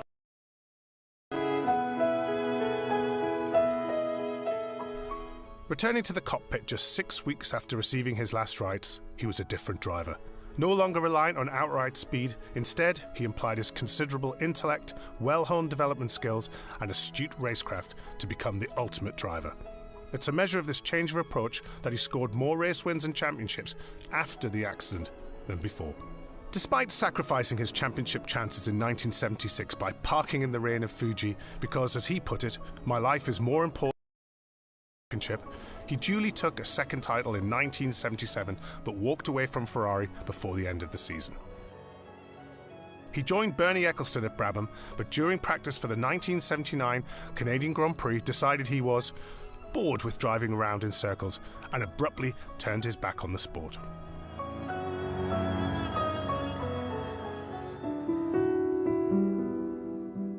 After 2 seasons away, he returned with McLaren in 1982 and was immediately back to his best. And as I've not driven for 2 years, my personal challenge is to see where I would end up coming back into motor racing, and that's what I'm going to do.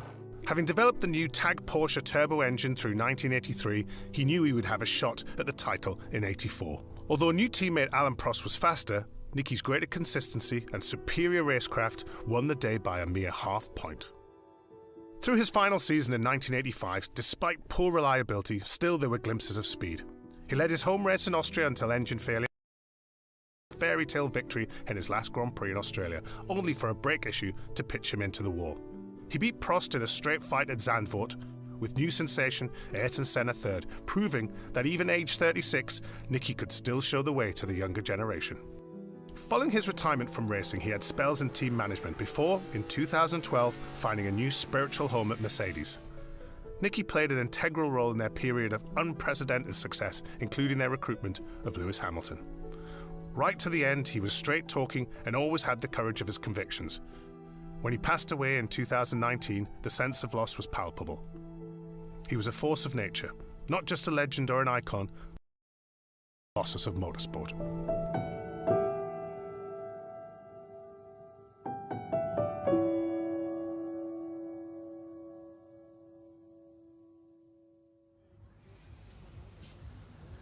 Well, as part of this batch, we're celebrating Nicky Lauda, the resilient racer. A fantastic summation of his career. My name is Bruce Jones. I'm joined in the commentary box by Alice Powell. And delighted we have a third member because John Watson, friend, colleague and rival of Nicholas Andreas Lauda.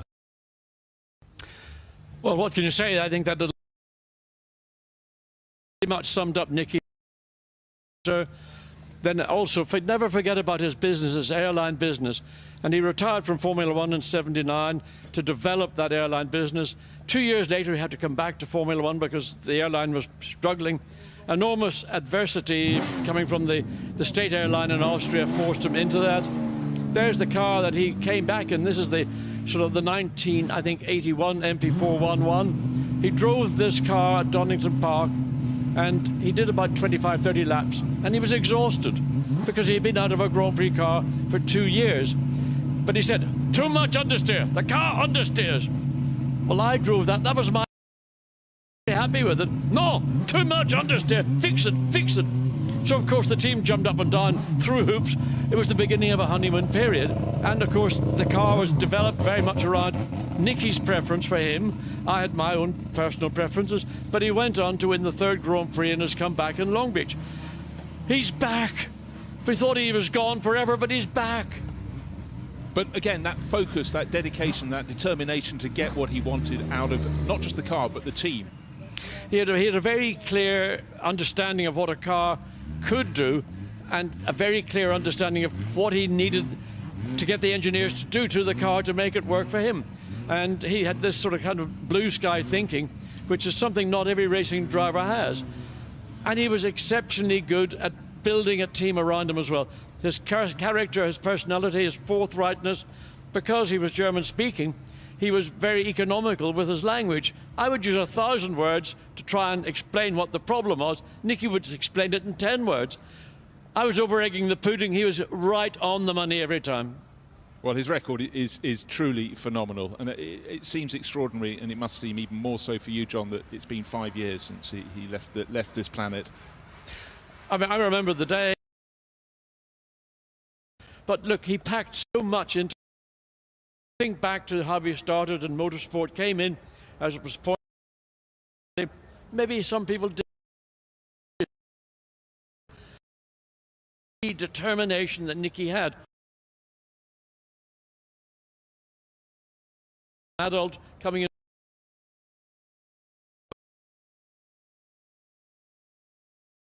The two championships. Up. And the Ariella von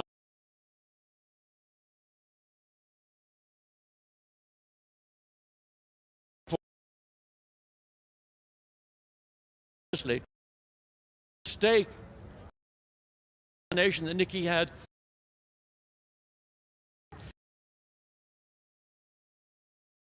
Nicky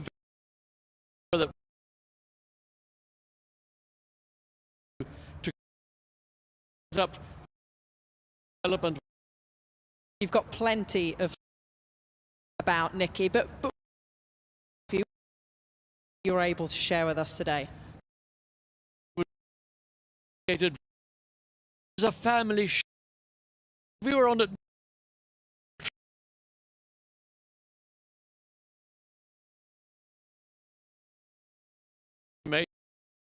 Together on 2 different occasions, once at Brabham, for 2 years at McLaren. And I enjoyed, in spite of always never being quite aware if he was working as a friend or as a competitor against me, with me, but we had a lot of fun, a lot of laughter. And at time, I think, you know, talking about the late 70s and early 80s, when we didn't have social media, for example, thank goodness social media wasn't invented, because, well, I mean, I'll stop there. So much time, so much fun, but also so much success for Nicky. And what I love here is we've got a couple of his touring car races. We've got the Cologne Capri, and we've got the BMW 3-litre CSL Batmobile. People sort of forget that back in the 70s, drivers in Formula 1 raced everything they could get their hands on. Well, versatility was a part of a racing driver's criteria. I mean, you think back, a number of drivers are here this weekend who were competitive drivers 60s, 70s through the 80s. When you would maybe go to a non-world championship event at Silverstone or here at Goodwood, you'd jump into a Formula 1 car, driving a Formula 1 race, then jump into a touring car, maybe into a Can-Am car. You might race 3 or 4 different categories over the course of a weekend. Now, Formula 1 drivers are very precious commodities. You know, we've got to protect them. Don't let them get into something in which they might get into trouble, or even worse, they might enjoy themselves. Oh, John, some of them dress incognito here and they definitely enjoy themselves. But I know where you're coming from. But the fans enjoying themselves here. But for a lot of people, when they come to the Festival of Speed, it's about passing down the history of the sport to the younger generations. And again, this celebration of Nicky's career, it does show the passage from, well, his first race was in Grand Prix was 1971, but when he got that 721X March at the start of 72, it nearly scuppered his career. It was a car that was described as having excess levels of both understeer and oversteer, never good together. It was probably a little bit ahead of its time, and one of the features that 721X had was that the gearbox was very much similar to what Porsche did with the 908-3. They put the actual gearbox ahead of the differential. The idea was to get all the way a low polar moment of inertia so that the car would be given an advantage, but it was technically maybe a bit ahead of its time. And Nicky, again, was pretty scathing in his assessment. No, get rid of it. We don't want it. It's non-competitive. We'll never make it work. And he was right. They went to the 721G. And why was it called G, John? I haven't a clue. You do, because they made the G in such a short time, they thought G was for Guinness Book of Records. Well, no, you come to Goodwood and you learn something. I didn't know that. It might be apocryphal, but it seems a good story. We'll it works. We'll hang it does fire work. with that. Yes. Now, you were meant to be going up the hill today. You came into the commentary box to say, I was meant to be driving today. What's happened? Why aren't you out there? Well, I got a notification on Wednesday evening to say that the Brabham BT46 fan car, which a car in 1978, which Nicky and I were teammates at Brabham at the same time, this car almost destroyed Formula 1 because the fan was something nobody had ever seen, and it was Brabham and Gordon Murray's answer to what Colin Chapman had done with the Lotus 79, a full ground effect car. With the Brabham Alfa Romeo configuration, a flat 12 engine, you couldn't really make a car with proper aerodynamic tunnels. So Gordon looked back in history and looked at the Can-Am Chaparral, the 2H. They had an auxiliary engine sitting in the top of the gearbox, and that powered a fan, and it had a sucking effect. In other words, the fan, the more it drove, the better the grip, the more downforce it got. Gordon did the same thing, but he did it by driving the fan via the gearbox. The key to this was the primary purpose of the fan was to pull air through the water cooling radiator, which was sitting on top of the motor. That was the primary purpose. And I'll leave it there, because that argument, I promise you, will continue on infinitum, because people will say, no, no, no, that's just a load of, you know what. But Gordon will swear right now that the primary purpose, Gordon Murray that is, the primary purpose of the fan car was to cool the radiator. The fact that the car would suck down like the Chaparral did, that was a bonus, that was a benefit. And when Colin Chapman saw it in Sweden, he went off the radar. They called a constructors' meeting. Ken Tyrrell was standing on a table frothing with anger that Brabham had turned up with a car that all the other constructors knew was going to destroy their championship chances. And Bernie said, look, I'm here. I've got the car. I can't change it, but I will give you one undertaking. Let me race the car, and I promise you I will never race the fan car again. And Bernie fulfilled his word. And the next Grand Prix was the French Grand Prix at Paul Ricard. Funnily enough, a Brabham BT46 took pole position. And the driver of that car was delighted to go up to Chapman and say, there you are. You see, Well, we're underway with this batch of cars, and in fact, John, Mercedes, so important in motorsport, celebrating 130 yeins in this great sport of ours, and a gaggle of their cars all together in a lovely bunch, led by their Targa Florio model from 1924, through the Group C cars to the GT at the back, the CLK LM, and you understand, surely the importance of Mercedes, the three-pointed star. Well, I've been very privileged to drive some of the pre-war Mercedes. The car second in line is the W25, which that was the car that Mercedes introduced, I think, in 1934 when they made a comeback. The successor to that car was the W125, which I did drive, and I mean, one of them is in the paddock, actually. It was the most unbelievable Formula One car ever I've driven, and it just illustrated the technology Mercedes brought in that period, along with Auto Union, who did a different thing through Dr. Porsche, Ferdinand Porsche. So the two German manufacturers went into a titanic battle over the next 5 or so seasons, but the Mercedes with the front engine, first a straight 8 twins two-stage supercharged, and then the 154, which is the V12 3-litre supercharged. Unbelievable engineering and cars. And at the back of the pack, we've got, so where Mercedes is really at the moment in racing, it's the GT cars, GT3, GT2, and one thing unites all of them is the fact they've got the absolutely fantastic V8 engines under the hoods, those GT racers. But what a rolling history lesson. The SLS GT, that's the white and red one with number 3 on the door, got the gull-wing doors that echo the 300 SL, so a little bit of continuity there. But from the 1920s through to modern day, Mercedes still very much in the hunt in motorsport, but 130 years of competing in this game of ours, and it's fantastic that the three-pointed star, that Mercedes-Benz are here, from the Sauber Mercedes, the CLK, the SLS GTs, and the latest GT racers at the back. But importantly, the history of Mercedes in motorsport continues to this very day.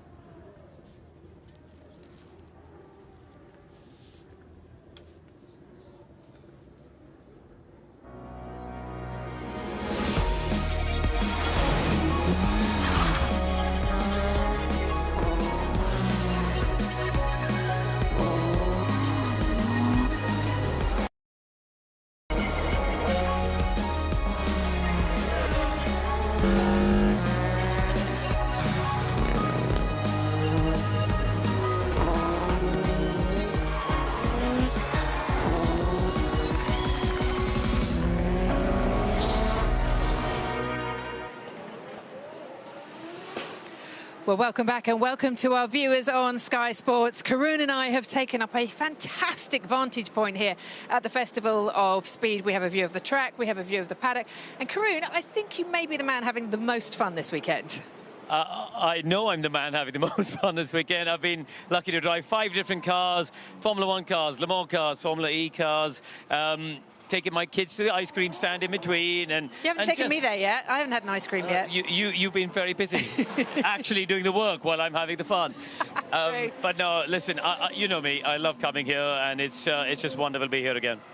We've got cars on track at the moment. We'll get to that action in just 1 second. There are drift cars that are really distracting over your shoulder because they are spinning and sliding sideways down here. There's something for everyone.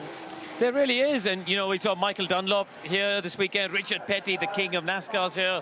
Some of the current Formula One drivers are here as well, for anyone into that sort of stuff. I don't know if you watched the British Grand Prix last weekend. I'm sure there's lots of people who are enthused for the rest of the Formula One season. So, yeah, certainly, as ever, a real eclectic mix of cars and people. Brilliant stuff. Well, let's rejoin the action then on track. In commentary for us through this session of Drift, Mercedes Tribute, Niki Lauda and Joest, it's Bruce Jones and Alice Powell.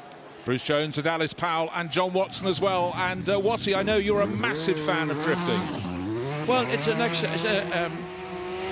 drifting is growing in popularity. It appeals to an element of motorsport, and I believe that later this year in the FIA Motorsport Games, drifting will be one of the disciplines.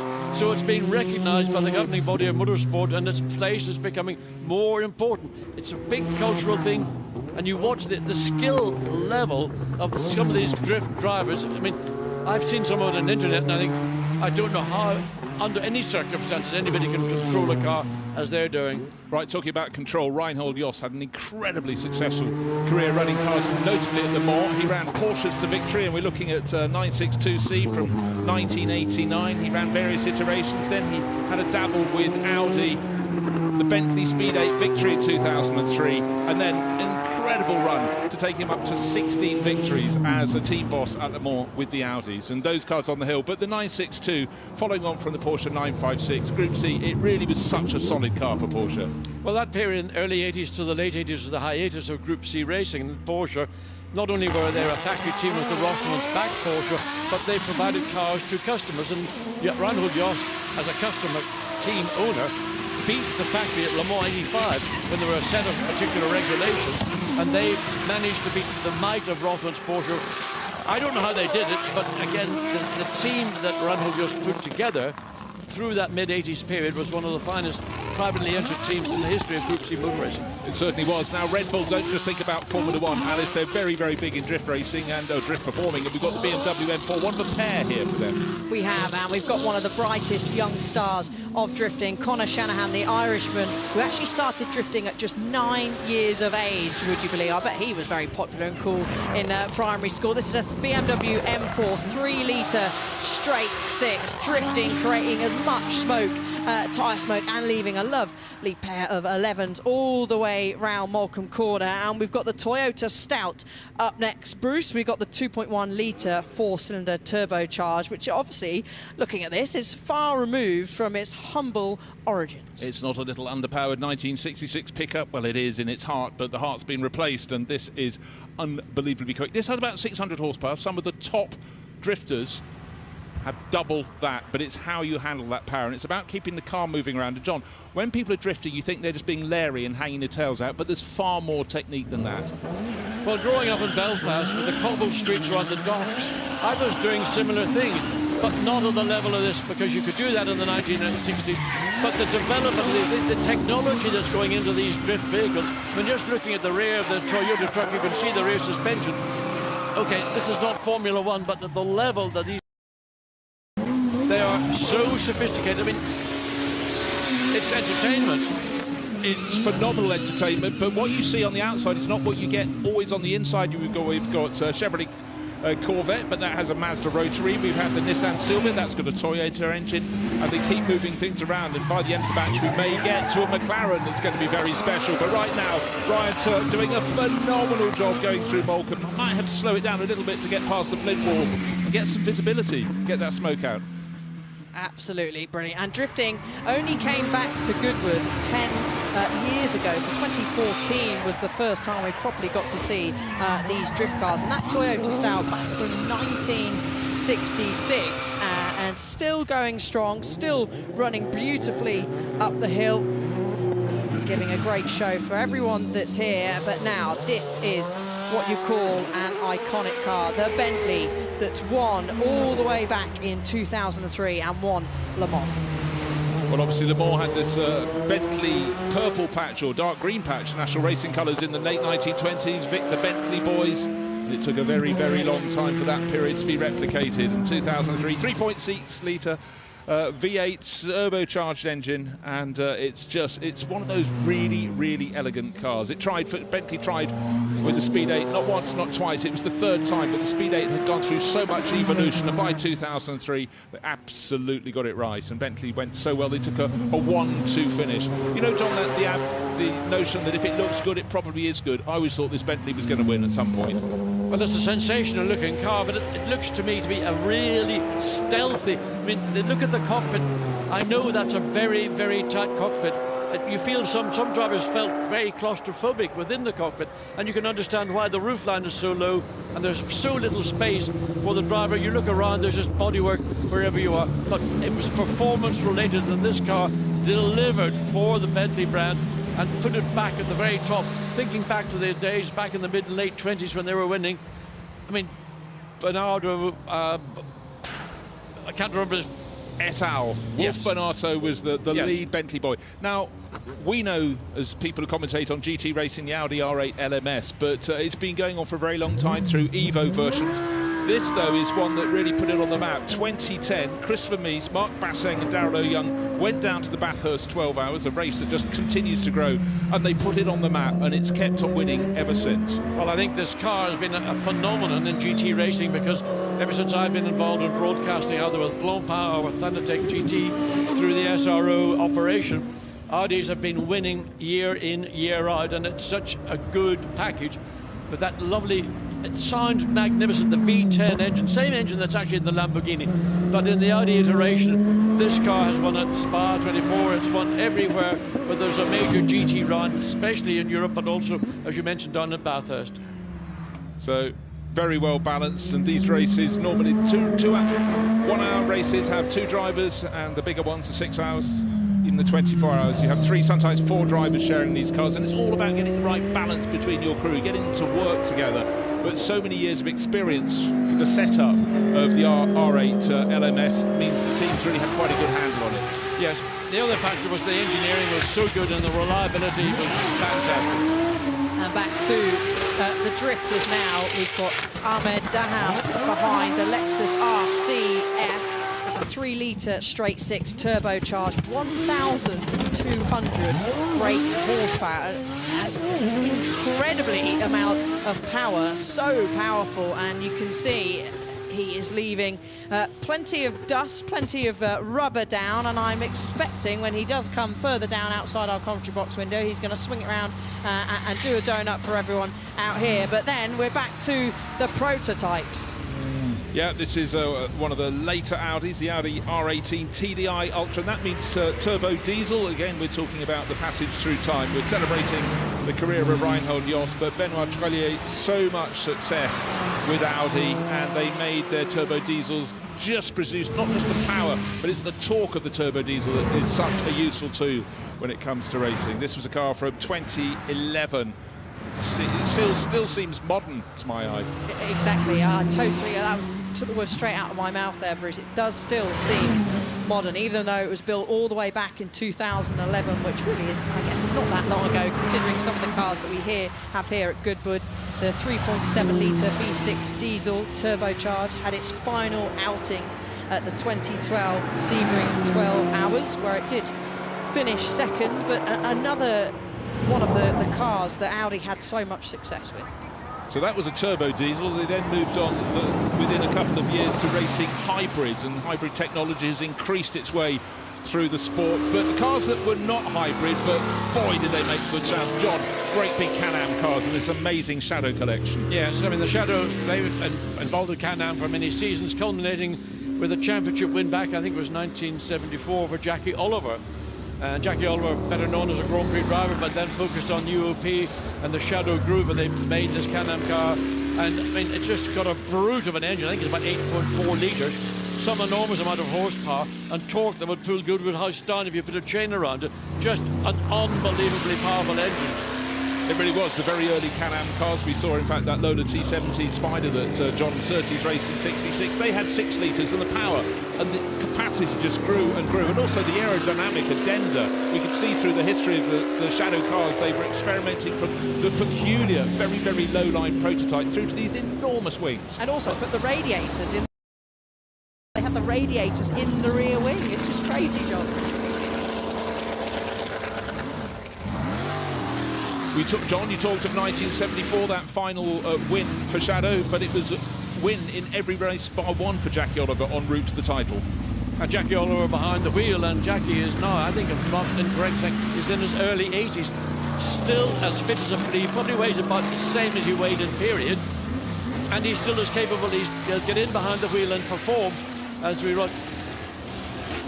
Right, this is not all the Shadow Can-Am cars were Chevrolet powered. This one with Damon Hill on board having a great deal of fun there. That's the Dodge powered Charger that they ran just for the one. This is the DN4B 5-litre V8, so they felt 5 litres was enough. Sometimes too much power is not your friend if it unbalances the car, but with the red, yellow and orange livery on top of the black background that really was the Shadow livery, it does look exquisite in the sunshine here at Goodwood. And that's how, for me personally, how I spot out the Shadow Dodges with that big airbox you can see above Damon's head, standing much taller than he is when he sat down. So that's one way to spit that out. Also, we've seen go up the hill the Shadow Dodge DN6, which also has the same engine, 5-litre V8, but Damon, he loves coming to Goodwood, has been here plenty of times, gets to drive all these incredible cars, finds himself at the wheel of that Shadow Dodge 4. Yeah, well, the reason the engines went down in capacity, the rules had changed, and that's why they knocked it down to 5,000 cc, and that, of course, was the sort of engine that was used as well in Formula 5000 when the single-seater formula really let rip, particularly in the United States of America, but big in Europe as well. Now, Tom Price is the name on the side, the very, very talented and departing far too soon Welshman. And the team was American, it was operated out of the UK, but the DN5, to my eye, was the most beautiful of the lot. 1975, the first 2 races of the season, Jean-Pierre Jarier was as if on another planet in Argentina and Brazil, came away with nothing, though. Well, Jean-Pierre's nickname was Jumper Jarier, and he literally did jump in the front of the field, and he was very, very competitive in those opening Grand Prix. And of course, Tom Price then joined the team, and I remember Tom winning in 1975 at the Race of Champions, or whatever it was, the France Hatch, and the tragedy of what occurred in 1977, a wonderful racing driver taken way, way before his time. And he loved driving for this team, particularly because the team principal at that time was Alan Rees, a fellow Welshman, and they bonded together, and it's a very important, I believe, element within a team. If a driver feels he's got support from the management rather than maybe being in a battle with management, which does happen sometimes, and that's what gave Tom that confidence and ability to go out and demonstrate his talents. Because in many ways Tom spoke with the steering wheel, didn't he, and the foot on the throttle, not averse to putting the car sideways, timid out of the car, but sensational within. But one of the things he did do, he liked to get the back end out, he enjoyed a little bit of oversteer, and of course, while that might have been great from his perspective, maybe sometimes he hurt the rear tire a little bit too much. But hey guys, to watch Tom driving was a real thrill. Yeah, he was an absolute superstar, gone far too soon. Right, looking at the very, very early, this is the first of the Shadow Formula 1 cars, the DN1, George Fulmer raced it, a real treat to have them here.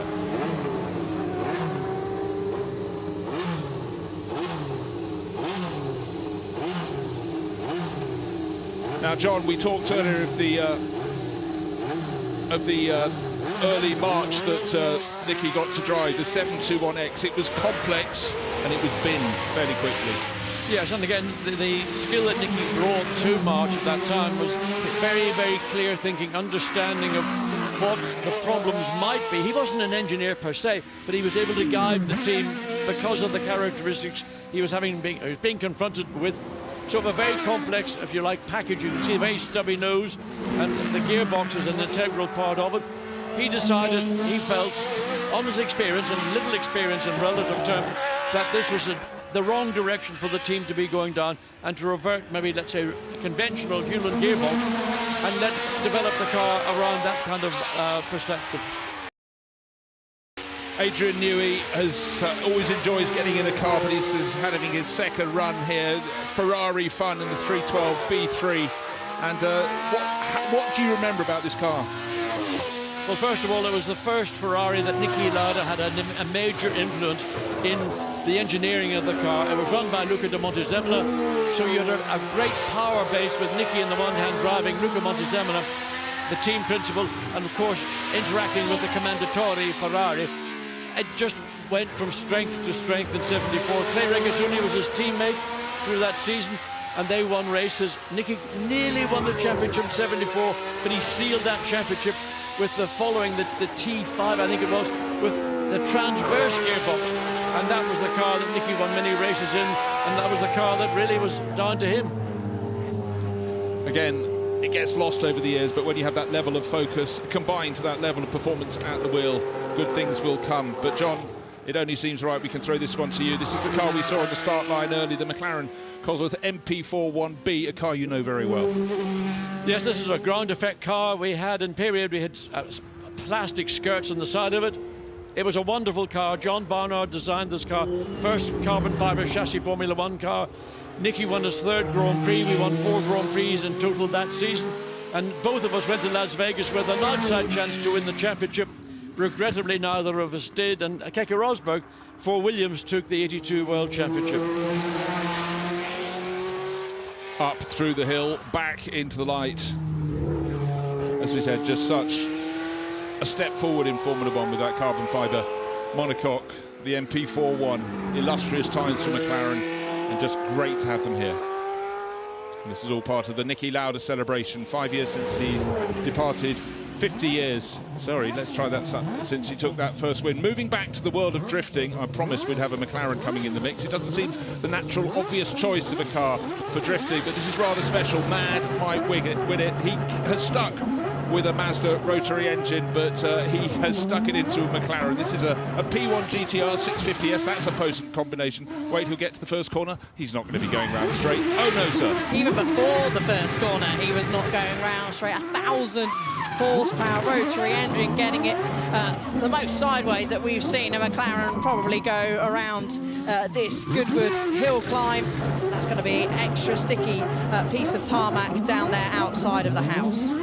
Extra sticky, now covered in dust, dirt, tyre rubber, and Mad Mike Winnett, so many years in extraordinary, extravagant Mazdas with all their rotary power, not averse to going sideways, which is very handy. He's a drifter. He's still getting a feel of this car. You can see the Lanzanti name on the nose, so plenty of technical development.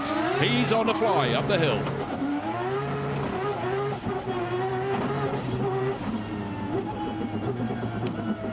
On we go, on board with Mad Mike Winnett. Mad Mike just because he just is mad for it, and he absolutely flies. What I can't understand is they just make it look so easy, John. I mean, you know, we've all driven race cars quite quickly, and getting in one of these drifters, they just literally make it like, oh, we're just off for a Sunday drive, you know, down to the shops. But this goes on against all the instincts a racing driver on a racetrack, on a circuit would have. This is a different discipline. It is equally challenging. But to drive like that on a racetrack, you wouldn't get very far. Your rear tyres would probably barely last a lap. Yeah, traditionally there's drifters here in their 10th visit. They get through one set per run up the hill, or one set of rear tyres in particular. If they feel there's any tyre life left, they go to the top and do a handful of donuts just to make sure they're good and done. That is incredible. The Eurofighter, which we've seen go up the hill, the BMW M3, can get through a set of the specialist ultra sticky tyres in just 60 seconds, which is absolutely incredible. Let's see if he's going to do any donuts up the hill. We've left him. Well, he certainly did, and looking at the concentration from the outside, all you see is tyre smoke. You won't expect tyre smoke from this particular one, because this is the Honda RA272, and the Japanese, when they came first with their motorbikes, John, and then their races, they were doing things differently. And this is a car with a 1.5 litre V12 transverse engine, and this was the car, I think, in 1965 that won the Mexican Grand Prix for Richie Ginther. And I mean, it is just a jewel of a race car, and particularly the engine and the way they installed the engine transversely in the chassis. I mean, only I think Honda could have come up with that level of concept. Well, yeah, spinning to 14,000 RPM, the sort of revs only motorbikes are doing then.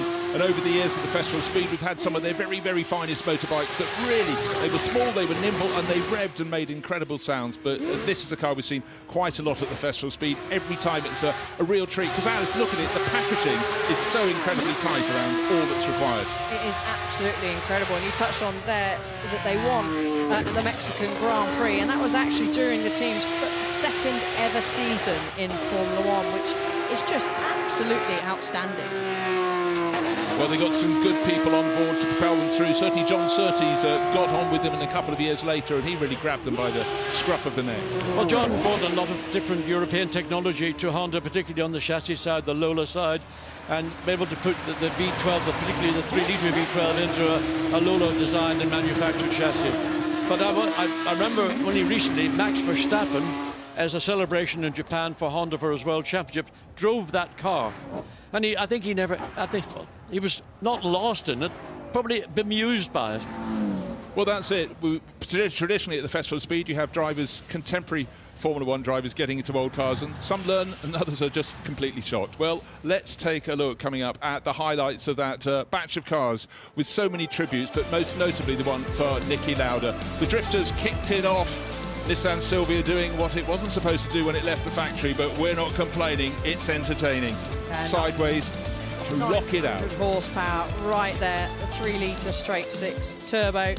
And then, of course, we have the Bagsy and the Lexus, which gets it, Bagsy and the Nissan GTR that gets it ever so sideways and always puts on a fantastic show for everybody here at Goodwood Festival of Speed and for you at home. 2003 was a great year for Bentley, so successful for Le Mans in the 1920s and early 30s, and then they struck again. Porsche, under the aegis or the work of Reinhold Jost, we're celebrating his incredibly successful career. He has teams ran Porsches to victory, the Bentleys and then the Audis as well, taking a tally across 40 years to 16 wins at the South.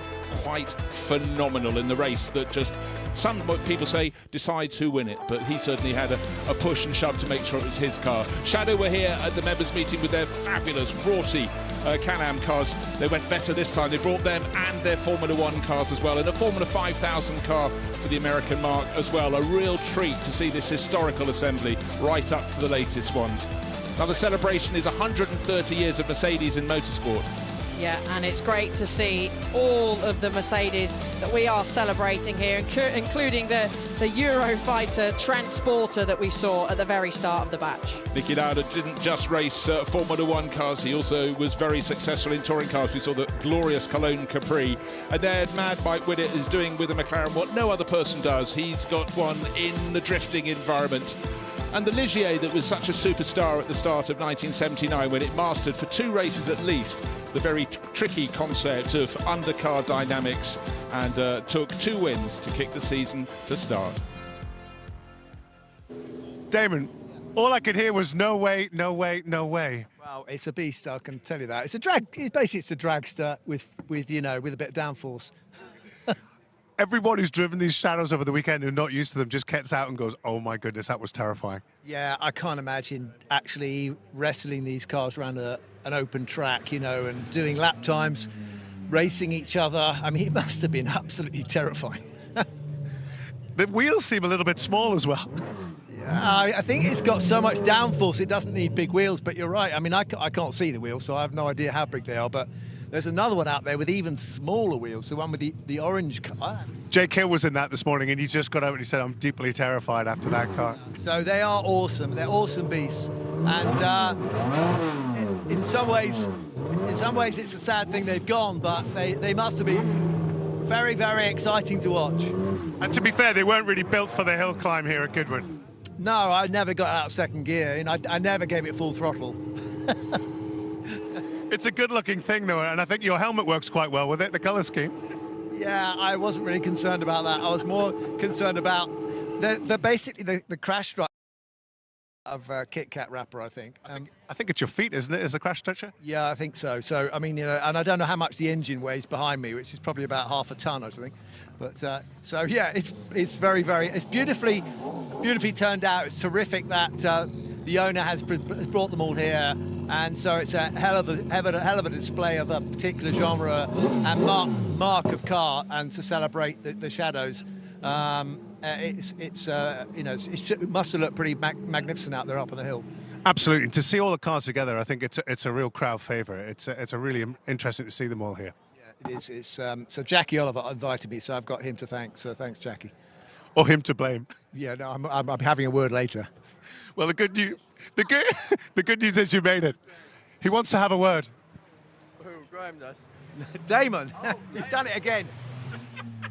Listen, I tell you what, the connection, Jackie is the connection, but also the Shadow Mark was, of course, the car that my dad first entered Formula 1 with his own team with. So he used a Shadow, the Embassy Shadow, it was known then.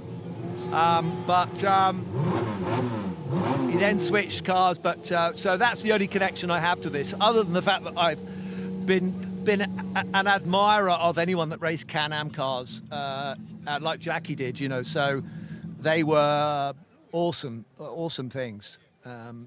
Alan Jones, this is Alan Jones, he's got Alan Jones' name on the side, so I think Alan probably would have loved this. Well, the good news is you've made it up to the top. I'll let you get your thoughts back together, and great to see you in it. Yeah, lovely, thank you, cheers.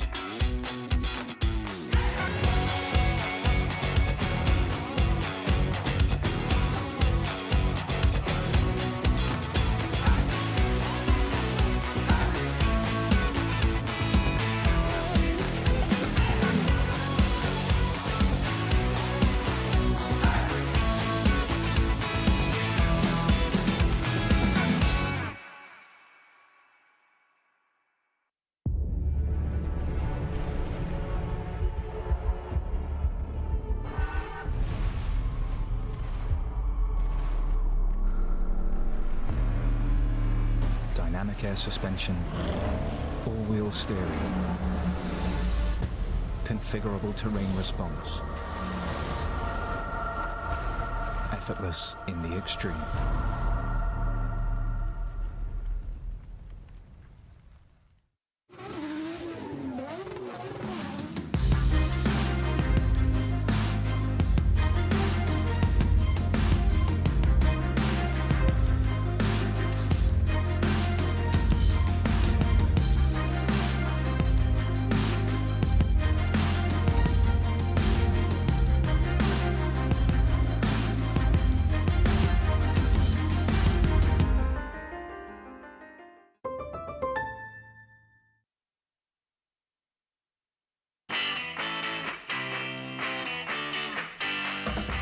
You're never too young to fall in love with classic cars.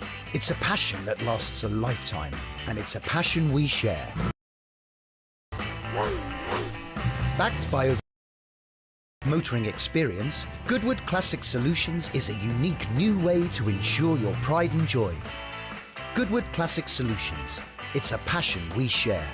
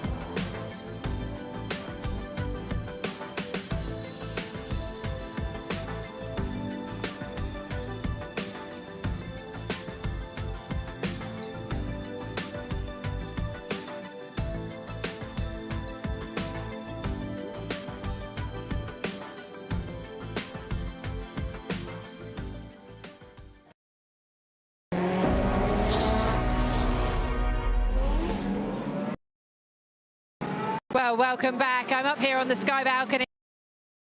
Chilton's come up to join us as well. And it's funny being up here. You've got to... of them. We're just... It's very, very different. You, Karun. What have you... and what's been your highlight? Thursday, driving a Ferrari sports car. One problem for Williams, which was is just the best generation of Formula One cars to experience. 54 horsepower, that engine. W fashion, they've got all the engine sheets. And the Formula E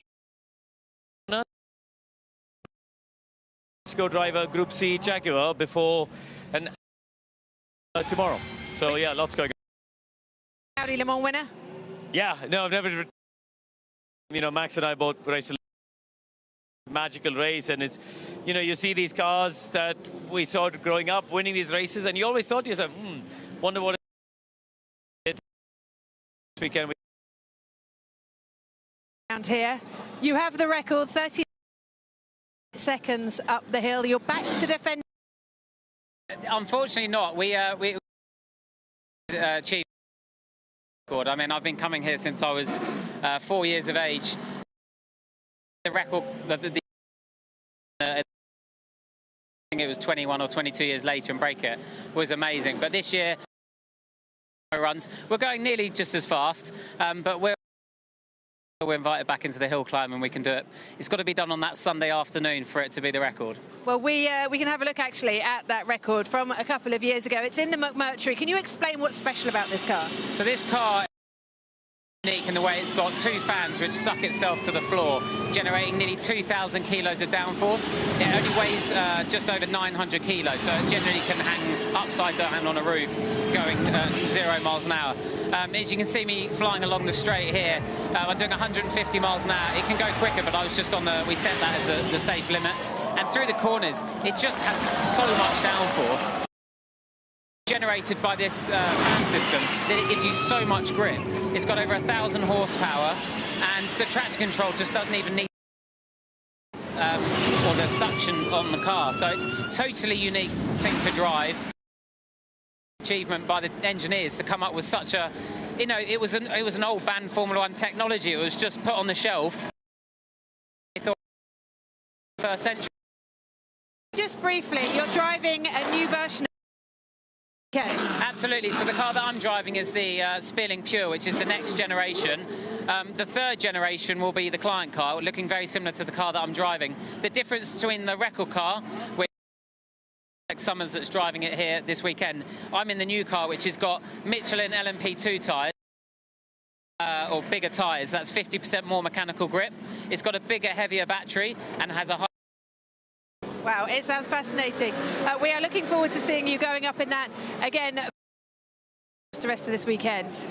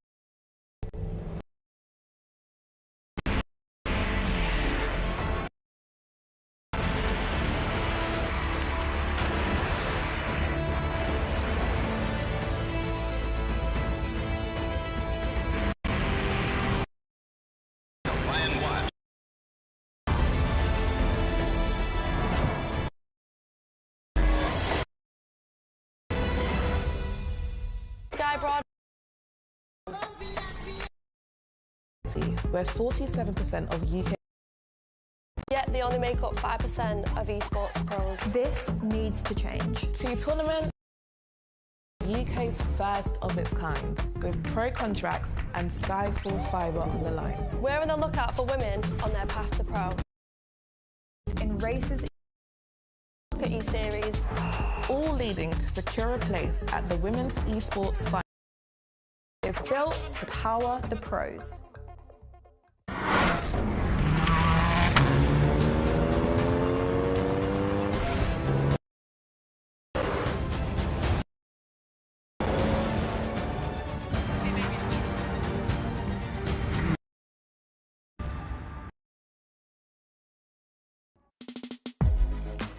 We have Two Wheels for Life charity for the 2024 Festival of Speed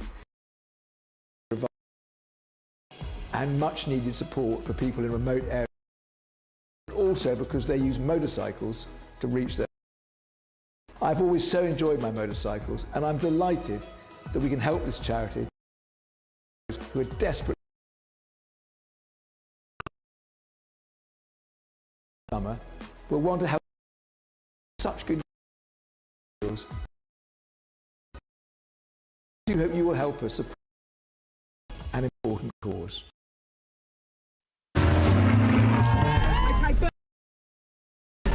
Everyone's in vintage clothes. There's love it. One thing Goodwood's done this year is saying, look, rather than throw things away, let's reuse things and repair them. I always say to everyone, whether you like motorsport or not, you won't have a bad time. It is the best event in the world. Attention to detail is like nothing else. It's the shopping, it's the fanfare, it's the look, it's the period aspect. That is what the Goodwood Revival is. It's just a fantastic day out.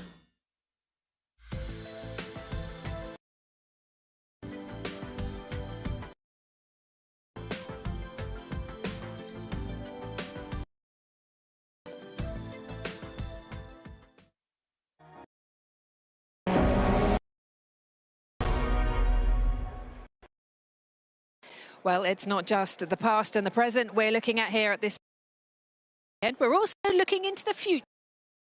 Is over at the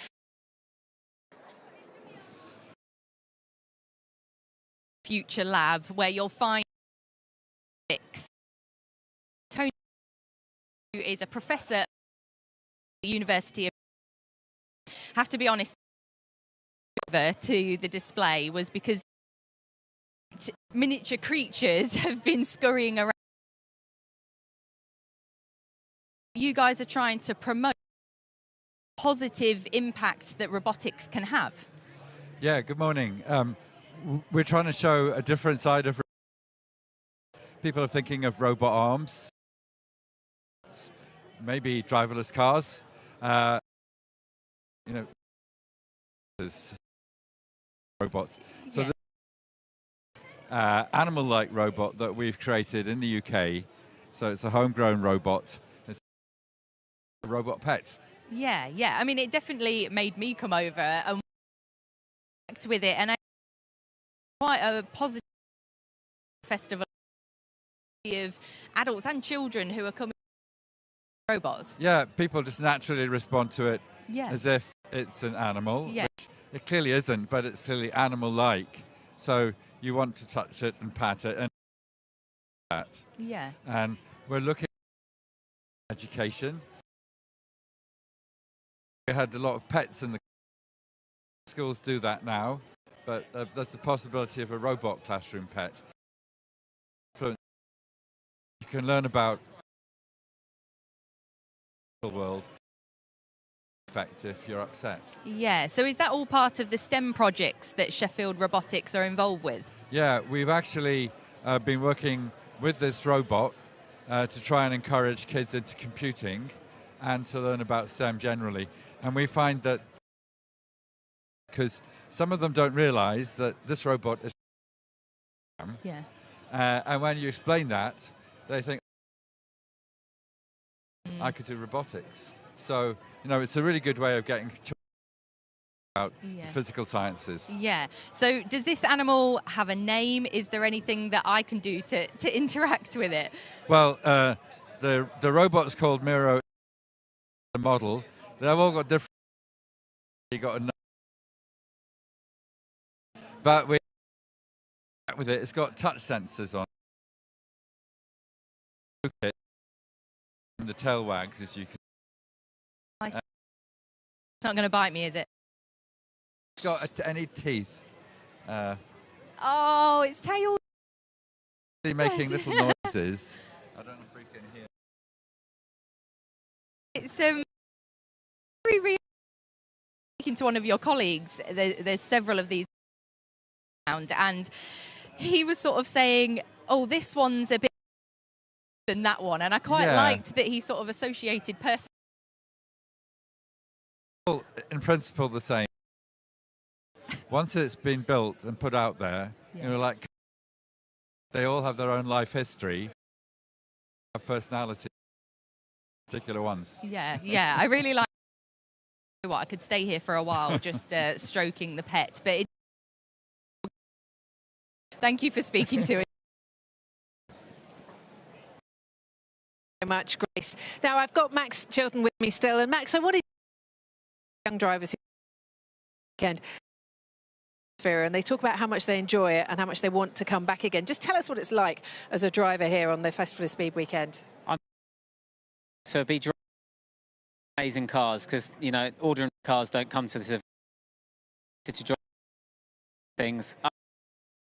More often than not, the weather's We have had some pretty godly days, but it's the crowd that makes it. Every and see, you're not here unless you're a bit ahead. And I just love being a driver here.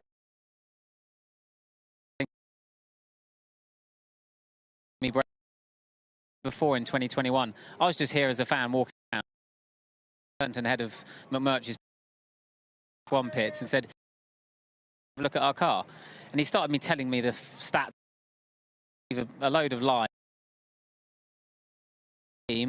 and they were so professional. A year, just amazing event. Indeed. And Solis won last year. We've got the shoot. Briefly, anyone you've got your eye on? I mean, between the Supervan and the Subaru, they're all very committed. It's quite a nerve-wracking thing.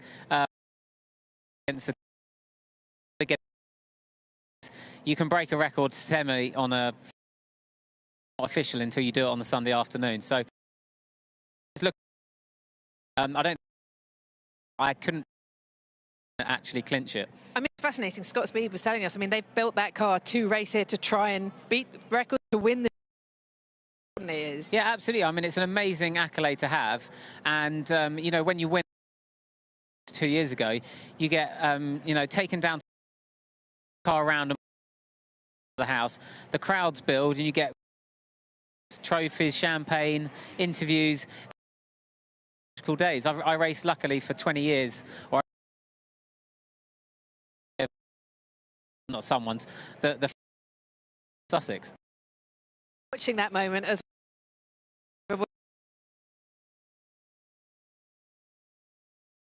absolutely. I mean,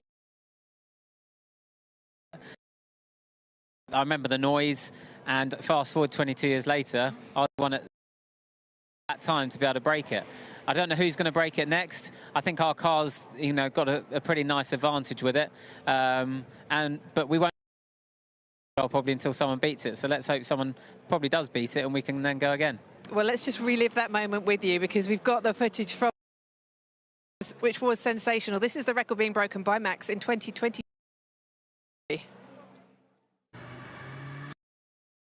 Max Chilton getting all ready to run.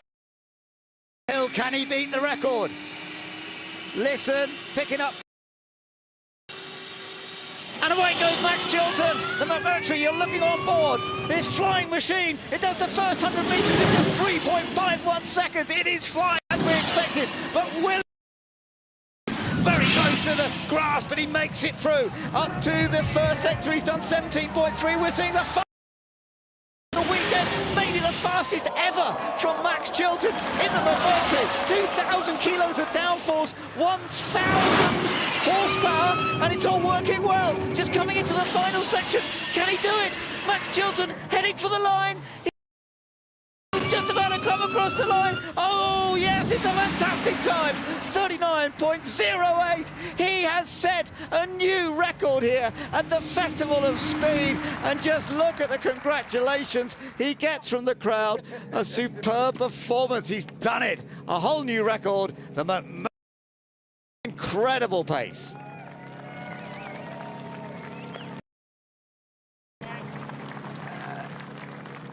I love how that still puts a big smile on your face. What was it like reliving that? Oh, it's absolutely fantastic. I'll never get bored of seeing that. I've got goosebumps all over. It's such an amazing event. It's totally unique. Us racing drivers are used to out of the ordinary, special. But when you're going that fast through, and you can't really see because it's a bit dark under the trees, it just gives you an adrenaline rush like nothing else. But yeah, it's a day I'll never.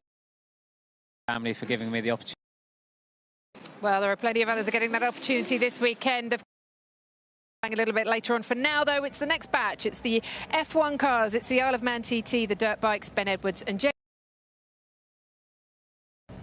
Thank you very much. Yes, we'll sprint shootouts coming up a little bit later on this afternoon. I'm certainly looking forward to that after all the fun we've seen here. James Hayden with me, and James, you're the bike expert. You've raced MotoGP, you've raced World Superbikes, British Super, experiencing such tremendous heritage. Yes, we are indeed. It's absolutely brilliant to see the number of amazing riders and bikes that we've got here.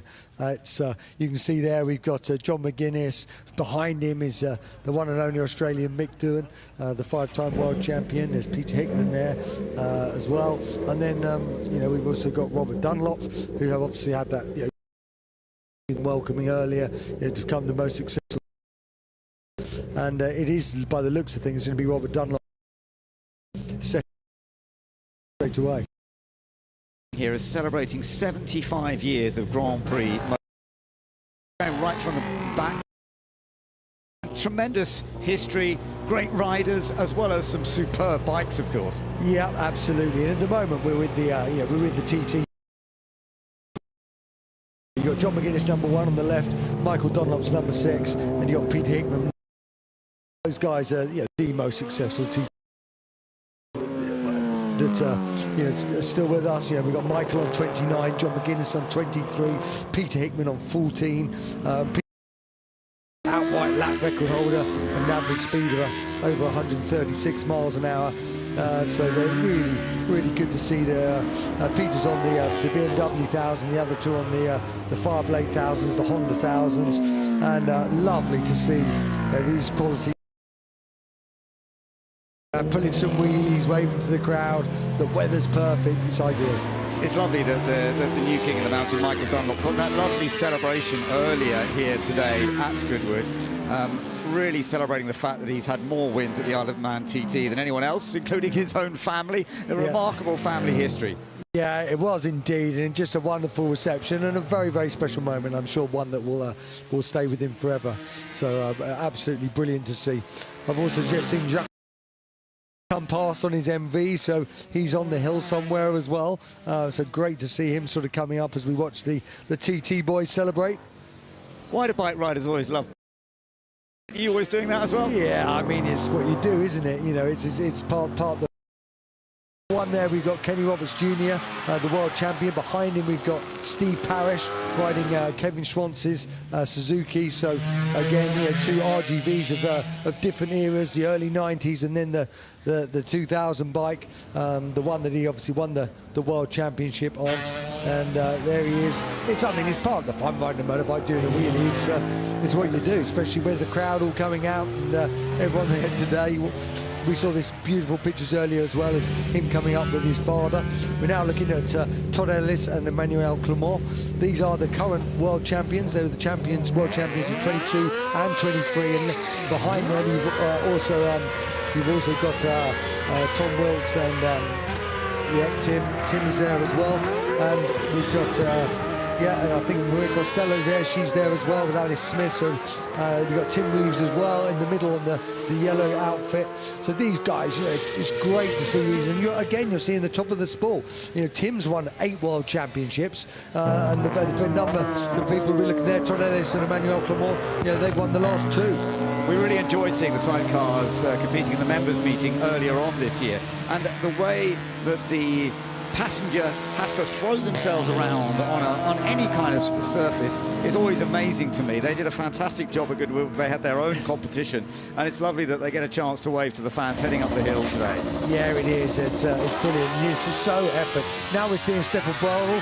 He's on the very latest MotoGP bike, the 2313, and this thing has got 300 brake horsepower, so it weighs 170 kilos, 300 brake horsepower. You can see the aerodynamics on it. It's got so much electronics and aerodynamics to keep it stuck down, because otherwise it just wants to spin up, and obviously they still spin and slide them all the time.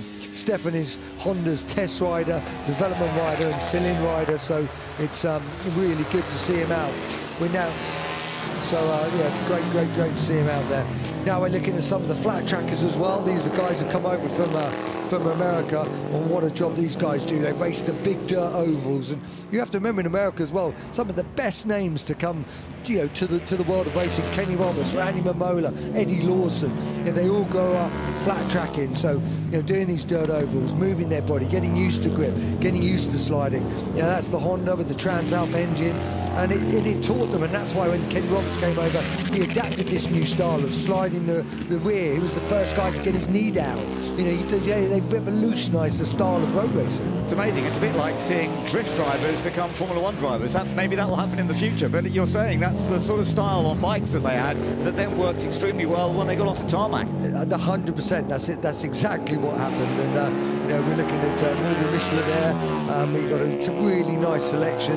Big Al's brought some of his bikes over as well. So it's great to see these guys coming over and see something different. Also, they've got a very unique style of bike, and there's a real big scene anyway in America and the UK of replicating these sort of flat trackers, you know, to do it. Now we're seeing a couple of Ducatis. We're seeing a City Tribunals Ducati there. So some of these Desmodicis, we've got some 990s, and you know, these things are absolute animals. They're doing, you know, Stefan Bradl's one now is doing about 225 miles an hour. At this point, they were doing about 215 miles an hour. So you know, really are terrific motorcycles. The one we're looking at there is a Desmodici GP6. Yeah, that was from 2006, and that was ridden by Caprossi and Gibernau, and it was also the same bike that right at the end of the year, the World Superbike champion Troy Bayliss came in for the final race of the year. Gibernau was injured and won at Valencia, and it was a terrific moment. Yeah, Bayliss is a great guy, and it was wonderful to see him take that MotoGP victory. So the Ducatis creating fantastic four-stroke power. That was such a major part of their plan and what worked so well.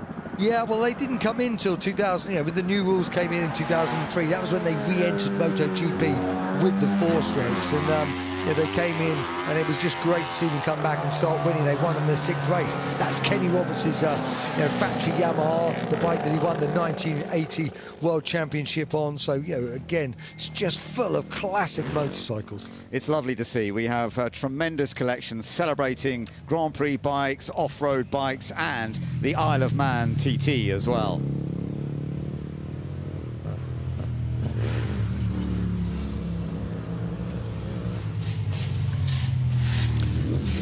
So as ever, the rider's doing a great demonstration, a great show of picking it up onto the rear wheel and getting a great amount of support from the fans. I do hope you've all been enjoying that as you've been watching it with us. We've got some of the top riders from around the world here this weekend. Yeah, and from every echelon as well. You know, we're looking at the factory prepared desert race machines, the GYTR, you know, the factory Yamaha's, we've got the Honda there. You know, we've got Stefan Peter Hansel, who's won 6 Dakars. We've got the latest young blood coming through. So you know, it really is some amazing riders out here today, sort of showing us their skills and showing the different types of motorcycles that we've got on display here, in the same way we have such a different array of cars. Yeah, we do. We have a wonderful collection, and there we are. We've got a Formula One safety car heading up the hill, which is actually very good timing to get the Formula One safety car, the Aston Martin, heading up the hill, because we are about to see a little collection of Formula One cars heading out. We often see this car on Grand Prix circuits when something has gone a little bit wrong and the cars all need to be kept behind the safety car. These are remarkably rapid machines, modified extensively for the work of staying in front of Formula One cars. And of course, how often do we hear, despite how incredibly fast this machine is, Formula One drivers coming onto their radios and saying, can't we go a bit quicker behind the safety car? Yeah, it's the same thing on motorcycles as well. It doesn't matter how quick the car is when you're on a racing bike with racing tyres. It seems like you've been in race mode, they come out, and even though they're rapid in their own right, compared to the highest limits of a Formula One car or racing motorcycle, it suddenly seems like you're cruising. Yeah, I have to say, though, with this Aston Martin Vantage, it has moved along beautifully. David Coulthard about to head up the hill then in the Red Bull, and this is lovely to see. David Coulthard, who was such an important part of Red Bull from the beginning. He's going up in the 417 this time, so this is one of the slightly later ones from when he joined Red Bull. He was part of the team when it very first began, and an opportunity to show the sort of way that the team developed. But this 417 machine is, in fact, the 2012 Red Bull. And the 2012 one was, of course, a success, but it was a close battle, there's no doubt about it. The Red Bull Racing Renault RB8. Take a look at it, everybody, and give David Coulthard a wave. It's lovely to see him back in a Formula One car and giving us a little circle display as well. Part of the fun and games of driving it up the hill. This RB8 that battled all the way to the final race in Brazil, and it was a battle between Sebastian Vettel and Fernando Alonso that I remember talking about. It was just such a battle, with Vettel having a spin on the very first lap in Brazil, but he did enough to recover, to finish in 6th place, to take the title from Fernando Alonso. It was one of the great fighting battles that 2012 season. We had a huge different number of winners in the first part, 7 different drivers winning the first 7 races, and yet Red Bull came out on top. It was part of their 4 titles for Sebastian Vettel, and it really was tremendous to be able to enjoy. And David Coulthard there is the one who's making the most of the fun to go out up in that car today, even though at times he's got chances to drive others of the Red Bulls. So he's just done that first climb up the hill, but we've got plenty more Formula Ones to come.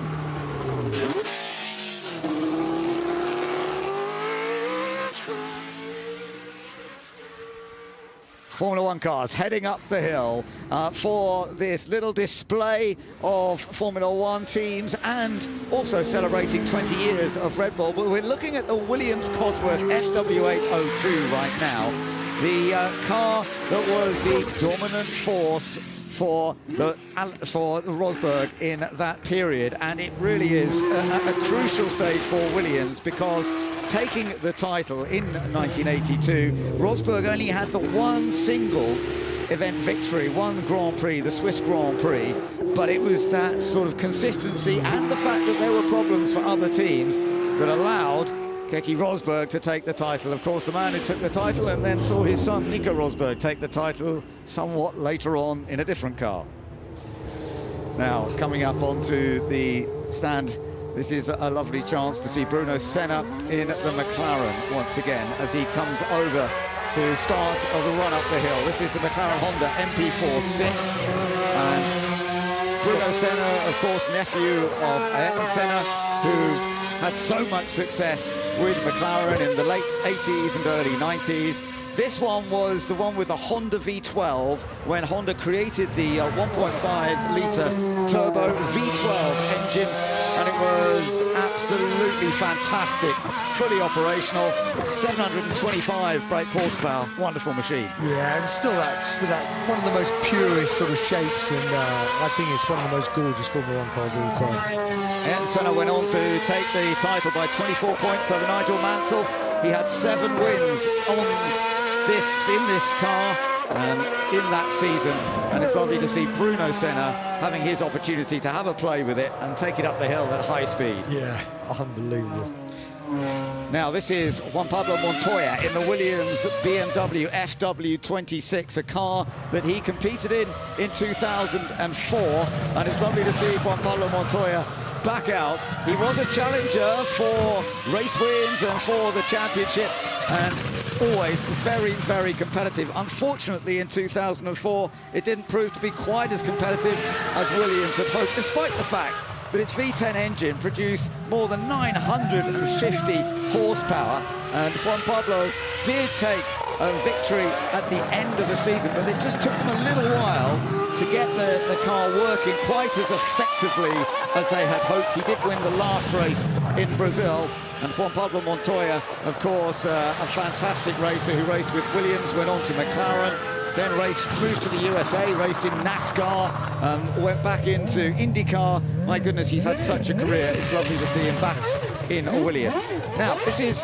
an early Alpine, what was called at the time the Lotus Renault, run by the Enstone team, and Jack Doohan is driving this at the moment, and of course, Jack Doohan, the son of somebody you know very, very well, James. Yes, of course, yeah, the son of the 5-time champ, Mick Doohan, and I'm loving the way he drove it up earlier, really full of confidence, lovely burnouts, great to see.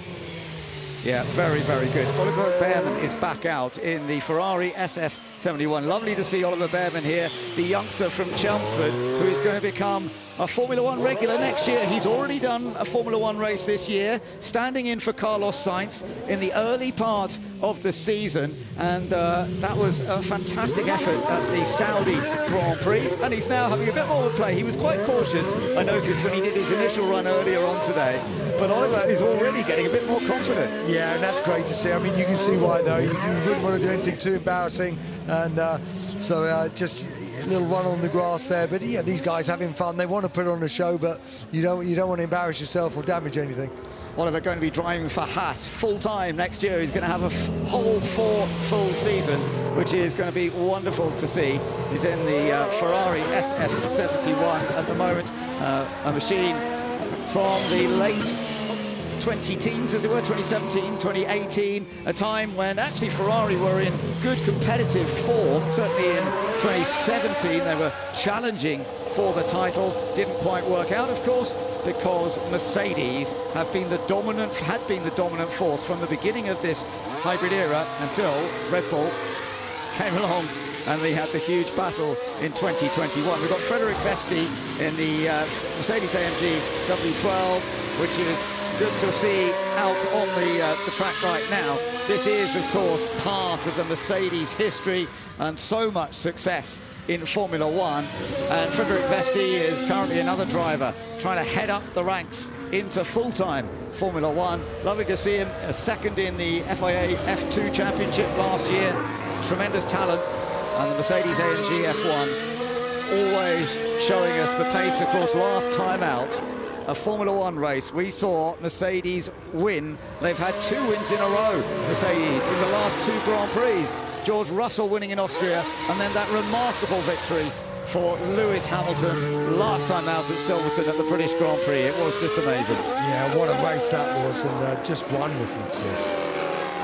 So the Mercedes heading up the hill as part of this wonderful display of Formula One cars at Goodwood.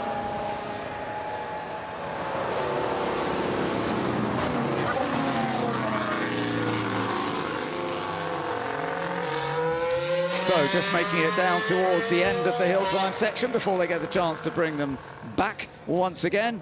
But yeah, very, very effective to see these F1 cars. And there's Richard Petty, who was celebrating all the NASCAR wins that he's had yesterday. Yeah, lovely moment on the balcony, wasn't it, with him and his son and the Duke?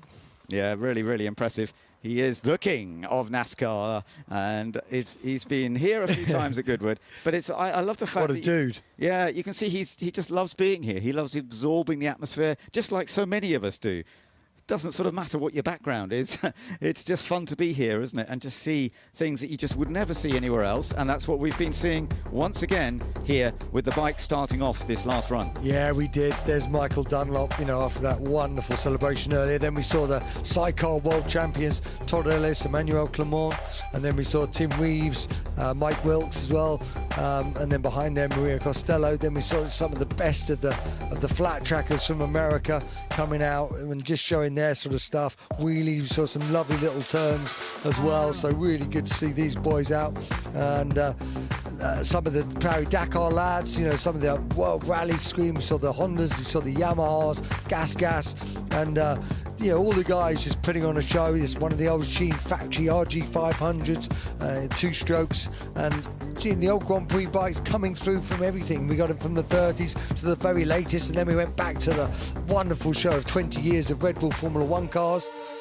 Yeah, it really was great. Nice to see David Coulthard out there again. We're going to be celebrating Red Bull even more deeply tomorrow. Emerson Fittipaldi in the McLaren from the early to mid-1970s. That was so successful for Emerson himself, and of course also for Hunt as well. And then Senna, the Senna family, Bruno Senna, in the machine that Ayrton Senna won the championship with, one of his 3 titles that he took in Formula One. And then Juan Pablo Montoya back out in the Williams in a team that he was with for a good number of years and had a number of victories. Never quite won the championship, but was always very, very powerful. The Williams team, of course, having other championships, including 1982. That was their 2nd title after Alan Jones took their 1st title in 1980.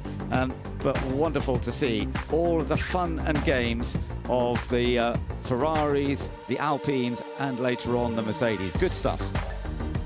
All very enjoyable, and it's always exciting for us to watch Formula One cars here at Goodwood.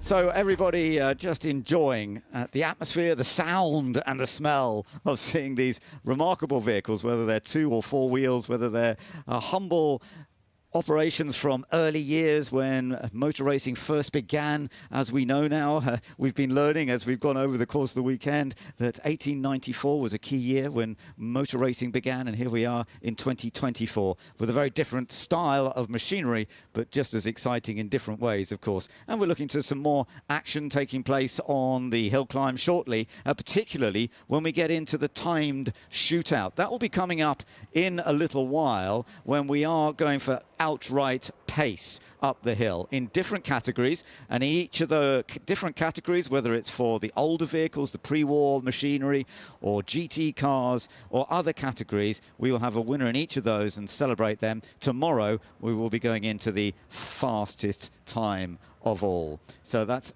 excellent, and we shall all be looking forward to that as we go throughout the course of the event here at Goodwood.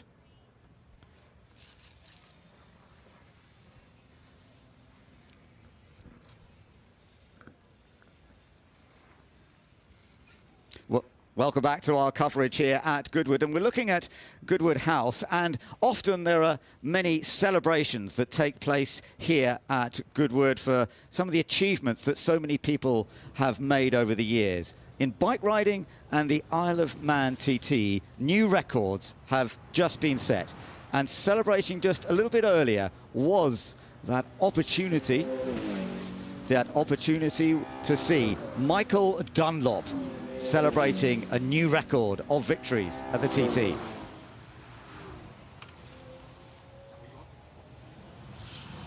Michael, busy day for you, and now you've joined us on the hill. Yeah, obviously we were a bit late coming this morning. The time we had a bit of mist at the house this morning before we could get away, and then obviously when we landed, yes, we're all ready to go, so for obviously the balcony service earlier, so we had to just stay down the bottom. But yeah, no, it's good to get a run up the hill, and I think this is our last run, which is quite good because I think it might be raining now in a minute or two. Well, what's it like? I mean, first time at Goodwood and you get a balcony moment just to kick it off. It's pretty special, and congratulations again on such an incredible achievement. Look, you know, it's an honour. It's an absolute honour, obviously, for the Grace to put that on for me. It's something that, you know, I don't think you'd ever get a chance to experience. You know, something, the experience alone is just incredible. You know, I mean, to be honest with you, I did say I didn't think there'd be many people actually realise about motorbikes, in my opinion. I thought there'd be nobody there, and a massive crowd. It was a complete honour, and thanks to the Goodwood people, everybody that's made it happen to get me here and do everything, because obviously it wasn't easy to get me here, so they got me here, they choppered me in, and it was a privilege. And what was it like driving up the hill on your bike? Yeah, it's all right. Yeah, I tried to make sure I didn't do anything. I tried not to do anything stupid, just in case I fell off in front of people. So a couple of that would ruin the day a little bit. That would ruin the day, and maybe the bank balance a little bit too. So no, it was all good. Look, great crowds here, great event. What more can you ask for, really, than ride your motorbike? Tell me a little bit about the bike you're on. This is our own team-built bike, something that we use at the TT. Obviously the regular Bregan TT, so it's one of the bikes that was used for it. So yeah, it's my stock 1000. It's just handy come here. A lot of these bikes, they need starter motors and all that, so I can just push the button and this and ride off and have no grief. So no dramas. No, well, hopefully not. So no, there's a lot of these boys doing a lot of pushing earlier, so I was like, no, I'm all right with that for today. And what's it like seeing people like Giacomo Agostini, Mick Do, and all these guys? It's great, you know. Obviously, I've been done a couple of events with these men, and they love it. You know what I mean? It's like, you know, these boys are the prime of the sport, like, you know what I mean. And to be standing here and sort of being talked in the same sort of circles at them is pretty cool, like, you know what I mean. And as I say, it's actually quite weird seeing how much they still love it. You know, I thought after 40 years of it they would get annoyed or have had enough, but they just love it. They just freaking, I think that's maybe just Americans, they just love everything. Even when they're having a crack, they love it. You know what I mean? They just hyper, you know what I mean? So Kenny's down there screaming that he wasn't getting another run, and they just love it, really, you know what I mean? So it's good. Well, a fitting trip to you today for your achievement. I think, and I hope it's not going to be your last trip with us over here at the Festival Street. If he wants to keep sending the helicopter for me, there's no problem. I'll come here whenever he wants. Well, you've set the precedent now. I mean, that's the only way you arrive here now, is it? It's the only way, if I can do it, it's the only way I will arrive anywhere, but I have a funny feeling I could be back on the normal job tomorrow again. Well, best of luck. Enjoy the weekend. Thank you. Lovely to hear David talking to Michael Dunlop, but the celebration did take place that little bit earlier today out in front of Goodwood House, and His Grace the Duke of Richmond along to congratulate him. And it really was a tremendous response from the crowd. It was lovely that Michael reacted so well. Yeah, and just wonderful to see so many people come out to see him, and for His Grace to put on and choose Michael to be one of those very lucky people to get to the balcony. Amazing. So that was excellent to see. And we've got more coming up, of course, as we go through the course of the afternoon. And we've got another moment that will be taking place, which is a memory moment for Gilles de Ferran, as we will have a little bit of a memory of a man that we lost at the end of last year, one of the great racing drivers, but also got involved in Formula One management side of things as well. That'll be coming up a little bit later. But as I mentioned, we have got the timed shootout coming up pretty soon. And that'll be very, very exciting to see who sets the pace. We've got the fans just looking around, getting a chance to see what's going on. And we've got our very own chance to find out what is going around different places here at Goodwood with Matt Baker. You never know who you're going to bump into here at the Goodwood Festival of Speed. And I'm delighted to be joined by the Wacky Racers team. Hello, everyone. We've got Red Max. Hello. Guten Tag. Guten Tag. We've got Peter Perfect. Hello. Wonderful to see you. Very good, very good. Sergeant Blast. Sergeant Blast, sir. Carry on as you were. We've got Penelope Pitstop. Hello, Penelope. Hello, my darling. How y'all? Very well, thank you. Lovely. Dick Dastardly. Yes, forever #1. The best. Boo. The best chin in motorsport. And then we've got Private Meekley as well. Private, how are you? I'm very good, thank you for asking. It's nice to get some attention. I'm trying to answer his question, Sergeant. Right, I'm going to come to Penelope Pitstop first. Penelope, what is the thinking behind dressing as the Wacky Racers team? Oh my goodness! Well, we're racing. We're here. We're the Wacky Racers, and we're always here at Goodwood because we love coming to race. But you know what? This year we're just too fast to go on the track. They won't let us go up the hill. That is a travesty. And they won't because we're too fast and too good. That's why we're in the army, son. As you were, carry on. And we're also far too handsome, some of us, you know. We don't want to show everyone up. When you have a mustache like this, what can you do? It's impossible. The outfits are fantastic. Dick, I have to ask you about your chin. I mean, sorry, I know that's a very rude question. No, go ahead. All I can say is that as I've walked around for the last couple of days, the ladies say they love a big chin. So I've been drawing in the attraction of all the ladies, all the side eyes I get as they walk past me. It's a beautiful thing, a beautiful thing. It certainly is. Can I feel it? Oh, it's quite scary. Lovely, isn't it? I don't let just anybody do that either. You're very lucky. Right, now what kind of reaction have you guys been getting? Peter, what have people been saying to you as they come up? I mean, people are just blown away by this face, really. And they're thrilled to see everyone else as well, but mainly they're just taken aback by seeing someone as perfect as me. What can I say? I suppose they quite like you as well, Penny. They do. I'm like a rose between two thorns, standing right here as my Sergeant Blast. It's fantastic. And look, I mean, maybe when you're not wacky racing, what do you do? What do you spend your time doing? Racing. Nothing but racing. We are racers. That is what we are born to do. That is why we are here. There's other stuff to do other than race. Did you know that, Sergeant? Well, I'm in the army, son, so I am marching on my stomach, as you can see, because the army marches on his stomach, and I am marching for the whole of the army right here. Thank you. Carry on. Amazing. Right, final word to Private Meekley. What have you seen at the Festival of Speed so far that's really got your attention and you'd recommend everyone to go and see? Oh, I'd say all the futuristic stuff. I think it's Electric Avenue, although don't try and take nothing out on the plug. They're not too fond of that. No. And I've seen a pigeon around, and I'm trying to catch that blasted pigeon, but I'm having no success whatsoever. Muttley's absolutely useless too. Go and see the pink Porsche. Penelope is going to go and see the pink Porsche. We're on our way right there We now. are indeed. I can't wait. And I've seen a pink Rolls Royce today, and it was beautiful. Yes. Amazing. Look, guys, incredible. I'm sure you're going to get amazing reactions as you go through the Festival of Speed. Off you go. Well done. Bye-bye.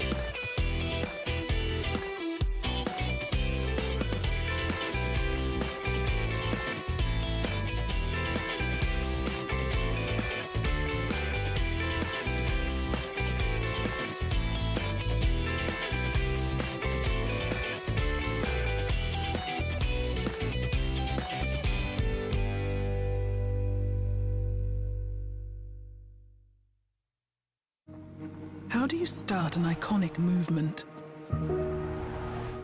Classicism would say it's all about form and craftsmanship,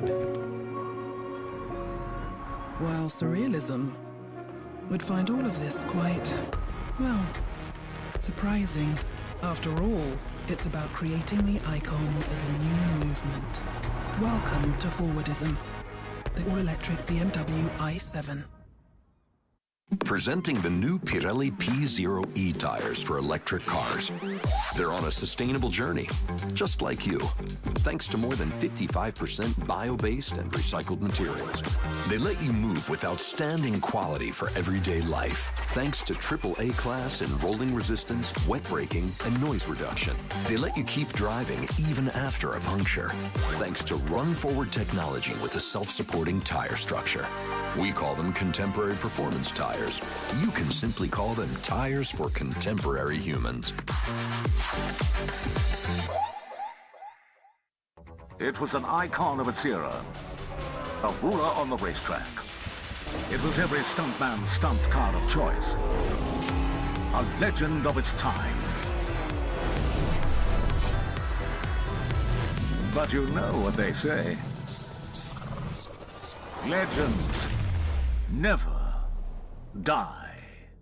They're not just reborn, they're rewired. The legend is back.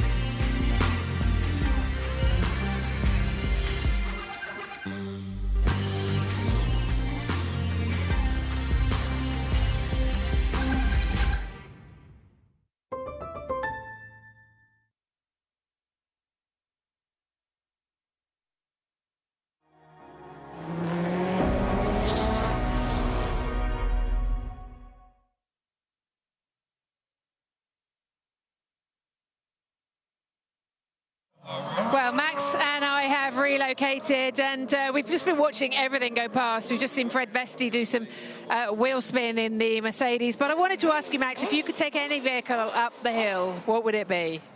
For me, I mean, everything that comes up here is amazing. I think for me, classic cars are always my favourite. I think a Ferrari 250 GTO, Holly Mason's out there driving, or Holly Franchitti is driving it, and it is a beautiful piece of engineering, lovely noise, elegant lines, and it's got so much racing heritage from back in the day. So that would probably be my #1 choice. Seconds to the McMurtry, which is just out and out fast. Looking behind you, there is blue sky, some white fluffy clouds. Overhead, it's got very dark and very grey, which is why we relocated down here, essentially. Some lightning and thunder in the area and some rain. Now, how interesting would that make the time shootout? It would make it very interesting. I actually have driven the McMurtry up here in the rain when you're trying to commit, and it makes life a lot more difficult. You're sat so low to the ground that the black asphalt just becomes like a mirror, and you can't see the difference between the grass and the tarmac. And then even on a bright sunny day, going up past the flint wall under the trees, you can't see at the best of times. So when it's really dark and there's no sunlight coming through any of the trees and the ground is wet and reflecting, it is beyond nerve-wracking. If you're doing a normal hill climb, you just take it steady. But obviously, whenever you're against the time or against the clock and you're a racing driver, you sort of have to push yourself. So it's going to make it interesting. I think the fastest car at the moment is a rally car, so he's probably in the best position. What you don't want to be in is a classic single-seater where there is a few of those. So it's going to be interesting to see. It might pass, but it's looking pretty dark up there. It is. The darkness is creeping in. We are heading towards the time shootout. We're looking for the 30 fastest cars to be in the shootout tomorrow for here at the Festival of Speed at Goodwood. So here's a little reminder of how it all works. The Sunday afternoon shootout is the pinnacle of the Goodwood Festival of Speed as the fastest drivers in some of the most incredible cars compete against the clock for the honour and glory of posting the best time up the hill. Winding its way through the grounds of the Goodwood estate, the 1.16 mile course is the centre of the action. The track is narrow and features tight corners, blind rises and the landmark flint wall, all of which provide a thrilling and adrenaline-pumping spectacle when the stopwatch comes out. For the audience, it's a wonderful conclusion to the event as the most spectacular cars and drivers push to the very limit.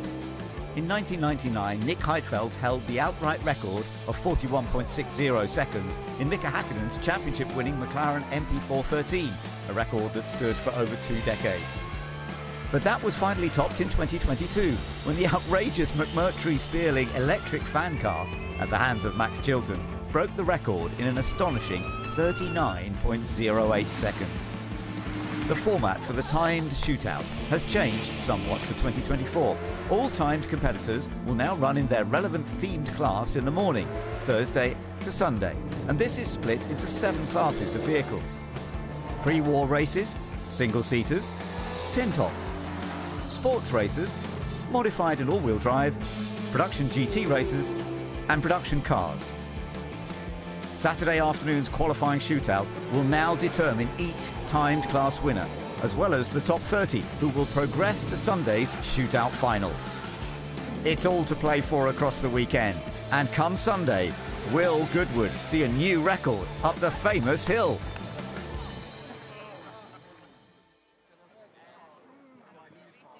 Well, that's how it works. We are looking forward to it. Moments away now from the cars trying to qualify, trying to get through to the top 30 tomorrow. I want to talk to you, though, Max, just briefly. Ollie Behrman's just been up the hill in the Ferrari. He is looking ahead to his first season in Formula One. I know he's done a race, but how will he be feeling right now?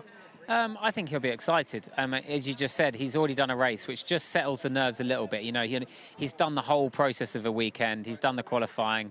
He's managed to, do a full race. And it's just probably... I didn't have that luxury. Not many people do. So he's probably a little bit more relaxed. But then it's pretty daunting. I mean, Formula One, even since I was in it 10 years ago, has grown.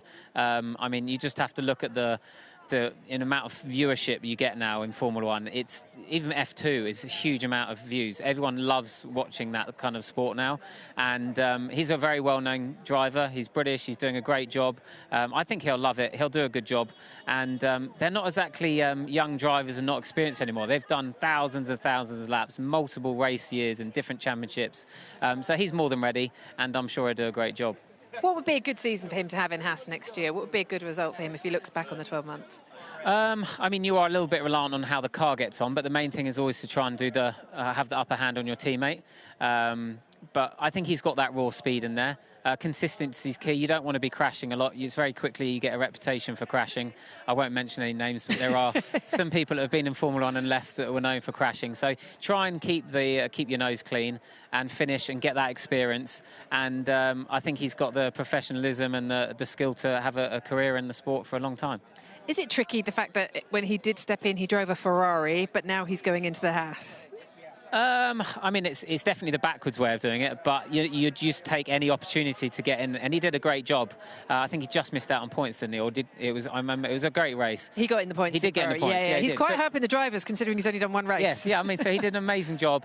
I think as long as he, as I say, keeps his nose clean, tries to have the upper hand on his teammate, and he should set himself up for a nice career in the sport. And he's still only young. I mean, he's definitely young. I was 21 at my first race in Australia, and he's got a few years on that. So good luck to him. All right, well, let's hear from him, because he was out in the car today. Earlier on today, this morning, in fact, he spoke to David Green when he got to the top of the hill. Ollie, I've just seen you sign a Ferrari car. That's your new world now, isn't it? Yeah, no, that was quite a special moment. One of the most beautiful cars in the history of Ferrari, a very successful one as well. So it's all part of the fun of being here, and I'm really excited. Really excited and really happy to be here as well. How was it driving this car up the hill? It was...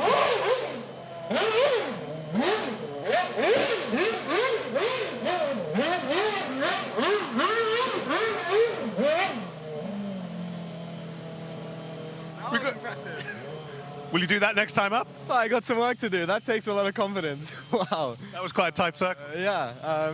No, I was going to do some, but I missed it. I didn't know the track, and I completely missed the space to do donuts. So next time you'll see some donuts. But no, it's great to be here, and I'm really enjoying it. We were laughing that this might be your last time you can come to the Festival of Speed and walk around without being interrupted, but I think it's probably already too late. Yeah, although it's quite difficult already. I have to run and keep my head down, but no, it's great. I get to see a lot of people supporting me, and it's having announced my contract in Silverstone and coming here as a British driver, it's amazing to feel the support of the fans and the passion as well. It's been a whirlwind ride since the beginning of the year. I mean, tell us a little bit about what's been happening to you and what you're doing this weekend. Yeah, it's been a very busy year. Of course, there was a last-minute call to Ferrari in Jeddah, which transformed my year quite a lot. I've done a lot of free practices with Haas now, and now, of course, being here. So lots of laps in an F1 car. This is probably the most fun laps I've had. Lots of wheel spin and lots of tire smoke, but no, I've been loving it, and it's been fantastic. Well, it's so great to see you here. It's so great to see you smiling, and I look forward to the donuts on your next run up. Yeah, I'll try and put on a good show for everyone. Thank you very much. Great to see Ollie here this weekend. Max, I just want to get a final word from you on Formula One right now.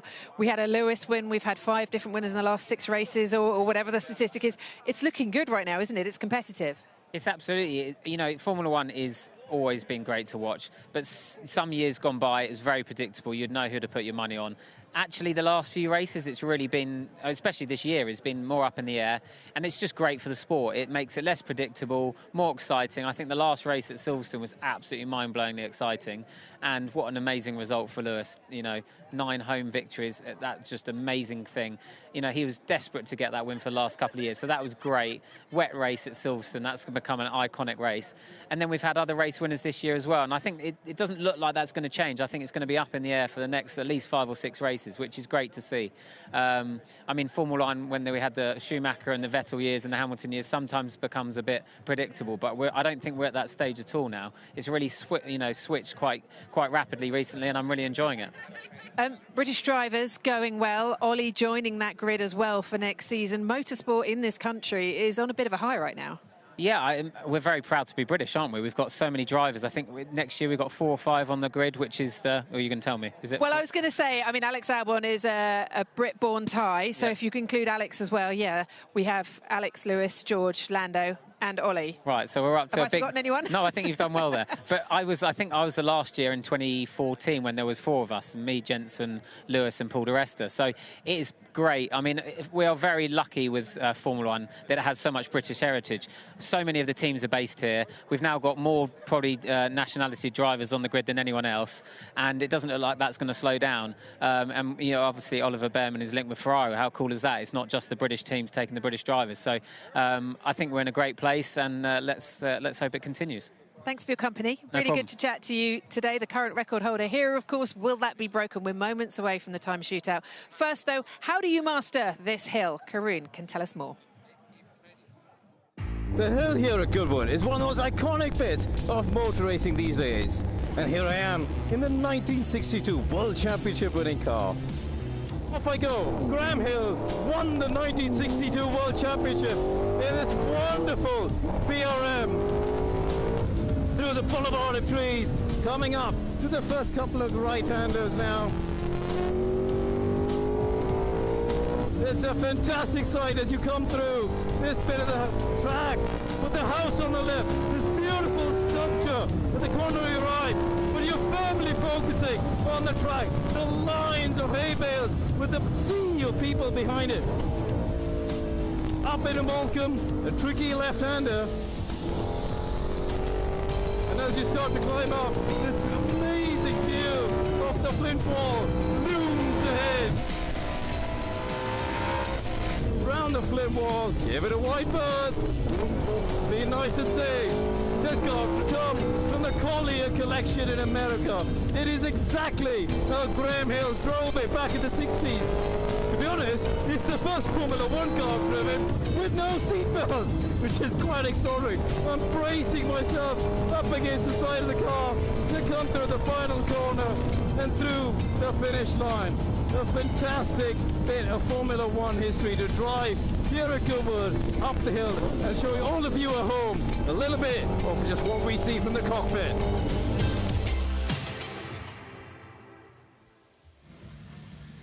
And the shootout is beginning. We've already got some of the cars heading up the hill, some of the older machinery, the pioneers and the pre-war racers are all about to head up the hill, and this is making life pretty exciting with some of the more ancient machinery, but we shall see how it goes. Now 324, the next one that's coming up is the 1937 Mercedes W125. This has a 5.7 litre straight 8 supercharged motor, absolutely dominant in the 1937 season. Martin Eder is the one. Now we have a first split that we can just keep an eye on their speed off the line towards that first corner, Alice.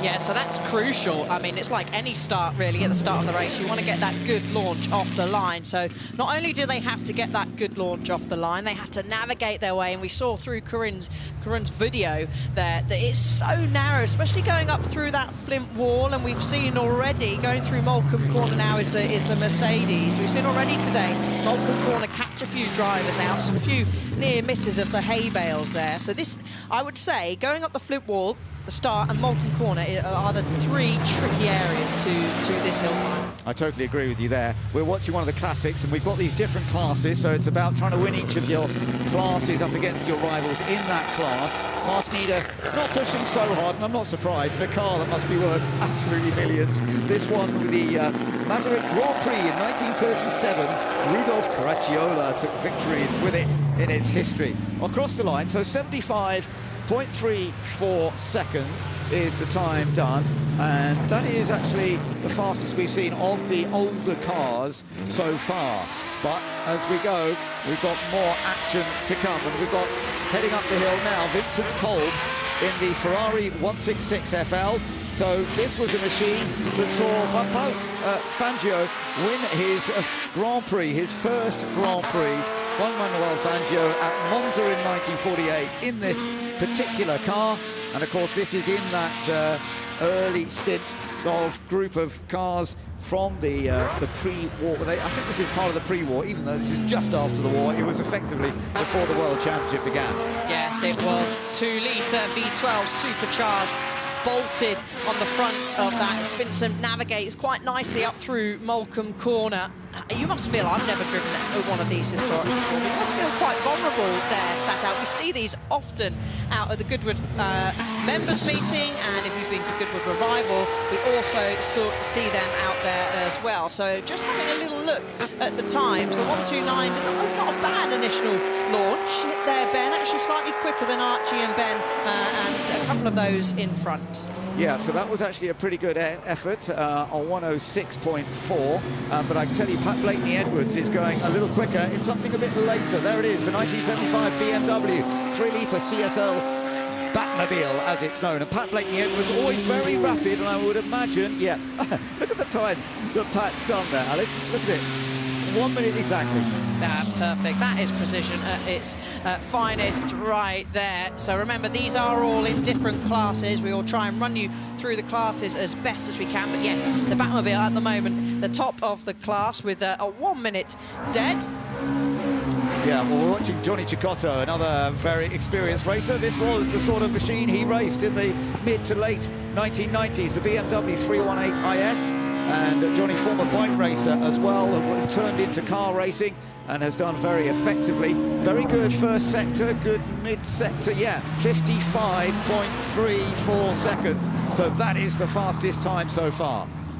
Yeah, now, this is one of the cars that span off earlier on. You can see the marshals. You have to get them in a perfect position because this is technically like pulling up into your grid box. The timing beam will start as soon as the car goes across. You can see the marshals at the rear of the car there, as James Wallace. He was the one that actually had a little spin, didn't he, earlier, Ben, at Moulcombe Corner.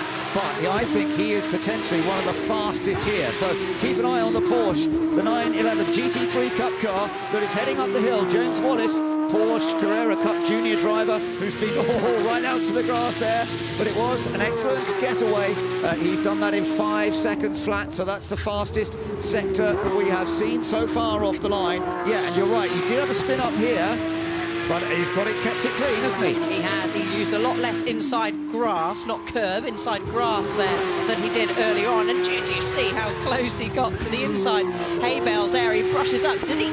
He has. He's knocked in the front right wing mirror there, Ben. So he must at some point, it was either the first brush of the hay bales or that second one that we just saw there. But straight to the top of the times, the 48.12 seconds. So a great effort there from James. Yeah, really good. That is the fastest so far. Now we're looking at a very classic machine, the Sauber Mercedes C9, winning all but one race in 1989 in the World Sports Cars Championship, and Kenny Atchison is at the wheel, very experienced racer himself. Let's just see what the time is as it comes across the line. 51.91 seconds, and that one is in the sports category. That could well be one of the fastest in that particular sports racer category. We shall see how it goes. We've only got a couple in that category, actually. It does vary how many entries we have in each of the different categories. Now, Philip Eng, he is going to be another one to watch out for. The BMW M4 GT3 3-litre straight-six turbocharged 2022, and this car actually, the team won the Spa 24-hour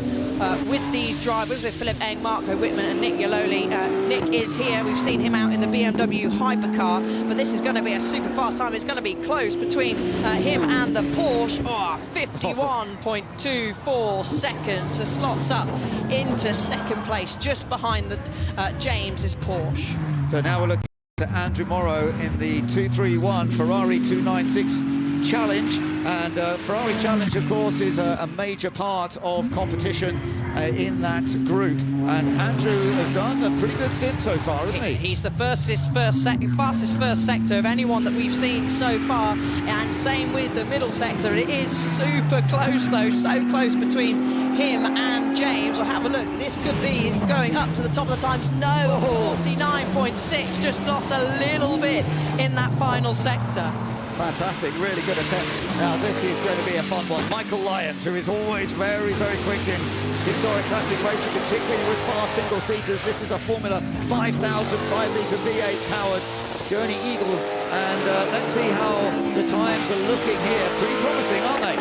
Yeah, it is. Michael, a very experienced historic racer. He goes across the line and pinches the fastest time. What an effort from Michael. Really got that car working, the slick tires. You've seen him go numerous things up the hill, but Michael Lyons take the bout up to the top of the times. So heading up the hill now is the Lotus as it goes up. Let's see how this does, because the Formula One cars always have got great pace. Now, just to remind you, modern Formula One cars do not have the ability to go and do this particular run. But Nick Padmore in the Lotus Cosworth 77 here is going very quickly. 22.4 seconds on that early stint, 36.7. So in the ballpark, there's no doubt. We've got Michael Lyons in. I'm not sure it's going to be quite as quick as Michael. Really pushing hard, though. Across the line he goes. Nick Padmore, 49.8. So under 50. Quite the fastest so far. He'll slot into second in his class now, Ben. I think that this could be one of the contenders for fastest overall. This super van is incredibly fast, and actually we've been keeping a keen eye on the times of when they've been up already in demonstrations on the hill today, and I'm going to say that this has been the fastest time of the day so far. The Ford electric super van. Romain Dumas knows how to drive anything quickly, and he's definitely going to put this van through its paces. And as you said, with electric power, you're riding on board, he had the fastest run from the start line to the first sector, because that electric power, remember, this is about 2,000 horsepower from the electric power in this Ford, and he's doing fantastic little sectors at the moment. I think this is going to be the fastest time. Romain Dumas, who has won the Festival of Speed sprint win in the past. Let's have a look. Across the line he goes. Yes, fastest of the day so far, 45.06. Romain Dumas sets a new target for everybody else. It's not down at that record figure, but it is impressive, no doubt about it. Now you're watching the Alpine Pikes Peak machine, and this is also very rapid as well. Nissan Skyline there, which has Jake Hill aboard. Very experienced and super fast British touring car driver. Another car that we'll watch out. Let's listen on board with Jake. Yeah, lovely to be on board with him. Let's see what the time is. It's not quite going to be up there with the pace we've just seen from that Ford, but 50.47 is still extremely effective. Now, this is the car that we saw hopping across the grass, didn't we, yesterday out of the first corner, Ben, in the practice. So managed to keep it on track so far as the Alpine storms up to cross the line. This is going to be close, Ben. Rafael still 48.19, so it's not quite, but under 50. Yeah, now, this is one to really keep an eye on. Scott Speed, he was telling us about this. This Subaru WRX Project Midnight has been created for this event. Let's see if it's working. Slightly down at the moment compared to Romain Dumas, but it's not by much. In the middle sector, he's a 10th of a second off, so this is going to be so close. It's got to be so precise. You can see jumps on the brakes at the final turn, nice and tight to the inside. Hay Bale there heads up the hill using every width of the track possible. Comes across the line, Ben. Scott Speed across the line, and he does 45.15. My goodness, he's missed out by just a 10th and a half from the fastest time we have seen so far, which is still held by Romain Dumas in the Ford Supervan 4.2. Now, next up to go up is the Subaru Huckster, Travis Pastrana, and you'll see the active aerodynamics when he slams onto the brake, when he does need to use the brake, that is.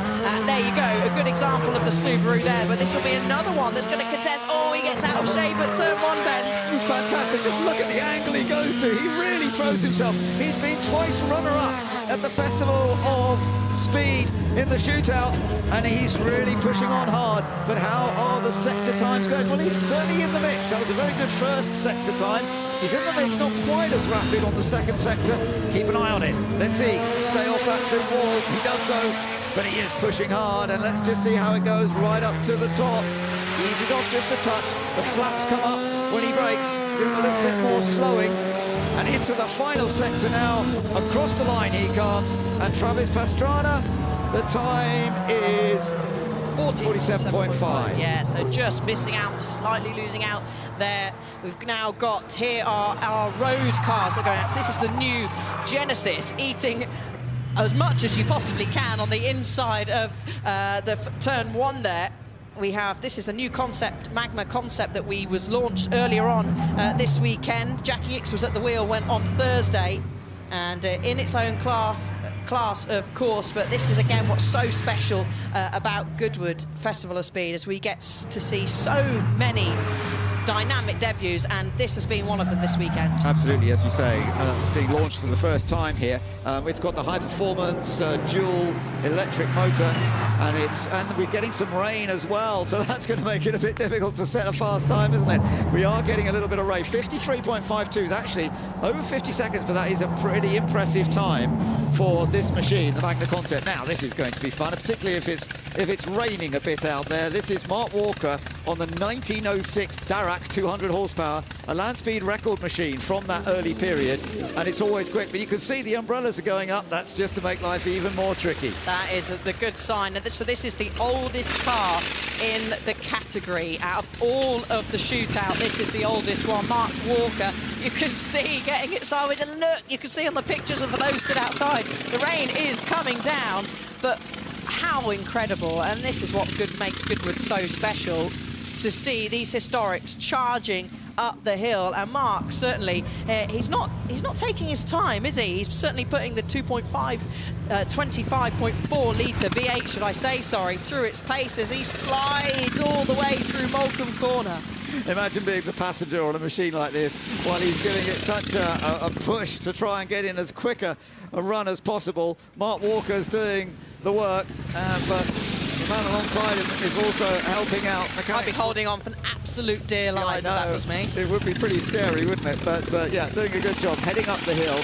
Julian Majoub in the Bugatti has already done a 61.8, and that is another of the early period cars, although it looks like we're separating a little bit the pioneers. This is considered as a pioneer because it's the very early stage, 74.97 seconds. That is pretty effective. It's up against cars like the Mercedes that was out earlier on, and so that's something that we will be keeping an eye on as we go through this. So we're watching the Porsche Taycan Turbo GT now. Lars Kern, again in a very modern style machine. This is the most powerful production car that Porsche have created already. All electric, over 1,000 horsepower. So it might be quiet, but I tell you what, it's extremely rapid. Yeah, it's got some waft, and look at the rain at the top of the hill there, Ben. This car can go 0 to 62 miles an hour in just 2.3 seconds, and that is fast, especially if you're trying to navigate it through a tunnel of hay bales, and that's what I felt when I went up the hill. It's almost like you're going up through a hamster's tunnel. Yeah, 54.5 seconds there. Looks as though that is a pretty impressive performance. And we've got the Lotus Avija out on the track now as well. This is all electric as well. And let's see how this gets on, because this has massive power. They're producing around 2,000 horsepower. So that was Gavin Kershaw, and he did a 51.6. So it didn't have quite the outright pace that we've seen from some of the others. But we are seeing a mixture of machinery. Rolls-Royce heading up, the Rolls-Royce Spectre, another dual electric. So Rolls-Royce getting into the all-electric angle now and squealing the tyres. All-wheel drive, so all four wheels working hard as they try and generate as fast a run as possible up the hill. Yeah, and the factory is just down the road here from Goodwood's. This is a short journey, has this Spectre, and it hasn't had to travel far to get to Goodwood here. The rain is increasing outside of our window. The Spectre is the first all-electric Rolls-Royce, and doesn't it just look so slick heading up the hill, Ben? It really does, yeah, and you get that silence from the electric power, but you get the squeal from the tyres, you get the rain falling, as you mentioned. Oh, a bit close to the bales there, but thankfully, and that is the damp area now, so I think that's getting a little more tricky there, isn't it? Yeah, it is. It's going to cross the line now. Where does it? We'll have a little look where it will slot into its 21st position. It's not going to compete with the race cars, unfortunately.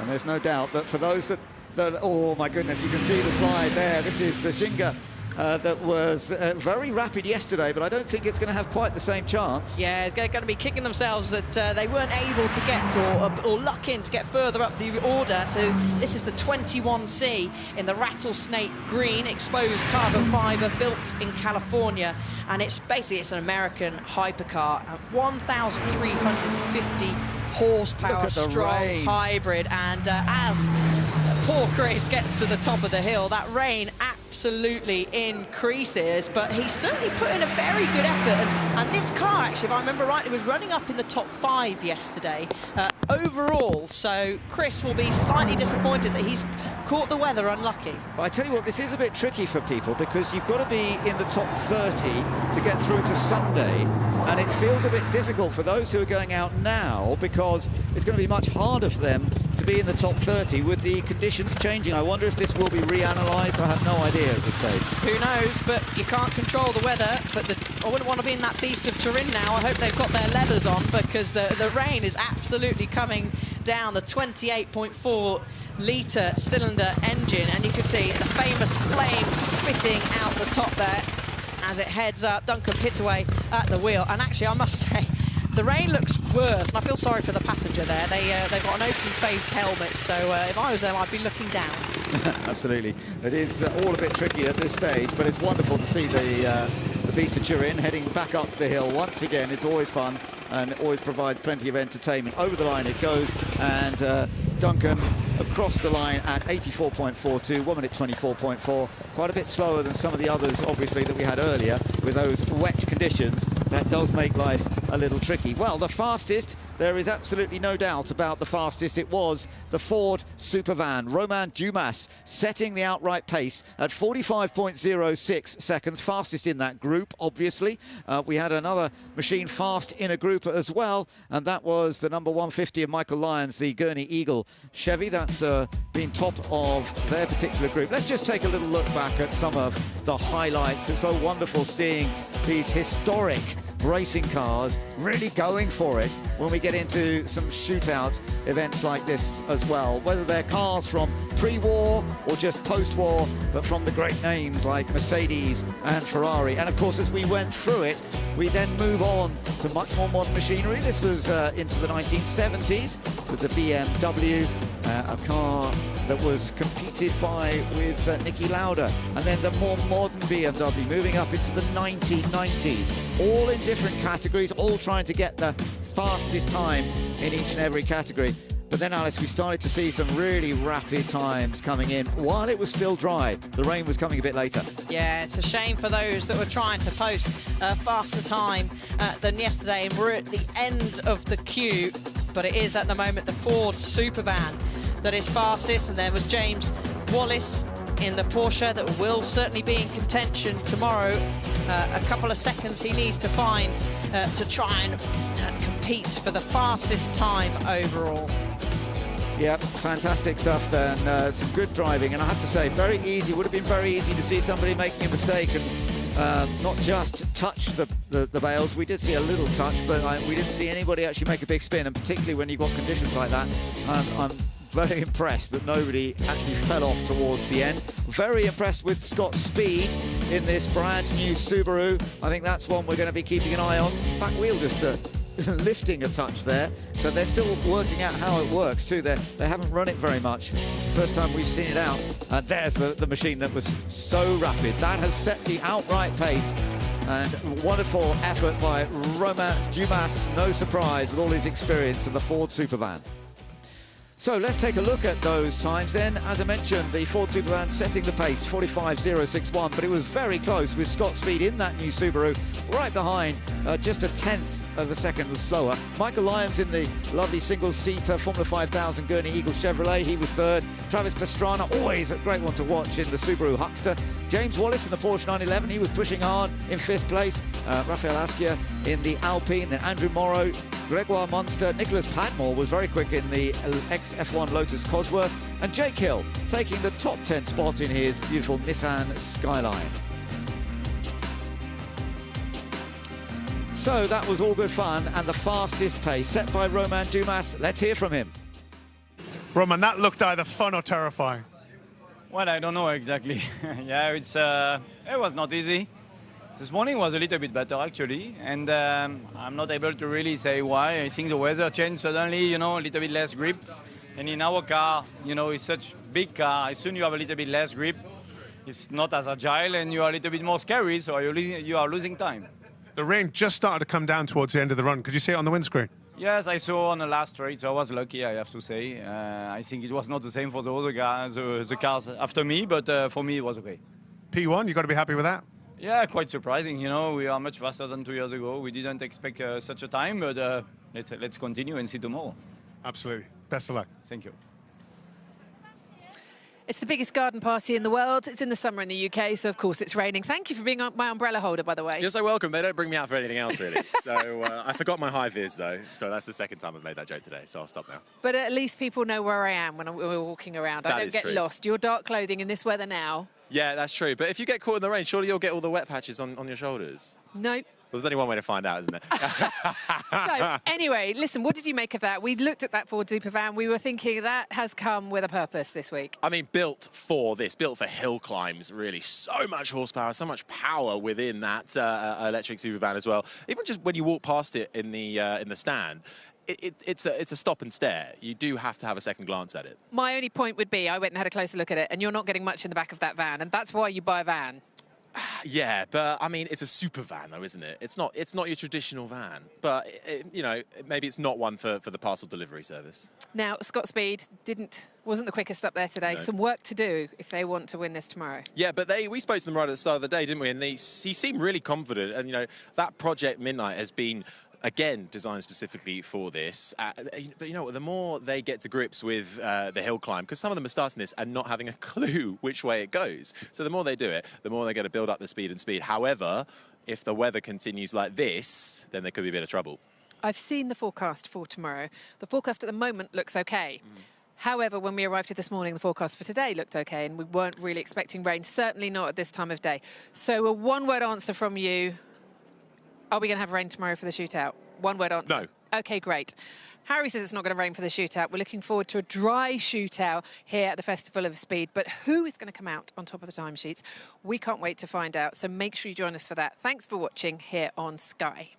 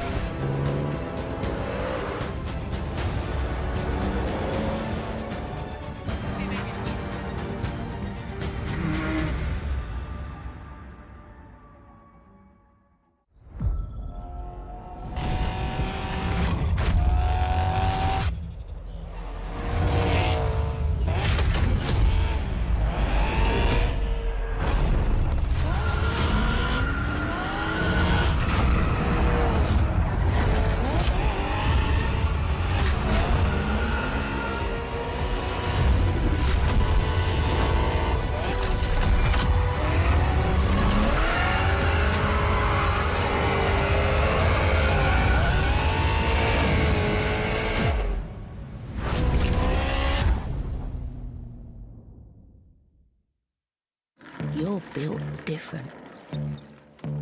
Breathing new life into broken. Taking matters into your own hands. Assembling big dreams from the small things.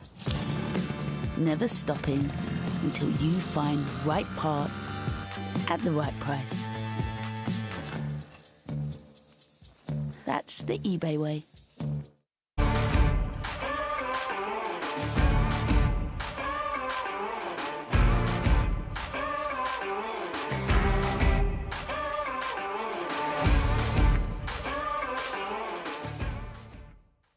Broadband are changing the game. We live in a society where 47% of UK gamers are women. Yet they only make up 5% of esports pros. This needs to change. 2 tournaments, 1 final. They're UK's first of its kind, with pro contracts and Sky full fibre on the line. We're on the lookout for women on their path to pro. Join us and compete in Races E-Series, Soccer E-Series, all leading to secure a place at the Women's Esports Finals. Sky Broadband is built to power the pros. Okay, burn it, burn it, burn it! Everyone's in vintage clothes. There's cars. If you're a petrol head, you're going to absolutely love it. One thing Goodwood's done this year is saying, look, rather than throw things away, let's reuse things and repair them. I always say to everyone, whether you like motorsport or not, you won't have a bad time. It is the best event in the world. Attention to detail is like nothing else. It's the shopping, it's the fanfare, it's the look, it's the period aspect, and that is what the Goodwood Revival is. It's just a fantastic day out.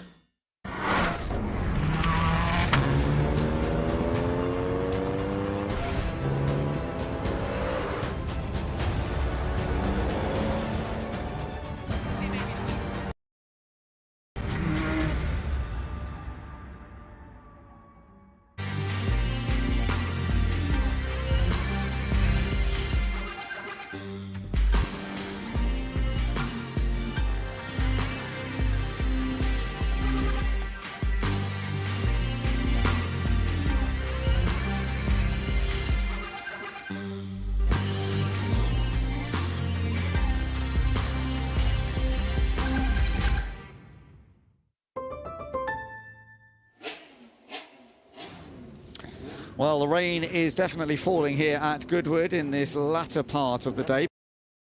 To come, and we will be looking at more vehicles heading up the hill. We've just had the shootout run, and those cars are now heading back downhill, and the fans still enjoying themselves, even if there is a little bit of rain around, and hopefully that will pass on fairly quickly. In the meantime, let's look back to yesterday when the sky was nice and clear and the red arrows were on display.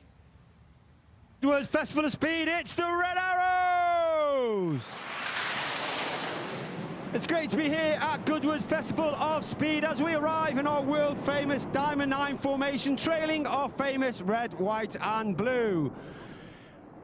arriving in our Diamond 9 for our 60th anniversary in 2024, bringing the team around to the left is squad leader John Bond. He's Red 1, our new team leader for 2024. The team now come around to our left-hand side with Reds 8 and 9 and trail for one of the most popular, if not the most popular manoeuvre that we fly. Get your cameras ready for the colourful, the dynamic, it's Tornado!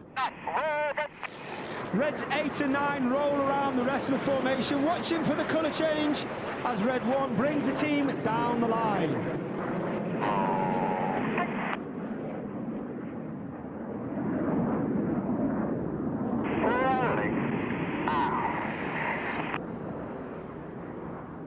The Red Arrows were formed in 1964, and our first display was in 1965. We were actually formed from 3 different display teams. We had the Red Pelicans, the Black Arrows, and the Yellow Jacks. We took the red from the Red Pelicans, the arrows from the Black Arrows to give us our name, and we took the aircraft from the Yellow Jacks.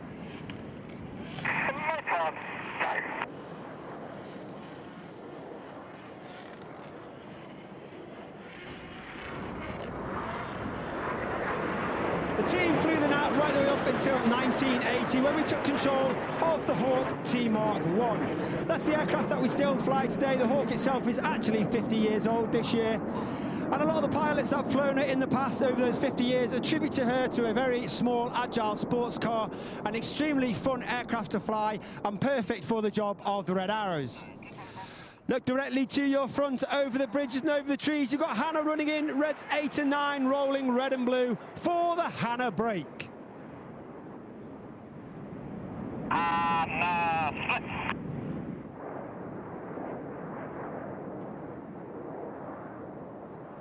Red 7 and 8 off to the left-hand side, Red 6 and 9 off to the right-hand side.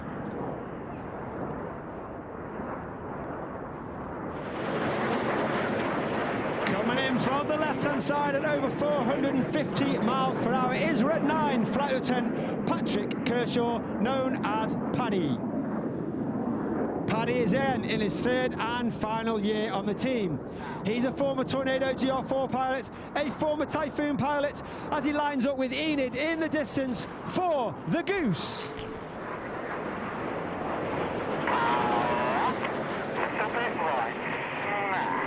And you see Red 9 climbing up, streaming his red, white and blue, as Enid also stream our world famous red, white and blue off to our left-hand side. Once again, they'll dive down to only about 200, 300 feet. They'll be looking to pass each other in the middle at only 30 metres. That's 100 feet at a closing speed of over 800 miles per hour. They'll go unsighted at the very last minute in a manoeuvre called the opposition barrel rolls.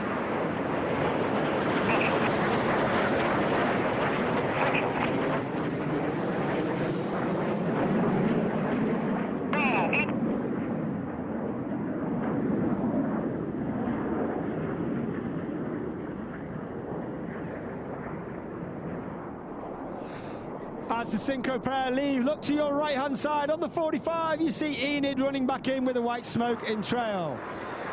The colour comes on, 4 and 5 perform a roll back to create the hood of the Cobra in a manoeuvre we like to call the Serpent.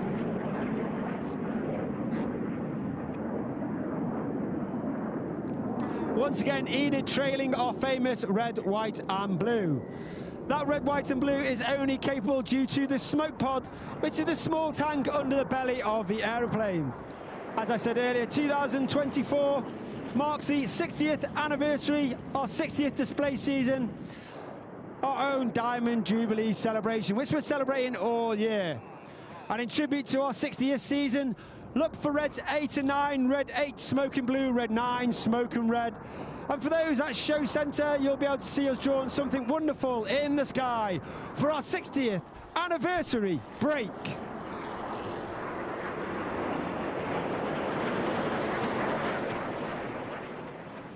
So that was some of the fun of yesterday with the Red Arrows on display. We've got a bit of rain here at the moment, but there we are still going to be seeing some great action coming up the hill pretty soon, no doubt about it. We've got a couple more batches to come up the hill. And we're just seeing some heading back down, having done that last run. Meanwhile, of course, the rally stage here at Goodwood is an important part of it. And we want to look back at some of the action on the rally stage that has been taking place today.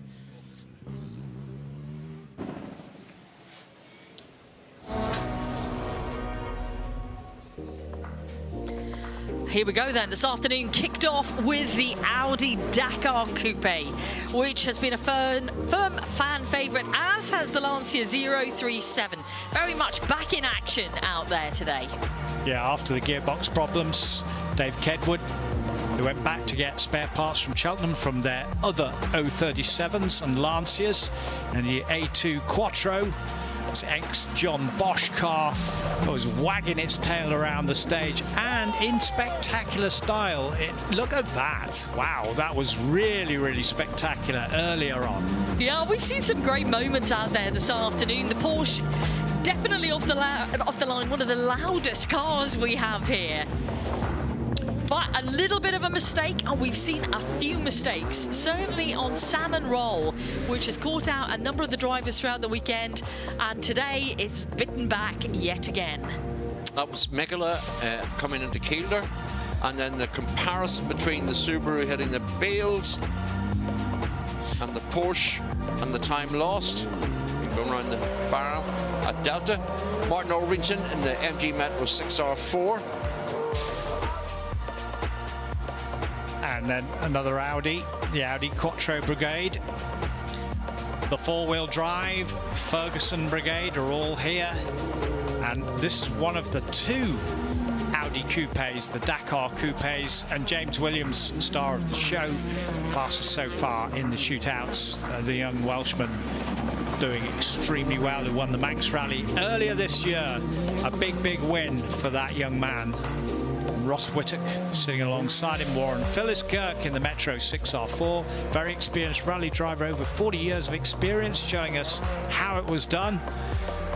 Over the flying fin, that rear wing above the Metro 6R4 as the Hyundai makes its way to the top end of the special stage, across that beam to set its time. And we've been regally and royally entertained by spins. Yeah, Marcel Ludwig there was, he's really on it this afternoon, almost taking out the mini cam on the jump. It's the same tactic on every jump from Ludwig, a little bit off to the left-hand side. And Ollie Mellors, who was second in the shootout, and you can see how he bashed that right rear quarter of his car. He did that on the first run. That's all taped up. And even the Subarus wanting a little bit of a taste of the bank, and George Lepley in the Evo 6 sparking away under the left-hand front where the skid plates are. It can be rough in parts on this special stage, but there we go. That's that fantastic leap. Anu Mikkola designed this stage 2004, 2005 when it was first used. What a special stage. We've had some great action out there this afternoon. More to follow.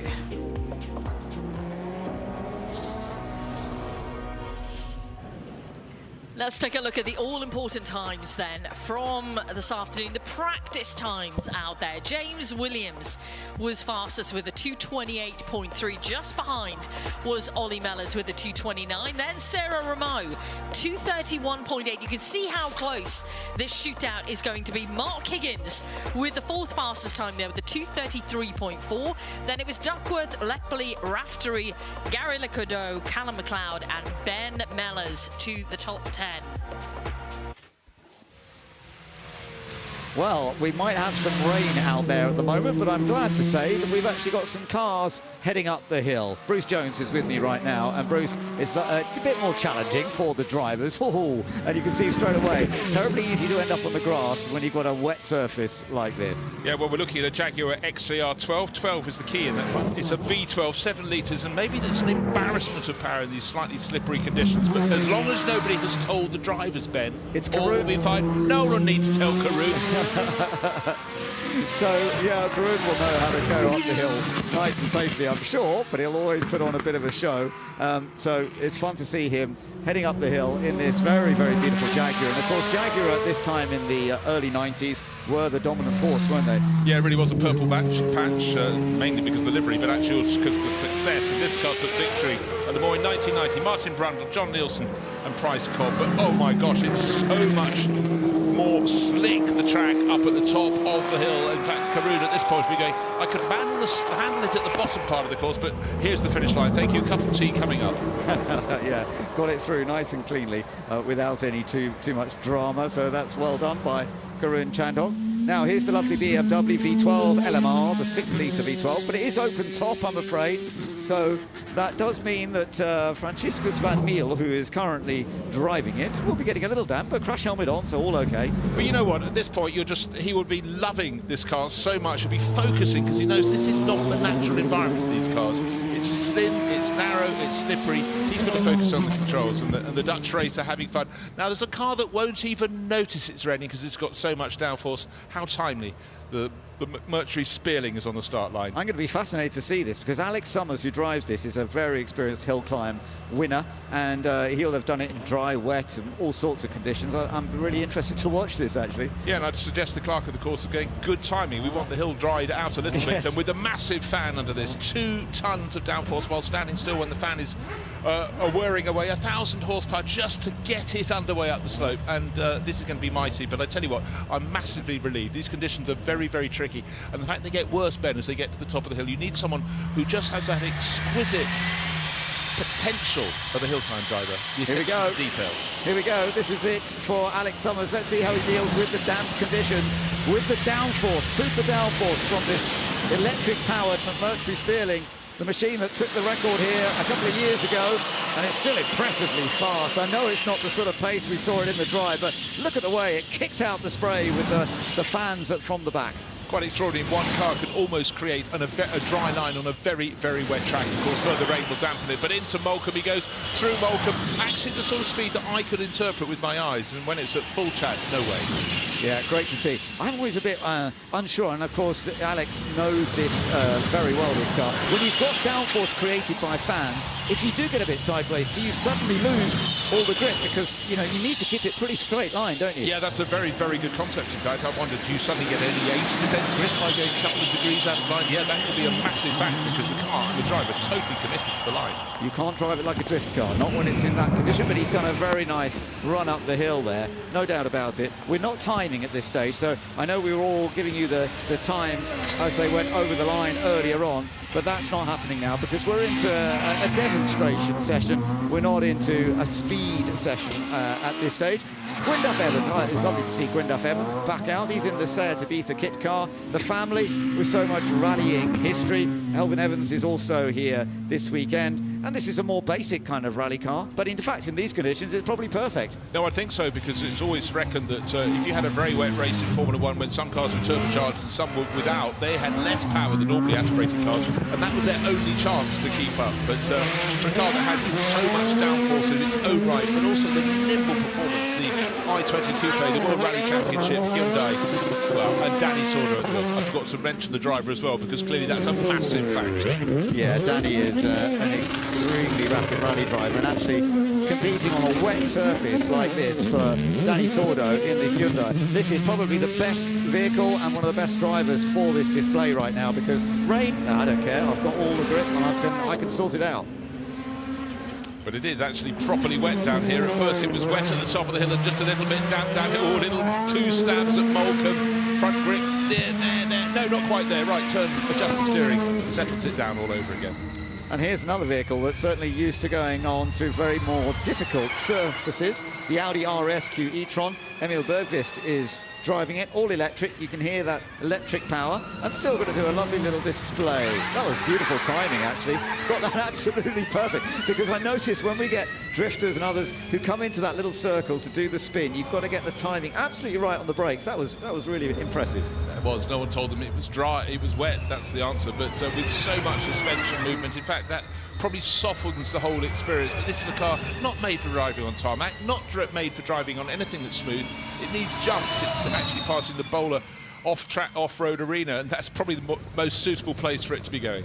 Now, more modern technology is hydrogen power, and this is the Toyota Yaris with the hydrogen power, the HR, and it's lovely to see it here this weekend. It's using a traditional internal combustion engine, but it uses hydrogen as the fuel. I know there are different methods of using hydrogen in different systems. Sometimes it's combined with electricity, but in this it's an internal combustion engine.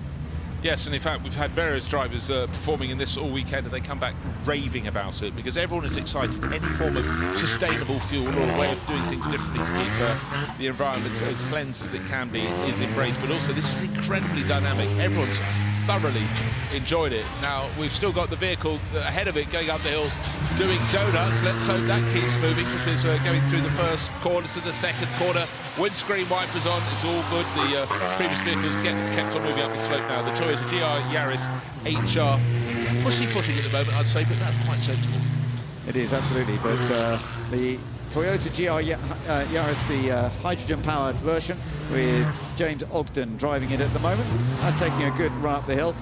Jari-Matti Latvala is coming up next as well, and that will no doubt be a pretty rapid run from him, the former very, very experienced and successful rally driver, but now very much an organiser, manager of the team. Elfyn Evans is going to be coming up too. But the Toyota Yaris, this is so much of our horseless to hybrid style here at Goodwood this weekend, going from steam engines to now hydrogen engines and more in the future.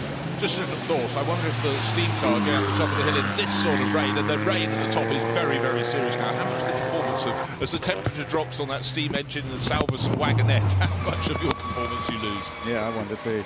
But yeah, lovely to see the Toyota Yaris here at Goodwood this weekend, and we're just waiting to see a few more. Now this is a fun one to see, a touring car version about to head up the hill, and this is Rob Huff's car, but I don't think Rob's in it today. No, it's his teammate Josh Cook. It's Josh Cook, who also competes in British touring cars and is also extremely effective. Used to some wet rain sometimes, so I'm sure he'll have a nice little play. But remember, this is not a rally car, it's not four-wheel drive, and therefore it will not have quite the same capabilities. No, but it must be said that Josh Cook can throw caution to the wind. As you pointed out, it's not his car, it's Huffy's. So there you go. But Josh was interviewed earlier, thoroughly enjoying his time here. But any time you get all the BTCC races together, they can't help but be competitive. But right now, the messages will have got down. It's damp at the bottom of the hill climb course, going through the first corner, right-hander followed by the second, and even there, in the last 5 minutes, it's gone from damp to properly wet. Look at the amount of spray coming out of the back of that. Touring cars is always wonderful. Of course, there's hybrid technology in touring cars, and actually they've increased the hybrid power this year, and it's worked very well. I was working up at Snetterton earlier this year when they were racing up there, and I have to say the extra hybrid power that they've got and the amount they're allowed to use has really improved, if anything, the quality of the racing. Now, this is the new Ford that we're going to be seeing more of next year, isn't it? Yeah, this is the Ford Raptor. It's going to be absolutely mighty, big push from the Blue Oval into off-road racing. Driven previously here at the meeting has been Carlos Sainz at the wheel. Now it's Nani Roma who's just getting stuck in as well. But Ben, these are such dynamic vehicles. Of course they have to. They spend their time jumping over rocky ridges, going into compressions and then onto sand as well. But Ford are tipping in there with Red Bull backing, and will it be 5 wins in the Dakar coming up for Carlos Sainz? How extraordinary. He's in his 60s, but he's not slowed down. I know. The fact that he did it this year in the Audi, and then now again he's changing to another team. But as you say, it's lovely to see Ford, the Ford Motor Company, coming back at this level of competition with some top drivers, and they're going to sign another one, we gather, but they've got some top drivers already lined up. Now the Maserati, the MC12, just heading up the hill. This one may be a little more tricky in these rainy conditions. Not that it wouldn't have ever raced, of course, in these conditions. It would have done, but it's not perfectly ideal. But it was a very impressive machine in its time, making very many victories in sports car racing, Italian GT and the GT1 series. But here's the question, has a car like this, a Maserati MC12, raced in the rain? It's done many Spa 24 hours. You have to feel there's always rain lurking in the high forest there in the Ardennes. So. And we had plenty of rain at Le Mans this year, didn't we? Although the safety car was out. And this car is one of the BMW hybrids in the Hypercar series now. So, yeah, as you say, if these endurance races, they always have to race in the rain as well as in the dry. Mind you, the safety car at Le Mans was out a long time when the rain was heavy. It certainly was, but every time the rain in the night looked as though it was easing, it suddenly would just blow back in. I think you just had to do what you had to do, but we were left with a race, and I always feel that it's that sort of judicious balance, do you call it? Because, of course, as soon as you get the safety car out, all the advantage gets sucked up. And that did allow manufacturers like BMW to stay and hunt. This weekend, they're actually racing the works team down into Lagos. So, you know, they really are fully spread. Championship going up to 9 rounds next year, even under the trees there, where theoretically it's drier. You saw a little bit of a twitch there from Nick Yellowly coming out of the sprint ball. He's having a play. He's trying to just entertain people, I think. He's getting wheel spin. I'm actually impressed with the amount of water that is actually on the track now. It has rained really quite heavily. And I mean, we haven't got any deep puddles, thankfully, but there is a layer of water right across the track now. And so you need to be that little wary. I love the front end of that BMW. They've done a lovely job with it, haven't they? And you can see it's got that BMW style, and all the hypercars, it's very clever. They've managed to give them the sort of brand of each manufacturer. The manufacturer's been able to do that. Well, indeed, and I mean, obviously, Formula One, it's very difficult to shape a Formula One car that may look similar. Of course, it won't to any of that manufacturer's road cars, but it has been clever. The differential is enormous. But, you know, brand identity, when you're a fan, a supporter, it just helps you put your backing behind a team. And if you just happen to have a road car from that manufacturer, you understand why that passion can be so strong. Yeah, absolutely right. Well, passion from fans who are still finding themselves good opportunities to watch. They've got the right kit to wear, which is lovely to see. So just a quick look at some of the highlights of what we've just been watching. And as you can see from the surface, when we started that session, it was damp, but it wasn't fully wet. We had a little bit of light rain, and these shots, these camera shots, are actually brilliant. They show you exactly the surface level and how much rain was down, and that relatively light rain that was falling at that point, which then just got wetter and wetter as more cars went up the hill. And the only car that didn't really notice was the McMurtry Spearling. So much downforce, the big fan underneath pushing it along, so much power as well. But even Alex Summer, hill climb expert, must have thought, damp at the bottom, very, very wet at the top of the hill climb. Mind you, the rally drivers and the off-road competitors, they were pretty happy in their machines, where they got very durable tyres and lots of grip, and they're used to sliding around in tricky conditions. Some of the vehicles, it was a bit more challenging, which weren't perhaps built for quite this level, but as I say, the most modern rally cars, they certainly are well organised for this. Absolutely so. They have to take all that comes at them. It's very... literally, it's never uniform when you're competing in rallying. Perhaps the Maserati MC12 was not the dream car to have up the hill. It looks magnificent, so much success in the big GT1 races 20 years ago. But right now, it was a question of survival, and likewise for Nick Yellowly in the 2024 BMW Hybrid World Endurance Championship racer. Pussyfooting, but we can't blame him for that. Got a feel for the teams and everybody who has their cars here on a wet day. There's a bit more polishing to do when the car's been up the hill in these conditions. They do get a bit covered in dirt, but there'll be plenty of people around very happy to polish them up, ready for everything that's going on either later today or going into the final day, Sunday, here at Goodwood. Lovely to see the BMW out on track, a machine that is a key part of hypercar in endurance racing these days. Serious face, Alex. That didn't look like fun. That was. Do I get my hug now? Can I have my hug after that? You smell great. Yeah, that's a real shame for the rain to come down. We were all caught down there on slicks. So yeah, just obviously it's a piece of history, that car. So I just sailed up very slowly, but. It still actually looked very quick to us up here, but we were wondering, how does the downforce work in the wet? Can you? Is it harder to deal with?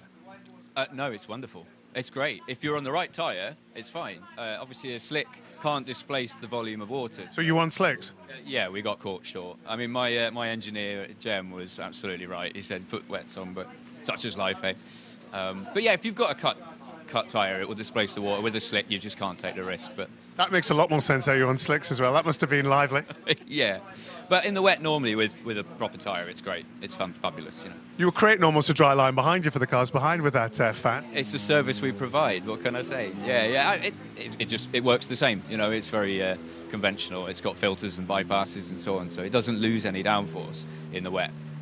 Well, we enjoyed it. I know you would probably prefer a dry line, but, you know, we're just happy to see that car. And it still looks very quick, even with the spray behind it. Yeah, I'm very happy to be here, and I'm glad we got to the top, because, as I say, it's a bit of a Goodwood legend now, that car, and I'd hate to be the one to spin. So, like you say, even in 2 years, it's become, you know, part of the furniture here in a good way. It's wonderful. It's a great event. As I've always said, we're hugely privileged to have been invited, and thank you to the club, the marshals for standing out in the rain, and everyone who's come to see us, and of course the Duke and GRRC. So yeah, we're hugely honoured as always, and we can't wait to come back next year if you'll have us.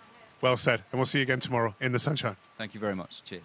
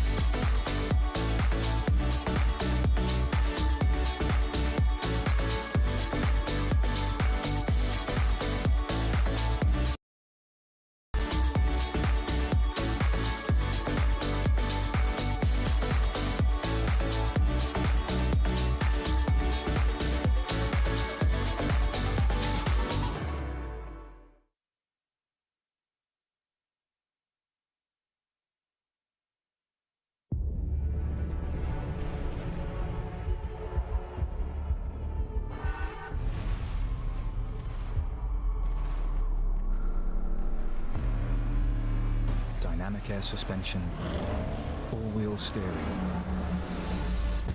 configurable terrain response, effortless in the extreme.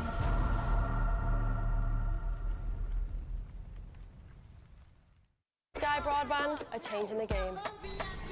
We live in a society where 47% of UK gamers are women. Yet they only make up 5% of esports pros. This needs to change. 2 tournaments, 1 final. They're UK's first of its kind, with pro contracts and Sky full fibre on the line. We're on the lookout for women on their path to pro. Join us and compete in Races E-Series, Soccer E-Series, all leading to secure a place at the Women's Esports Finals. Sky Broadband is built to power the pros.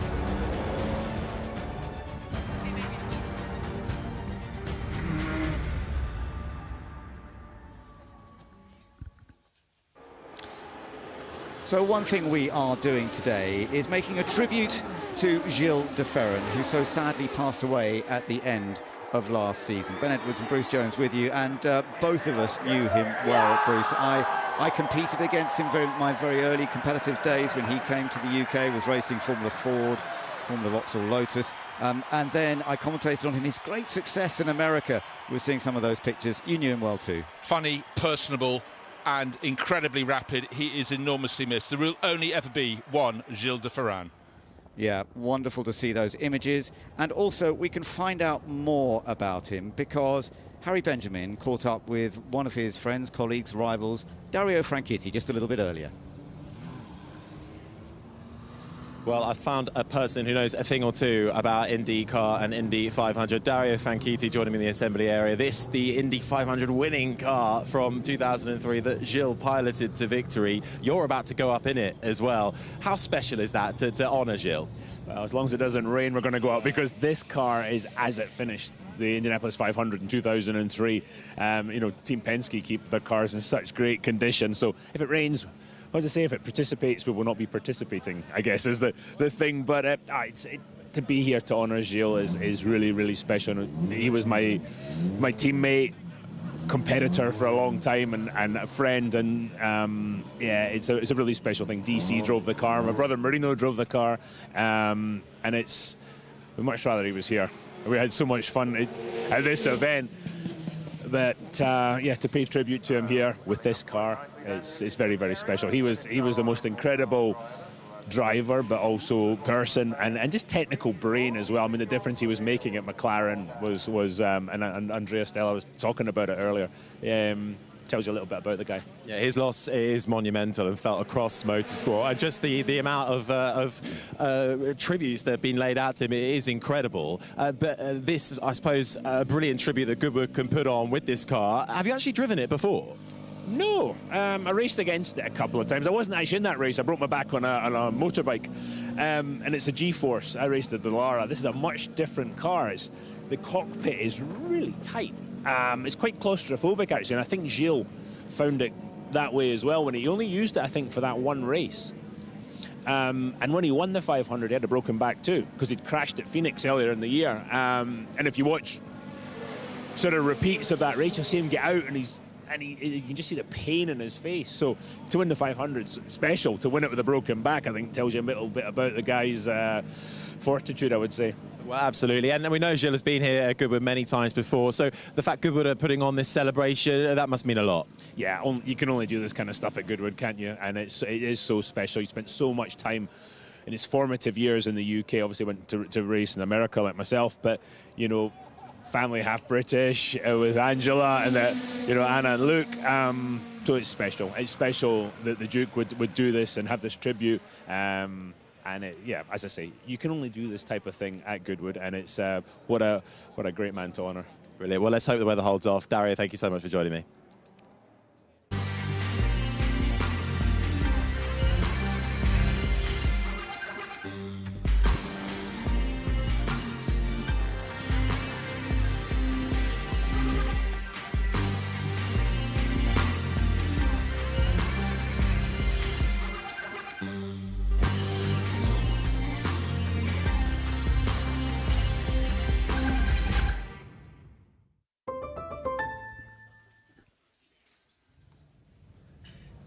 Well, the weather didn't quite hold off in the end, because the rain has well and truly arrived to almost end the day here at the Goodwood Festival of Speed. And I hope you've been able to grab an umbrella, certainly grab a coat, a pack-a-mac, and find a bit of shelter. We are going to still be having a few more batches coming your way in a few short moments. First Glance and road bikes, so debuts being held across this weekend, very much like the XM and the M5 from BMW being launched this weekend, getting their first glances here at the Goodwood Festival of Speed, and indeed the same for the monumental amount of road bikes that we have on offer. Change in the commentary box. Ben Edwards and Bruce Jones have gone for a cup of tea, and my name is Harry Benjamin. Alongside me is Alice Powell, and so too is James Hayden. And the rain is coming down, but that's not dampening our spirits, is it, Alice? No, the only thing is I left my wellies in the car, and Rookie I've got my mistake. nice new trainers on. Yeah, that I should have known, but James tells me that there is 0% chance of rain for tomorrow. So if I forget my wellies again, I'm blaming James. I'm a well-known weatherman, so I wouldn't worry at all. And you're standing by that 0% chance? Is that, tell everybody here, 0% chance of rain. James Hayden said so. That's what the app's saying. A quick backtrack on that. And already at the start line, though, we're getting ready for some two-wheeled action. So many motorbikes in store. We've had some really special moments of celebration so far this weekend. Of course, the Michael Dunlop moment. And we've had such big names like Giacomo Agostini here as well, along with Mick Doohan. And it really is a celebration of all things two-wheeled here at the Goodwood Goodwood Festival of Speed this weekend as well. It is indeed, and I'm so glad to see. I wasn't sure whether these guys would be going out. Some of them, they're obviously, a lot of them are on road tyres. These are specials. They might have, they've got unusual wheels, some of them. But this is the BMW R20 concept. Got that great, big, beautiful Boxer engine. It's a real special. You can see it's really been cleaned up. They moved the old cooler to get rid of a lot of the pipes. It's got the huge 255 rear tyre, and it's just got a very elegant, that sort of slightly slammed rear look on it. A beautiful thing, and it's also got they've just changed the head angle to make it just handle a little bit different. 62.5, they've shortened the wheelbase, it's got adjustable O-lins, and now we're looking at the Aprilia. That's Aprilia RS660, and on board that is someone from British Superbikes, and some of the guys might recognise him. It is, of course, Josh Owens.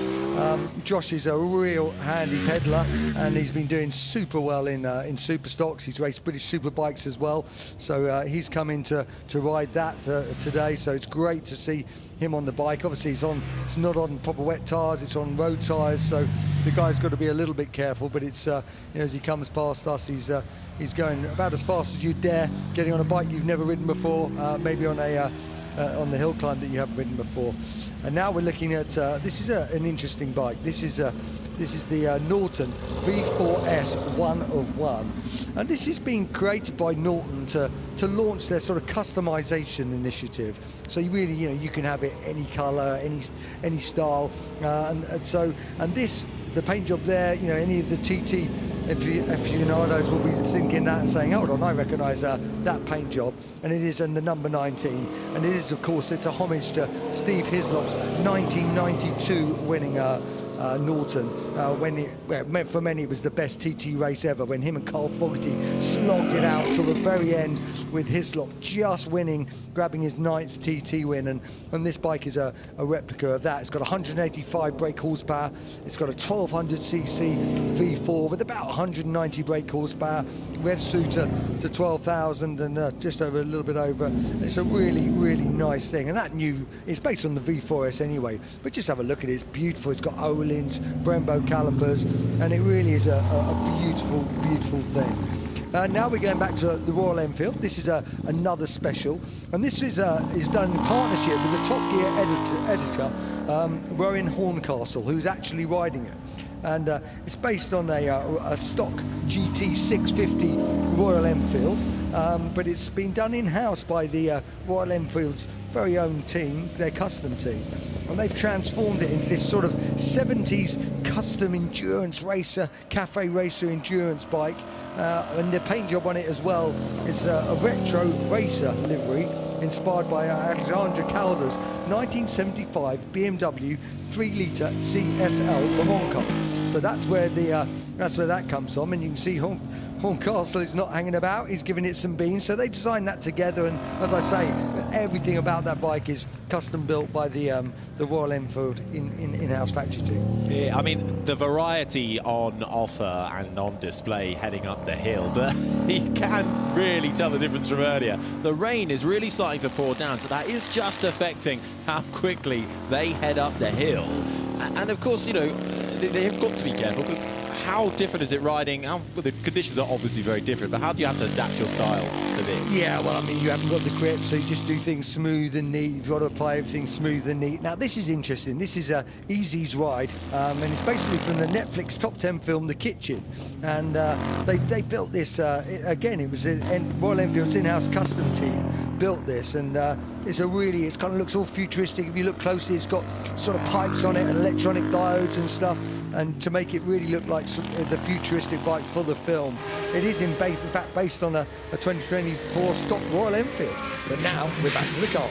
We are indeed, and this heading out from McLaren, the Solus GT, Mika Häkkinen back at the wheel. Now this is McLaren's hypercar. It is incredibly light as well, just less than around 1,000 kilograms for this McLaren Solus, marked out by the number 646 two-time champion Mika Häkkinen at the wheel, being involved in the development of this, and you can see Mika emblazoned on the headrest when he's not in it. And it's a really fascinating display as well, because it's almost like a full-on pod in the central seating position that lifts out and, like a spaceship, opens up to allow yourself to get in and out of the cockpit. It's a really fascinating car. Yeah, it is, and I just love the old, I'm going to call it the old-style McLaren livery. It takes me back a little bit to my childhood, that does, Harry, when Mika Hakkinen and David Coulthard were racing up the front in Formula One up against Michael Schumacher in the Ferrari. The Lamborghini Urus now setting off. This is the Urus SE, the first hybrid plug-in version of the Lamborghini Super SUV, launched in April at the Beijing Motor Show. So we're getting its first view in the UK publicly here at the hill climb for Goodwood this weekend. New design, optimized aerodynamics, unprecedented onboard technology in this Lamborghini as well, and an 800 CV hybrid powertrain. The plug-in hybrid electric vehicle version moves on the Urus S in terms of comfort, performance, efficiency, and it really is another beautiful design from Lamborghini. So too, we are getting first glance at some of the most luxurious manufacturers and brands around the world, and this from Bentley. This is the Continental GTC Speed, Alice. Yeah, and they've done a good job there with keeping the temptation at bay and having the roof up during this rainy weather. As you said, the Continental GTC Speed 0 to 60 miles an hour in 3.2 seconds. Oh, he's loving it. And now, was that planned, or? Now, they're going to say that was on purpose. That's what I would say. That was phenomenal. Let's go with that was planned, because that was absolutely phenomenal from the Bentley Continental GTC. Now, you don't see many Bentleys doing that. I really hope that this Bentley is not going to do the same thing. Not ever so sideways, actually, the previous Bentley through Malcolm Bend. So this is the Bentley Speed 6 that we can see on our screens now, and you can see it on the hill. 600 plus new components comprise the 6.5-litre, 6-cylinder race spec engine. And these are one or two development cars for the Speed 6. And the 1930 24-hour Le Mans competitor, old number 3, sits proudly there on the Bentley. Yeah, a homage to that 24-hour Le Mans entry from 1930. 12 of these have been pre-sold to customers and are being delivered in the next few months, with each customer offered a personal fitting service for their car, although unfortunately the roof is not available for this run up the hill. Yeah, I don't think you'd fit in it, mate, so you can't go and get a fitting, I'm afraid, Harry. Sadly, no. Not sure I've quite got the price for that one either. But this is, once again, we see on display throughout the weekend here, new brands, new cars being made that pay homage to the past, but very much also looking to the future as well. And this just reminding us of what we used to take. And this is the overall theme of the weekend, of course, from horses to hybrids, revolutions of power, and Bentley showcasing this, Mike Sayer at the wheel. Yeah, brings it across to the finish line. I'm sure they'll be looking forward to getting under umbrella a brolly quite quickly. And does that look like the passenger's got an open face helmet there? Oh no. When you're driving with a visor open face helmet in the rain, it does feel like you're getting pebbles in the face. But we're on to now the BYD Yangwang U8. We are indeed. That is about to make its way up the hill. Sets off absolutely silently, all electric from Yangwang. This is the luxury division of BYD. And, well, you may recognize this. It very much has inspirations from the likes of the Mercedes G-Wagon, and you see that in the Ineos Grenadier. You also see the Land Rover Discoveries out there at the moment. But this is the prestige brand of their BYD.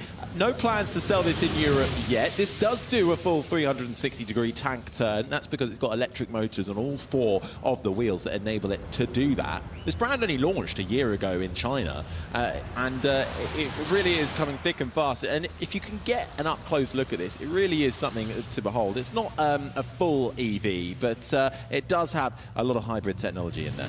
Now, this is a taxi that I would quite happily pop into any day of the week. This is the G70 Genesis Track Taxi Northslide Edition. And this is actually being seen in the first time in action in the UK. So another debut here at the Goodwood Festival of Speed. Genesis are working with the Nürburgring to provide exciting passenger laps in the G70 to really get a good experience of the green hell. So I'm just going to go and pop my name on the waiting list. Yeah, Genesis, the luxury division of Hyundai, and a lot of Lamborghini design elements in this. The old designer of Lamborghini coming in to Genesis. Oh, look at that as a slide off the line. This is the GV60 Magma Concept Genesis. Kevin Jones at the wheel. Yeah, we saw Jackie Ickx, who's a brand partner of Genesis and six-time Le Mans winner as well, was taking part in the reveal of the Magma Concept. We've already seen this car today. It has been up the hill. And then we're going to move to slightly different type of car. We've got the Honda Civic Type R Hot Hatch of the Year 2024. You know what? Everyone just loves a hot hatch these days, don't they? They are all the rage, and they are powerful things on the road, aren't they? This Honda Civic Type R is a 2-litre, 4-cylinder VTEC turbo engine, 0 to 60 in 5.5 seconds. And as a nifty thing to have on the road, that's pretty powerful. It's actually the fastest front-wheel drive car to have driven the legendary 5.8-kilometre Suzuka circuit, and what a circuit that is, and what a car to go around there. And now, something, and this is what I love about the First Glance, is we just have such a wide range of road cars here. Goodwood, we've got a new brand. Yes, we do. This is Hongyi, the EHS7. Now, this is a Chinese brand, and we really are seeing a huge influx of Chinese brands and manufacturers coming across into Europe and the UK with a huge range, particularly focusing around electric vehicles. Hongyi is actually one of the oldest Chinese passenger car brands, having been launched way back in 1958. It actually means red flag when you translate it. Originally, Hongyi models were only for high-ranking government officials, ceased production back in 1981, and have been revived in the mid-1990s and have a good offering on across this weekend. And from a Hongyi, we go to an Ineos, and setting off from the line, we have the Ineos Quartermaster. It is a popular car, a popular brand, and I just love how high, how raised it is to I'll probably be needing this to get out of the car park later on today, so I might pop down and just ask to borrow it. I promise I'll bring it back tomorrow, but you can actually have a go at driving one of these Ineoses, the 4x4 Ineos, in the private quarry of Goodwood, so make sure you check that out. Yeah, well, it has been developed to overcome the most extreme terrain, so it is going to get you out of the Goodwood car parks if you so wish it to. And the big thing about this, you mentioned how high up it is. The ground clearance is absolutely massive on this. It's been increased by 25 centimetres from the previous Grenadier. So that is the Ineos Quartermaster, which sets off towards the checkered flag. And just setting off from the start line is this prototype vehicle from the Land Rover Defender range. This is the Octa. I mean, this looks mean, it looks lean, and it's certainly one that I would get behind the wheel of. A 4.4-litre twin-turbo V8 and 0 to 60 mile an hour, Harry and James, in 3.8 seconds. Yes. Not hanging about either, is he? He's driving it beautifully. He really is, and I've just had a glance out the window of our commentary box. It is still absolutely pummeling down with rain, and you don't need me to tell you that if you're out and about here at Goodwood. But there is a bit of blue sky on the way, so that could help see us through for the last remaining hours of Saturday here at the Goodwood Festival of Speed. But just making its way past the flip wall now, the Land Rover Defender Octa, and subjected to almost 14,000 additional tests compared to the core Defender, high-speed on-road and off-road durability, making sure it is one of the most advanced Land Rover Defenders in the range that Land Rover are bringing to our roads. Fun to drive on and off the road, and they have not made any compromises anywhere on that Land Rover Octa. Heading to Mercedes now, the SL55 as it squirts off the line. Quite slippy there down at the start line from the rubber that's been laid down in the shootout. And of course, we've got all this rain. It's the SL63 hybrid. Elliot Cole at the wheel. Certainly is. Mercedes with a big offering here. The German marque celebrating 130 years in motorsport, with the huge evolution of not only their motorsport cars but also their road-going cars. This has a 0 to 100 km/h output in 2.9 seconds, reaching speeds of up to 196 miles per hour. You've never seen a Mercedes quite like that before in their range. You have seen a Mercedes like this before. It's one of the oldest models in the Mercedes range, but it's been reimagined. This is a G-Wagon, but it's all electric. This is the Mercedes-Benz EQG. It can do a G-turn as well, so this car can also turn like a tank. 4 electric motors are fitted to this Mercedes-Benz EQG, 579 horsepower. And in all white as well. Used to see Mercedes G-Wags, of course. They were a great agricultural vehicle for farmers and also for off-road excursions. They really did pave the way for that off-terrain vehicle that we now see more and more on our roads. And another debut, the Cyberster Coupe, the MG, and we're obviously celebrating MG here this weekend. A global debut for this car, generates up to 375 kilowatts. Oh. And I said it's slippy down there. The MG Cyberster is giving us a perfect example of just that, but it can do 0 to 62 in 3.2 seconds. And with the kilowatts of power that I just mentioned there, that is about 496 horsepower. Yeah, I really like this Cyberstar though. It's got a really nice cohesion to its styling, isn't it? I think MG have done a lovely job on this. Yeah, they really have, and we are celebrating MG here this weekend, and their new beginnings in the east from their origins in the west, of course, celebrating their centenary with a mix of classic and never-before-seen cars just like that, heading its way up the hill. Also here we've got that original 1920 C-Type MG, which actually kicked things off here at the Goodwood Festival of Speed on Thursday, owned and raced by Freddie March, and celebrating the Duke of Richmond and the March Family Association with MG2. To the Mini John Cooper Works. This is well, there's 2 versions. There's the all-electric, well, the not all-electric version making its way up the hill, and it's very difficult to actually tell the difference between the two on the outside, especially with their livery and their running. But Mini running their iconic Cooper, just about navigating the rain through the slight left-hand kink, makes their way up towards and past our commentary box, but the rain really is coming down. Past our commentary box it goes, through Vulcan Corner. Windscreen wipers working ferociously on that Mini. Yeah, we have seen actually that the electric version of this teased over this weekend. We have, and to another Chinese brand now. This is the JQ7 from Omoda. We have got an Omoda around here, but this is the offshoot of Omoda. It's a new Chinese brand, and this is the brand's first plug-in hybrid, which promises a range of 740 miles on a full tank, if with a full battery charge as well. So full battery, full tank will get you 740 miles in that JQ. From Omoda, the JQ7. Richard Atwood at the wheel as well.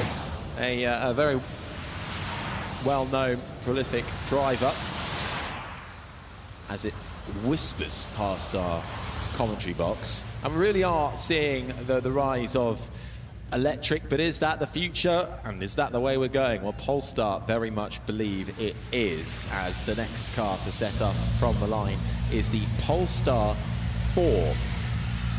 Yeah, and this can do 385 miles range on a charge. The electric SUV, 536 brake horsepower, running slightly wide there on the exit of turn 1. Yeah, you popped down to the Polestar stand yesterday, and was it, I believe, the Polestar 3, correct me if I'm wrong, that doesn't have a rear window? No, it's the 4. It's the 4 that we're watching now. It doesn't have the rear window, and you can see, if you catch a glimpse of the back, there is a little mount just at the top of the brake light, the top long rear brake light, and that's the camera. And that is how you look out the window.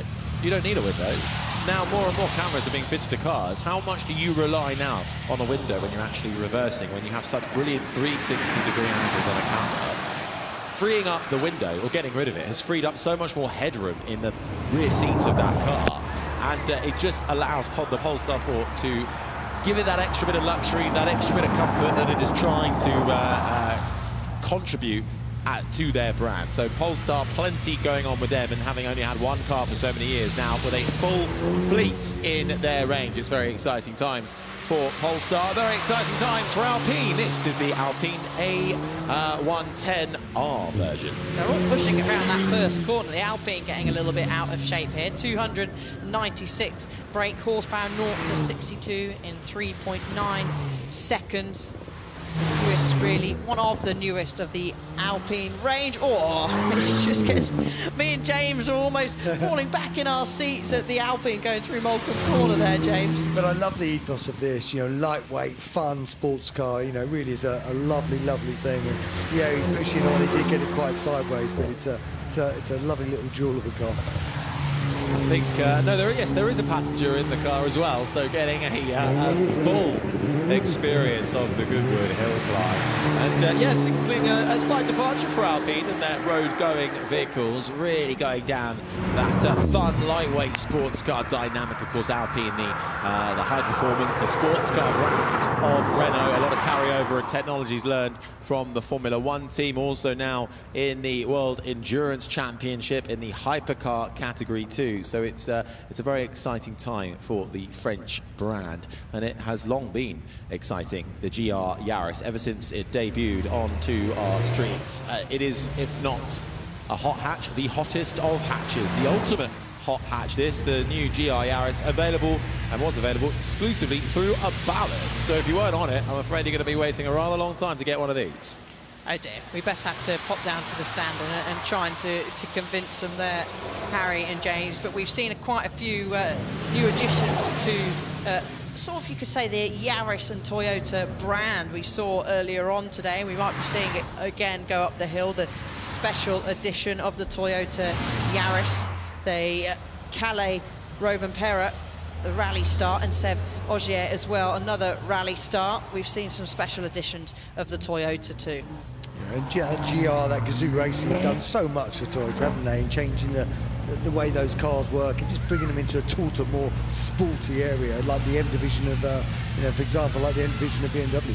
It's changed the way we all perceive Toyotas now, I think, on the road, and really elevated them as a brand. I used to always remember there was a sticker on the back of every Toyota that would say the car in front is a Toyota, just so you would know. Now, you don't need that because you know when you've got a Toyota. This is another one from the GR race, the Toyota GR Supra. Now, this is a fun little thing to get her going. 3-litre turbocharged, 6-cylinder engine.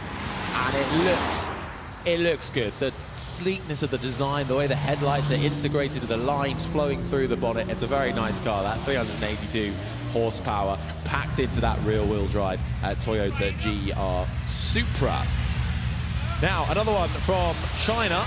This is a brand that launched back in 2014. The Xpeng are here with their G6. This is the third completely new model to its European range. So they are trying to make their mark in Europe and having their first glance this weekend here at the Festival of Speed. Yeah, Gary Franks behind the wheel, driving range of around about 570 kilometres.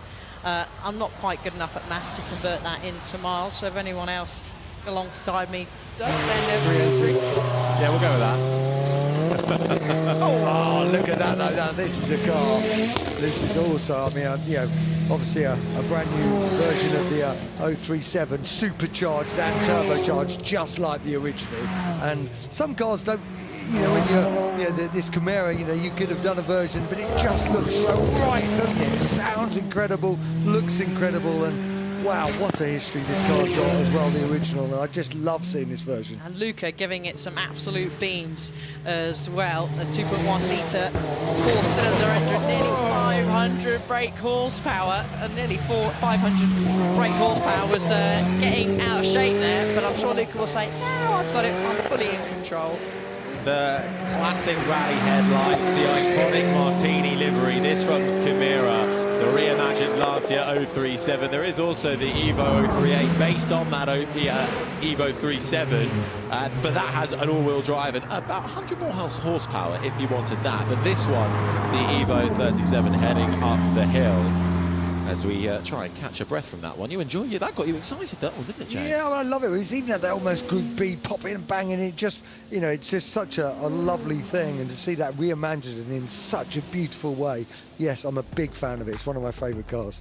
Well, let's take a look back then at First Glance and road bikes debuting this weekend at the Goodwood Festival of Speed. And once again, we kick things off with two wheels. Yeah, this was Easy's ride at the Shotgun Royal Enfield. And then we went to the McLaren Solus GT, the hypercar powered by Mika Hakkinen, the two-time Formula 1 world champion, loving that machine. And the Aston Martin DBX 707, the supercar of SUVs. And you might recognise that as the Aston Martin Formula 1 safety car as well. The Lamborghini Urus SE with plug-in hybrid technology helping power that up the hill. And we saw the new Continental GT and GTC, but the roof was up on that one. Yeah, good shout with that. That's the best decision. We've got it also here. It was the slow-mo. I'm going to say, of course, I'm going to stick with the driver and say, yeah, they did this on purpose. I mean, this could have gone horribly wrong, but it was a good save. And then as soon as you got onto the grass, yeah, an absolute passenger. But it just happened that you did it right in front of the house. There we go, one for the fans. Yeah, and you couldn't be in a more beautiful interior to do it in, could they? Because those Bentley interiors are amazing, and actually he gathered that back very well indeed, didn't he? I want to see the video that the passenger was taking from that. That's what I want. Screams. I'm sure there was a few screams inside. The BYD Seal, much more quiet on that one, making its way up the hill. BYD, another Chinese brand debuting, and this from Ford, back with the Capri, but a reimagined version heading its way up the hill. More Chinese brands on offer as well. The Hongyi EHS7, one of the oldest Chinese brands, getting a first glance here at the Goodwood Festival of Speed. And of course, the G-Wagon on course for a debut, the all-electric version. But let's head up the hill, shall we? Catch up with David Green, who's with Mika Hakkinen. Mika, slightly slower run up the hill this time. Well, yeah, I mean, it's, of course, it's, you can see it's pretty, earlier it was quite a heavy rain, so it's when you do have roughly about 800 horsepower and you have a car but you don't have experience on wet conditions, you need that take in consideration. But of course you have to try and put your foot down, and it's really stable. It's fantastic, the McLaren Solus. Good fun. Did you enjoy that one? Oh yeah, absolutely, absolutely. I mean, but you know what? I mean, again, I had to tell you it when it is wet condition and these kind of, again, driving middle of the forest, you know, these small roads, you have to pay attention. But it's good fun. I mean, it's great fun, and it's not a race. It's a show for the fans, and you know, in that rain, you know, all the fans over there, they need to have a good show. As you say, I mean, no one will know the difference if you're doing it 3 or 4 seconds quicker, and it's just nice to see that car out there and hear that car. Yeah, it sounds amazing. It's a V10 engine. When I was racing Formula 1, we had a V10, and I think the best sounded engines in Formula 1 was, well, V12, V8, V10, and this one, yes, indeed, V10, and it has a good sound. So I was revving it all the time on the limit there to really go for it. So it was good fun. Windscreen wipers on, obviously. Yeah, I need to have it on, you know. I was a bit worried if it's going to stop, you know. What have you been doing today? Did you catch anything catch your eye down at the bottom of the hill today? No, I mean, just visiting and meeting old friends and just meeting fans, of course, and it's great to see some drivers from the past and the current drivers, and I think it's a you know, this event has been over the years incredible success, and it's continuing to be success. And what I personally like is about it gives the opportunity fans to see these beautiful racing cars very close, and this event is really focused on little details, which makes a difference. It's not just let's do this kind of event and let's sell tickets and let's make money. It's about functioning and looking for all the little details for the entertainment for the fans, and I think that's brilliant. And of course, we who are driving these cars and the mechanics, again, they enjoy it. They're having a good time. Everyone's having fun, even when the rain's coming down, and it's great to have you here. Yeah, it's a little bit weather like in Finland. We like it. Good to see you. Thank you.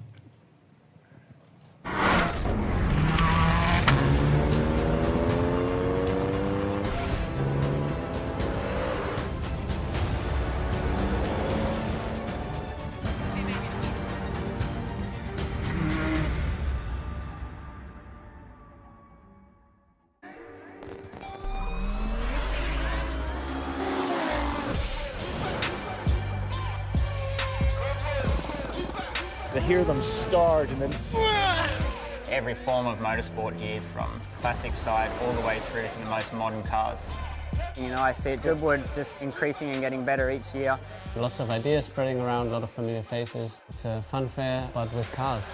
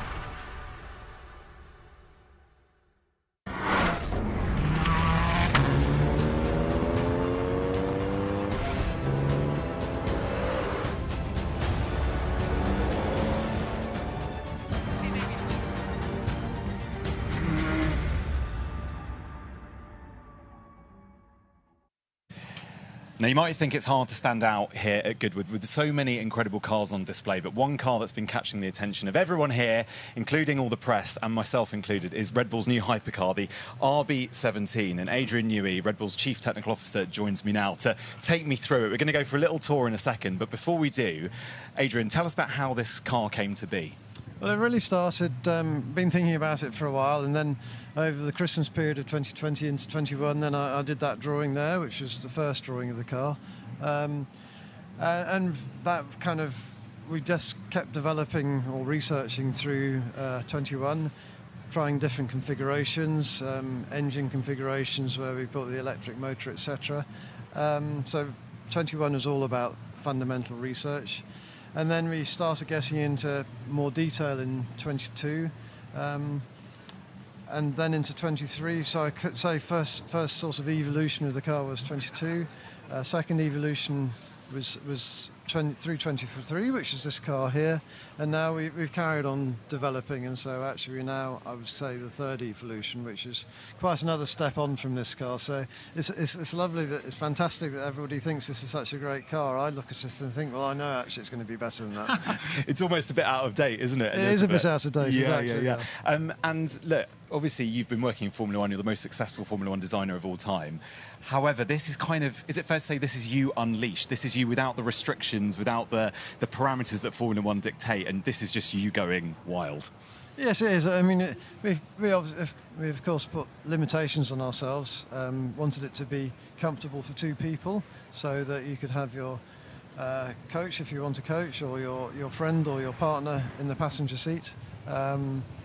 Wanted it to comply with all the safety regulations of LMH, which I think is absolutely vital, and then the rest of the packaging constraints. But after that, we've really had a free hand, and that's the shareholders from both Austria and Thailand have been fabulous in allowing us this 3 years of research to go into all this detail, so that then when we release, we know is that we've really gone into all the bits and pieces and considered everything, and hopefully that what you see here therefore is a very holistic product that does everything fits all our goals. It certainly looks the part. Right, go on. I have to get you to give me a tiny bit of a tour. Tell me, what are the parts of the car that you're most proud of, or that catch the eye? Well, no single part am I most proud of, and first of all, of course, it's a team effort. We're 140 people on this project now, but it's a very aerodynamically driven car, of course, because what we wanted is something that would be accessible to people with relatively low levels of track experience, but ultimately is adaptable and can grow, so that driver can grow with the car and get to a car which this car is, certainly according to all our simulations with driver in the loop, it would have been on pole at Silverstone last weekend. I heard this stat, and that for me was one of the most remarkable bits of information, because, you know, I'm never going to drive a Formula One car. Even if I did get behind the wheel of a Formula One car, it would be rubbish. Yeah. However, there is a small chance one day that I might get to be driven around at Formula One speeds around Silverstone, and I think that gets fans really, really excited. You must be really proud of the fact that that will happen. Yes, I am very proud of that, and I think, as I say, I've been fortunate over the years to have driven a whole huge variety of cars, from 60s cars that, of course, I love driving and racing, indeed, here at Goodwood at the Revival, through to modern Formula One cars. And the speed and adrenaline and excitement of driving a truly fast car like a Formula One car is something else. So, as I mentioned, I wanted a car that people could build with and ultimately start to feel that thrill and excitement, but in a car that would be safe and controllable, and they can, as I say, develop with. And that really has been the overarching concept. When you then get into the details, what does that mean? So it means you've got to package two people in reasonable comfort, a V10 engine for all the noise and emotion that we know of V10s, working with Michelin on the tyres to take the loads, and then it really becomes an aerodynamic packaging problem. And so you start to develop if you like, the sinuous shape around the mechanicals of what you need to accommodate, and then just keep developing. And obviously we wanted the car also to look stunning. I think you've done that. Hopefully. So I mean, it's obviously all subjective, but I do feel that cars at this level should also be pieces of art. They should be sculptures, and I do feel quite strongly that given enough time and spending enough time looking at it, then aerodynamics, concentrating on the aerodynamic form, will actually also give a beautiful product. And if you look at back in history at, say, Spitfire or the Bluebird land speed record car of the 60s, or Concorde, all beautiful objects, but none of them designed for aesthetics. They're all designed for function. And And this is really what this is. There's a connection between the two. Give us some stats on it. I want to know top speeds. I want to know horsepower. I want to know what's underneath the bonnet. Right. So I'm never very good at remembering this stuff. But what I can tell you is that the V10 is 1,000 horsepower. Then we have a 250 horsepower electric motor. It's the car weight is around 880 kilos. I think the G-force is somewhere around 5 on braking and cornering. Top speed is limited because of the tyres to, I can't remember, around 380, I think it is. That'll do. What else do you want to know? No, that's very, very impressive. Using your Formula One experience, how much of that has kind of fed into this design? How much? As I mentioned at the top, you're hugely successful in Formula One. So are there elements of this that you've kind of dripped in from that experience? Absolutely. I mean, without that Formula One experience, then we couldn't have designed this car. So it's the way we researched the car over that 3-year period, then the detailed design of the car, the manufacture of the car, the assembly of the car. That's all Formula One techniques, which is one of the reasons for limiting it to 50 cars. That by limiting it to 50 cars, we can manufacture the parts in-house, just as we do with Formula One, and those where we're not manufacturing it in-house, we'll use the same suppliers as we do in Formula One. And the assembly of the car at only 50 units can be the same as we do Formula One. So it's very much a Formula One car in every sense, but applied very differently, obviously. Yeah. So look, 50 available. I imagine one is going to you. Indeed, yes. Yeah, very good. And what I mean, look, I'll level with you. You're probably not going to be able to afford it, but what will they be retailing at? That's the embarrassing bit. I still feel embarrassed, but it's 5.75 million. Wow. But it's obviously very expensive, but to do it to the level we've done the car to, and to design it, research it, design it, manufacture it in this way, unfortunately that's what we've come to. That's the price of something as beautiful as this. Adrian, thank you so much for your time. Congratulations again. What an amazing car you and your team have produced. Thank you very much. Thank you.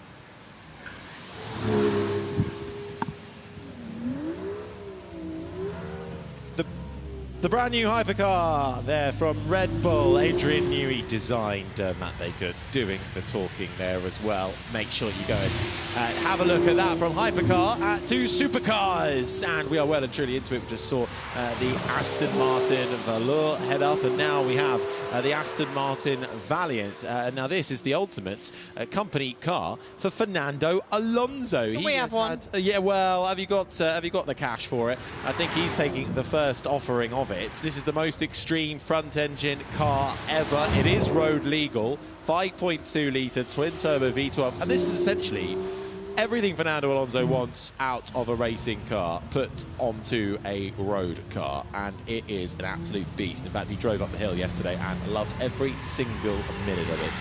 A huge offering, though, on offer for the next, 20 or so minutes of this supercar running in the rain. I hope you're able to find an umbrella or a grandstand, or if you're at home watching this from around the world, you're very much welcome to witness all things supercars, and that is what is heading up the hill, the Ferrari Roma Spider. Ray Grimes at the wheel. Yeah, 0 to 62 miles an hour, 3.4 seconds, top speed of 199 miles an hour. Turbocharged 3.9 litre V8 engine, and this will set you back around about $247,000. So with the payroll that Harry's on, you can probably buy about 2. Yes. I wish. Ferrari are really showcasing a huge amount of offering here, and this is hugely special. Setting on from the start line now, the Ferrari Daytona SP3, Pat Blakely at the wheel. Now this is pure fun behind the wheel. This is paying homage to the 1967 Daytona 24-hour Ferrari, and it is an absolute spectacle to behold. The design is absolutely stunning on this Ferrari. It's just absolutely incredible. Look how slick it looks, how streamlined it looks, and underneath the bonnet it's got a 6.5 litre engine, V12, around 829 brake horsepower, 7-speed, dual clutch. So can certainly shift. Shift the water out of the way as well. Back to Aston Martin we go. Darren Turner at the wheel as this long-reigning Aston Martin works driver, and this is the Aston Martin Victor heading up the hill. The hill, and I always think this has a bit of a retro design to it, doesn't it? It does, front and rear, and Darren Turner looks like he's having a lot of fun. Experienced and very successful multiple Le Mans winner, does a lot of work with Aston Martin, so we'll probably know every single inch of this car. Let's have a look if he heads through Malcolm Bend. It gets a little bit twitchy on the exit, but all in control at the hands of Darren Turner. Indeed. Now, setting off from the start line, something very special. The Rolls-Royce Spectre. This is the world's first ultra-luxury electric super coupe. The electric range of it, 330 miles, 430 kilowatts from the battery. But it is heavy. It's nearly 3,000 kilos. But this just combines history and the old order that Rolls-Royce is associated with the brand and the company stepping in to the new era of modern design. You can make a fab Rolls-Royce without a V12 in the front of it, and that is demonstrated in the Rolls-Royce Spectre. Yeah, still a stunning piece of machinery, and we have the DB12 Aston Martin Volant, and getting sideways. It's slippy down there at the start line with all the rubber that's been laid down, but some nice car control. Unsure who is at the wheel of that. I think it's James Taylor who's at the wheel. So, James, good job there, keeping it in a straight line, just about. Yeah, this is the world's first Super Tourer. V8 in the back of that, K-fold roof, 202 mile per hour top speed, 0 to 62 in about 3.7 seconds, and rather sensibly with the roof up on this occasion.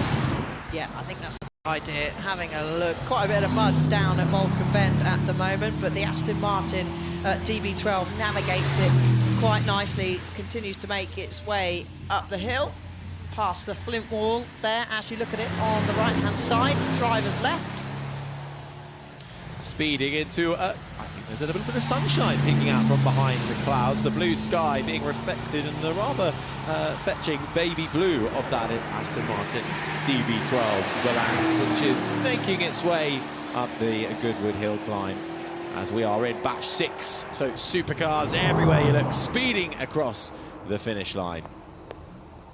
Now, next up, all things Porsche are being celebrated this weekend, and here the Porsche 911 ST.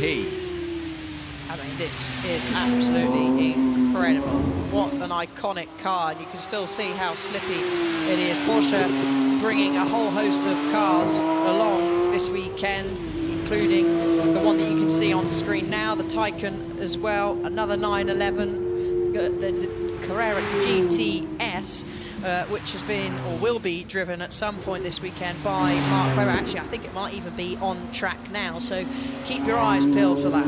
Yeah, this one though on the screens is a 911 in its purest form, built for pure driving pleasure. 186 mile per hour top speed, 0 to 62 in 3.7 seconds, making its way up towards the checkered flag. Now, the Porsche 918 Spider has just set off from the start-finish line, and I mean, this is a rather stunning Porsche, but it's set apart so dramatically from the other Porsches in the range. It does, but it's still got so many resemblance to a Porsche, especially the headlights, streamline on the side. Oh no, I can see how it's getting dirty from the mud that's been kicked up on the track, and even the rear. But it is just such a beautiful looking car, and Porsche, they just, every time they release something new, you just go wow. Running on e-fuels as well, Porsche actually one of the brands that have been really pioneering the reliance on e-fuels, sustainable fuels, testing that to the extremes in the Porsche Supercar Championship, running on almost 100% 100% sustainable fuels, and that being translated into their road cars as the Porsche 918 Spider makes its way across the line. Now, the Ford Mustang is back, but slightly differentiated. This is the Ford Mustang GTD, road legal, track ready supercar. And this is the global dynamic debut here this weekend of the new Ford Mustang GTD, and you can see certainly likes to get out of shape, or at least does, behind the wheel of the Ford, taking its inspiration from the Mustang GT3 race car, but of course needs to follow none of the rules that GT3 is required to follow. So Ford's engineers were kind of given free realm as to develop this car. Carbon fibre bodywork, semi-active suspension, DRS, the drag reduction system with the rear wing moving on the back of that Ford to give it, well, to reduce the drag and increase the speed, just slowing down, as I think the range just slightly intensifying there as the Ford GTD makes its way past the flip wall. But this is a supercharged 5.8 litre V8 engine, over 800 horsepower, powering Frederick in the Ford Mustang GT all the way to the line. And this car is actually already in testing at the legendary Nürburgring, attempting to break the 7-minute barrier, which would put the GTD in a very special group of road cars to be able to break this famous time barrier. And certainly with 800 brake horsepower and the beauty that of the Ford, it's certainly on its way to doing that. The Lamborghini Huracan Stirato up next. This is the first of its kind in the Huracan range. Explores a new supercar way for Lamborghini. Jack Bartholomew at the wheel. It's got a 5.2 litre V10 engine with a max power of 610 CV and 500 Newton-meters torque at 6,500 RPM, combined with a 7-speed dual-clutch transmission and all-wheel drive. This is a car designed to offer optimum performance on unpaved and sandy surfaces with an acceleration from 0 to 60 miles per hour in 3.4 seconds. I mean, you look at it and you think, no way could you take that on a sandy surface, but you can. You certainly can, and that is one of the benefits of the rally mode made for those low grip conditions. And I'm guessing that Jack may be in that mode now, but maybe not. We're not quite there at full rally stage. You can go and see the rally stage at the Forest Rally stage up the hill. Get the tractor up there to take a look. The shootout currently happening across the weekend. I'm not sure we'll see the Lamborghini quite on the rally stage yet. Now the McLaren 750S. Freddie Hunt at the wheel of this, son of the legendary Formula 1 driver, Formula 1 champion James Hunt. Freddie Hunt can absolutely drive a thing or two, and he's managed to get his hands on this 750S. Oh, and he is lucky, very lucky. We'd all love to get our hands on one of these. A 740 brake horsepower twin turbo V8. Plays a lovely tune as it heads up into Moulcombe. Freddie Hunt, as you said, behind the wheel, and got an eagle-eyed passenger there, keeping one eye on the road, and I'm sure one eye on their camera footage as well. The lightest, most powerful McLaren ever, this. The McLaren 750S, 4-litre twin-turbo V8, 0 to 62 kilometres an hour in 2.8 seconds. Just teetering around the right-hander through the hay bales as it heads uphill. And then a slight dab on the brakes before it approaches the final checkered flag. Okay, the McLaren Artura making its way up the hill. Now this is an absolute piece of machinery, a piece of history in the modern day age. This is the Ferrari 499P Modificata, which is the de-restricted version of Ferrari's World Endurance Championship hypercar. And this is one that customers are able to buy and run on a track, and it's faster, it's more powerful than the actual track car itself racing in the championship, because it doesn't have to conform to the World Endurance Championship rules and regulations. But this car, the DNA now ingrained in it as a two-time Le Mans winner. It's a very special machine from Ferrari, Alice. I mean, it's incredible. 5.2 million euros to purchase this car, and it certainly looks like it would be worth every single penny. It's just absolutely beautiful. Sebastian bringing it up to the top of the hill, but wow, hugely, hugely beautiful car.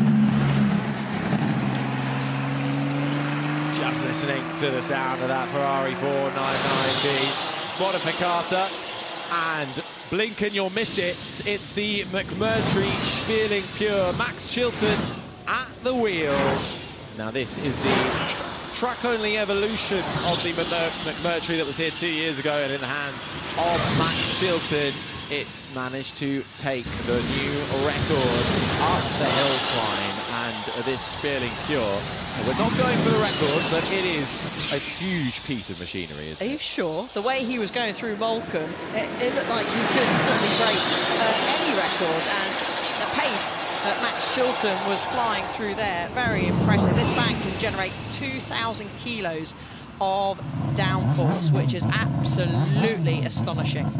It certainly is, and that huge fan at the back making sure it can kick up that downforce as it makes its way to the checkered flag.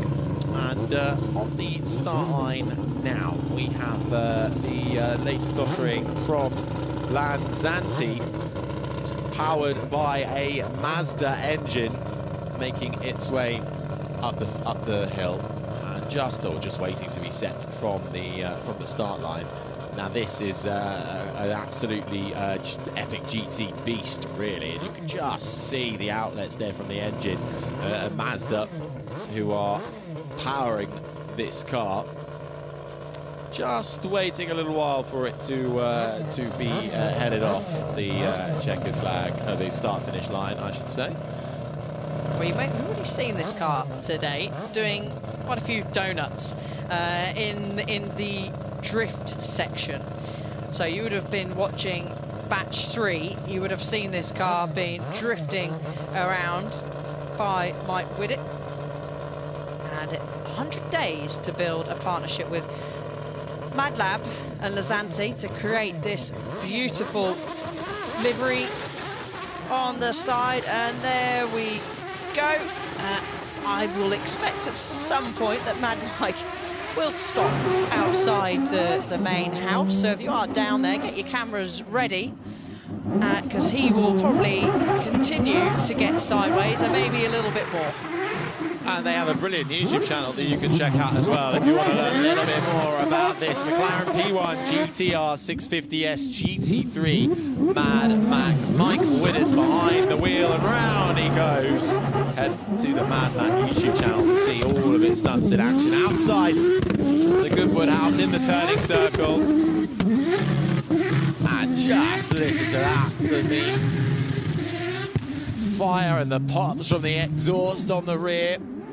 The seating position just on the left-hand side. Quite a big cockpit for this McLaren P1, sliding and slipping its way through Moulcombe. And just see the brilliant views on board in the cockpit. Let's take a look at this a bit more. This is such a brilliant view of what the driver has on this. You can just see him changing up through the gears, trying to manage the rear end and find a bit of steer, and almost, that's brave, round the flint wall. You want to go straight through there. You don't want to be looking sideways around that bit at all. Fantastic from Mad Max, the McLaren P1 there, making its way up the hill. And that underneath the McLaren was a 2-litre triple rotor turbocharged engine, but onto something slightly different now, Harry. Yeah, this is the Zagato La Squadra AGTZ twin tail. Now this is based on a couple of things really, but it's based on an all-Alpine, based on an Alpine A110 and redesigned with the inspiration from the Alpine 1960s race cars, the A2-110 and the A220, which were built for Le Mans entry. Now the good thing about this is all the rear end, it's got a removable long tail, so that bodywork can come off, so you can either have it as a short back or a long tail back, and it really is a beautiful design. and really paints Alpine in a brand new light, this, and it's something that is really turning a lot of heads so far this weekend, and it's fantastic to see it making its way up the hill. And so too is this. This is an absolutely epic beast. This is the Bugatti bolide. 40 of these only, and this is a bit of a swan song for Bugatti. Track only, and you would expect to see that. Something like the World Endurance Championship, really, the way it looks. But this is the last car with an 8-litre W16 turbocharged engine that Bugatti has become so well known for. And I mean, Alice, it's a thing of beauty, isn't it? It certainly is. Several historic links, of course, to the most iconic Grand Prix car of the 1920s. Max torque, 1,600 Newton meters, so hugely powerful and hugely impressive. Now, the Hispano-Suiza, once a quite a prolific brand back in the very old days, now back and finding something that looks incredibly futuristic. This is the 633 numbered one, which means it's the Hispano-Suiza Carmen Sagrera, fully electric, and it's the rear. I mean, the front end looks like quite mean with that front grille, doesn't it? But it's the rear end that really looks almost Batmobile-esque, I would say. Luis Perez Sala at the wheel of this, the former Minardi Formula One driver, dipped to toe in Formula One management as well in the final season of what was the Hispania racing team, which fielded Pedro de la Rosa and Narain Karthikeyan as their drivers. Luis Perez Sala, team principal for that team, but was a rather rough year for them. The rear end of this, a wing-shaped carbon fibre spoiler, which really is fantastic. And is there a little problem with the Hispano-Suiza being wheeled slightly out of the way? I think it might be doing it on its own steam, but won't be going up the hill by the looks of it. It actually got off the start line, but just didn't continue anywhere else. So it's being wheeled off to the side, so it's a big shame that we won't be able to see that take off. Certainly is. So no Hispano-Suiza making its way up the hill, but next up, you'll hear it before you see it. This from Koenigsegg. This is the Jesko Attack. Now there are two Jeskos here. We've got the Absolute, but it's the Attack heading out first on to the hill. This is the high downforce default version with not just a large, but an absolutely gigantic rear wing carbon fibre splitter as well. And this is just another beautiful piece of technology, really, from Koenigsegg. Christian Koenigsegg, the founder of the brand. And you can tell, really, that it's been inspired by fighter jets. It's just the lines and the aerodynamics and the colour scheme as well, all falling into place for this. Yeah, it's got a stunning rear of the car there. You say about inspired by fighter jets. Certainly looks, when you look from the back, actually from 2023, this car, as it makes its way up to the top of the hill.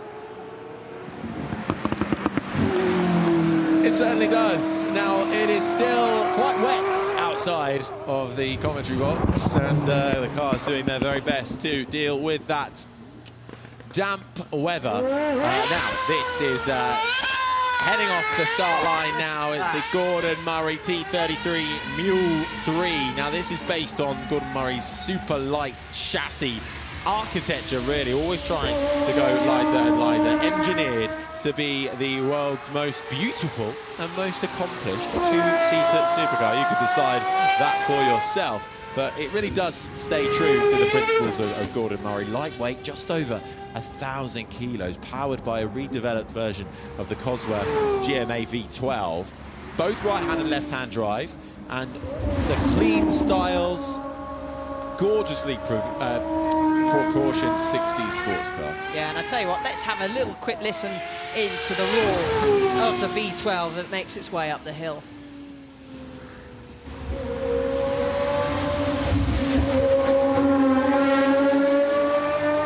Doesn't it sound lovely? Taking a little bit easier there is Steve, and I don't blame him, because it's still pretty slippy out there, but from one Gordon Murray automotive to another, and this is the Niki Lauda edition. Dario Franchitti is currently behind the wheel. Another V12 engine, Cosworth 3.9 litre. And it can produce up to 1,200 kilos of downforce at VMAX, so for an optimum track performance, Harry. Yeah, adjustable aero rear-mounted delta wing on this, inspired by the front wing of the Brabham BT52 F1 car. And 400mm ground effects fan paying homage to that. The central fin, you can see, producing the stability for the Niki Lauda XP2, which has really been optimised for high-speed track use. Maserati and the MC20 Legenda making its way up the hill. Now Maserati here with the MC20 Legenda and the Icona, two special series celebrating the 20th anniversary of the Maserati MC12 car, which was really unlike any other Maserati, that V12 Ferrari-derived engine. It was a race car and a road car, very closely related to the Ferrari Enzo, of course, and the Legenda and the Icona paying homage to that this weekend. Only 20 examples of these to be produced worldwide, so this will be an extremely rare car with only 20 of them, due to be out in 2025. So we've got a little bit of a wait just yet. Not too long though, Harry. It's a beautiful colour scheme, isn't it? Also derived from that MC12 with the pale blue bonnet and top and the black underlines, powering that Maserati MC20 to the line. And it always sends shivers down my back when you see the Trident Maserati on display. Is it ice cream weather already? Has the rain stopped? I think so. You a flake fan? Oh yeah, you've got to have a flake in your ice cream. 99s after this? Yeah, let's go. Let's do it. Why not? We'll pretend like it is a hot summer's day. Although the morning started off very nicely indeed, and well done to all those here at the track. If you can see yourself on the big screen, give us a wave. I think the rain has just began to abate. Blue skies starting to peer out from behind the grey clouds in time for the end of the day's running here at Goodwood Festival of Speed. And just like that already, Saturday has absolutely sped by. But what a marvellous place, Alice, to come and watch some of the best supercars on offer in this current day and age. And these were some that we got to have a little glimpse at. Ferrari with a huge offering this weekend, and this, the Daytona SP3. The 1967 Daytona 24-hour car being paid tribute to here. And from one Ferrari onto another, and we were so lucky to be able to see plenty of Ferraris in action. This was the XK Evo, the prototype, and then on to another world famous and popular brand, the Aston Martin. Yeah, Aston Martin with a huge offering here as well. Fernando Alonso here yesterday, Darren Turner driving this machine up the hill. Aston Martin throwing it back retro style with the aerodynamics on this, and then very much throwing it forward. We saw earlier from Adrian Newey talking about his new RB17 hypercar. He also designed this one, the Aston Martin Valkyrie. And the hypercar looking sensational as it makes its way up the hill. Two people in that hypercar as well, which we'll be seeing a modified version of in the World Endurance Championship. Racing it out with some of the best brands in the world, and Aston Martin continuing to showcase the very best in road cars. Supercars, supposed to be difficult to drive, around about 1,000 brake horsepower, and that is what Yangwang U9 are currently trying to achieve. Yangwang, BYD's luxury brand, the Chinese manufacturer, only launched last year, showcasing what they have on offer here to us here in Europe and the UK for the very first time, with some beautiful lines and the headlights. And of course the Mercury Spierling Pure, showcasing just how fast you can make a car. Supercars in action here at the Goodwood Festival of Speed.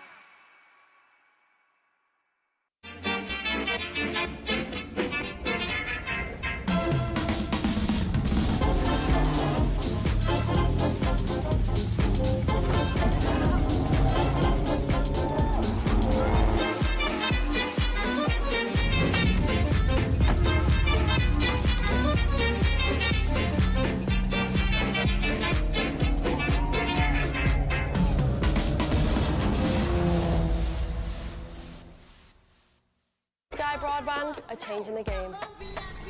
We live in a society where 47% of UK gamers are women. Yet they only make up 5% of esports pros. This needs to change. 2 tournaments, 1 final. They're UK's first of its kind, with pro contracts and Skyfall fibre on the line. We're on the lookout for women on their path to pro. Join us and compete in Races E-Series, Soccer E-Series, all leading to secure a place at the Women's Esports Finals. Sky Broadband is built to power the pros.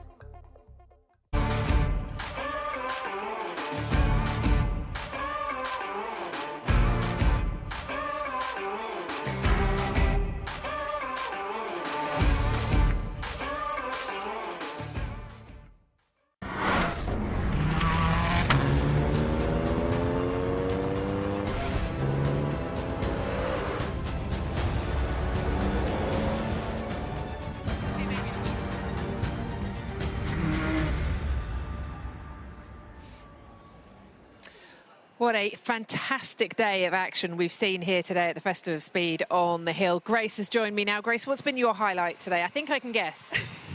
Yeah, well, for me, it has to be the balcony moment today, celebrating Michael Dunlop becoming the most successful TT rider in history. So we've actually come to stand next to his bike here. This is the bike that he rode up the hill, and he pulled into next to the Goodwood house, and it was just incredible. He did a huge burnout before he pulled in.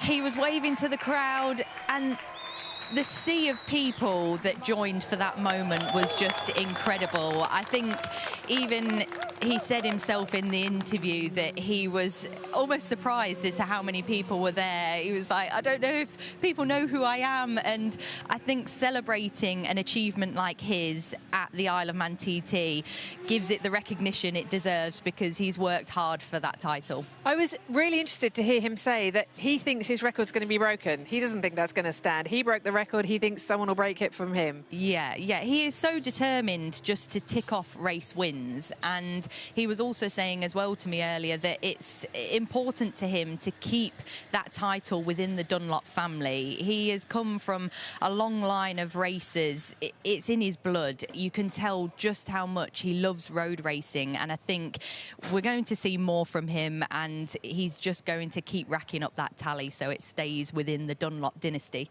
Going to be difficult to beat, that's for sure. Well, David's been up at the top of the hill all day. And David, I wanted to ask you, actually, with the rain that fell towards the end of the day today, I imagine some of those drivers arrived with you with their eyes on stalks almost, because coming up this hill in the rain at pace, trying to get into that shootout final tomorrow, it's some mean feat. Yes, it was almost like we planned it for drama. The rain just started right at the beginning of the timed shootout, and it got worse for the guys at the back of that lineup. You could see the guys were absolutely terrified. Some of them were starting that run dry and then getting up towards the front wall, which is probably about the worst place to start seeing droplets on the windscreen. But they all got up here in one piece, and it was a great day up here. We had lots of fun, lots of sunshine before that. We had Richard Petty get a ride up on the Beast of Turin, telling driver Duncan Pittaway it was the best Uber ride he'd ever had. I think he got 5 stars for that. But my highlight had to be Mad Mike getting that McLaren, that sort of Frankenstein McLaren with the rotary motor, back online. He didn't have much luck yesterday. So he was getting out there. The car didn't run so well yesterday, but we saw it in full value today. And then a second time up in the wet, which was just absolutely fantastic, seeing that car go. Really kept all the people up here who'd stayed through the rain that a really good time at the end there, even with the rain on their head. So good fun there. Mad Mike cheering up the crowd. So a great day. Sad to see we're almost only one day left of the festival, Rachel, but at least good to see you've given that Marshal his jacket back. I'll get you back for that one, David. Don't you worry. Brilliant stuff. Thank you very much for staying up there for us all day in the dry and the warm with coffee and tea on tap. Right, this is what we've got to look forward to tomorrow. The main theme begins with at 8:30 tomorrow from 1970 to the present day. First glance and road bikes are batch 5 at 9:15. The supercars will be heading up at 9:55. We'll have a warm-up show from the Goodwood Action and Sports Arena. If you haven't been over there yet, you must go over. 10:30 tomorrow, then batch 4 F1, Isle of Man TT and dirt bikes at 10 to 11. Now, Red Bull are having their balcony moment tomorrow. The F1 batch, 18 Red Bull cars from their 20 years in F1 at 11:40 tomorrow. They will have their balcony moment. We have the world champion Max Verstappen here tomorrow, as well as 5 other Red Bull drivers. 5 to 12. You need to be there for the balcony moment. It's going to be sensational. Got batch 1 main theme, 1890 to 1960. That is at midday tomorrow. It follows the balcony moment. Then we have another show at the Action Sports Arena at 12:30. Drift, Just, Niki Lauda tribute, and Mercedes-Benz celebrating 130 years in motorsport. That's at 12:50. We'll have the MG moment. They're celebrating 100 years. And, of course, that very personal connection with the family here at Goodwood. That's at 1:30. Main theme again from 1970 to 2024. Their second run is at 20 to 2. F1, Isle of Man TT and dirt bikes at 2:10. We have the show in the Action Sports Arena at 2:30. And then it is the shootout final. Will Max Chilton's record be broken tomorrow? Will one of the cars, will the purpose-built Subaru make the challenge? Will it succeed and get the fastest time up the hill? Or will it be beaten by the super van? We will find out at 3. Drift, Just, Niki Lauda and Mercedes-Benz follow that before First Glance and road bikes head up the hill again at 4:25. We have the competitions in the Action Sports Arena between the BMX mountain bike, the best tricks at 4:30, supercars at 5:05, and main theme 1890 to 1960 at 6 o'clock, rounding out the Festival of Speed. It's been fantastic so far, and there's plenty more to come tomorrow.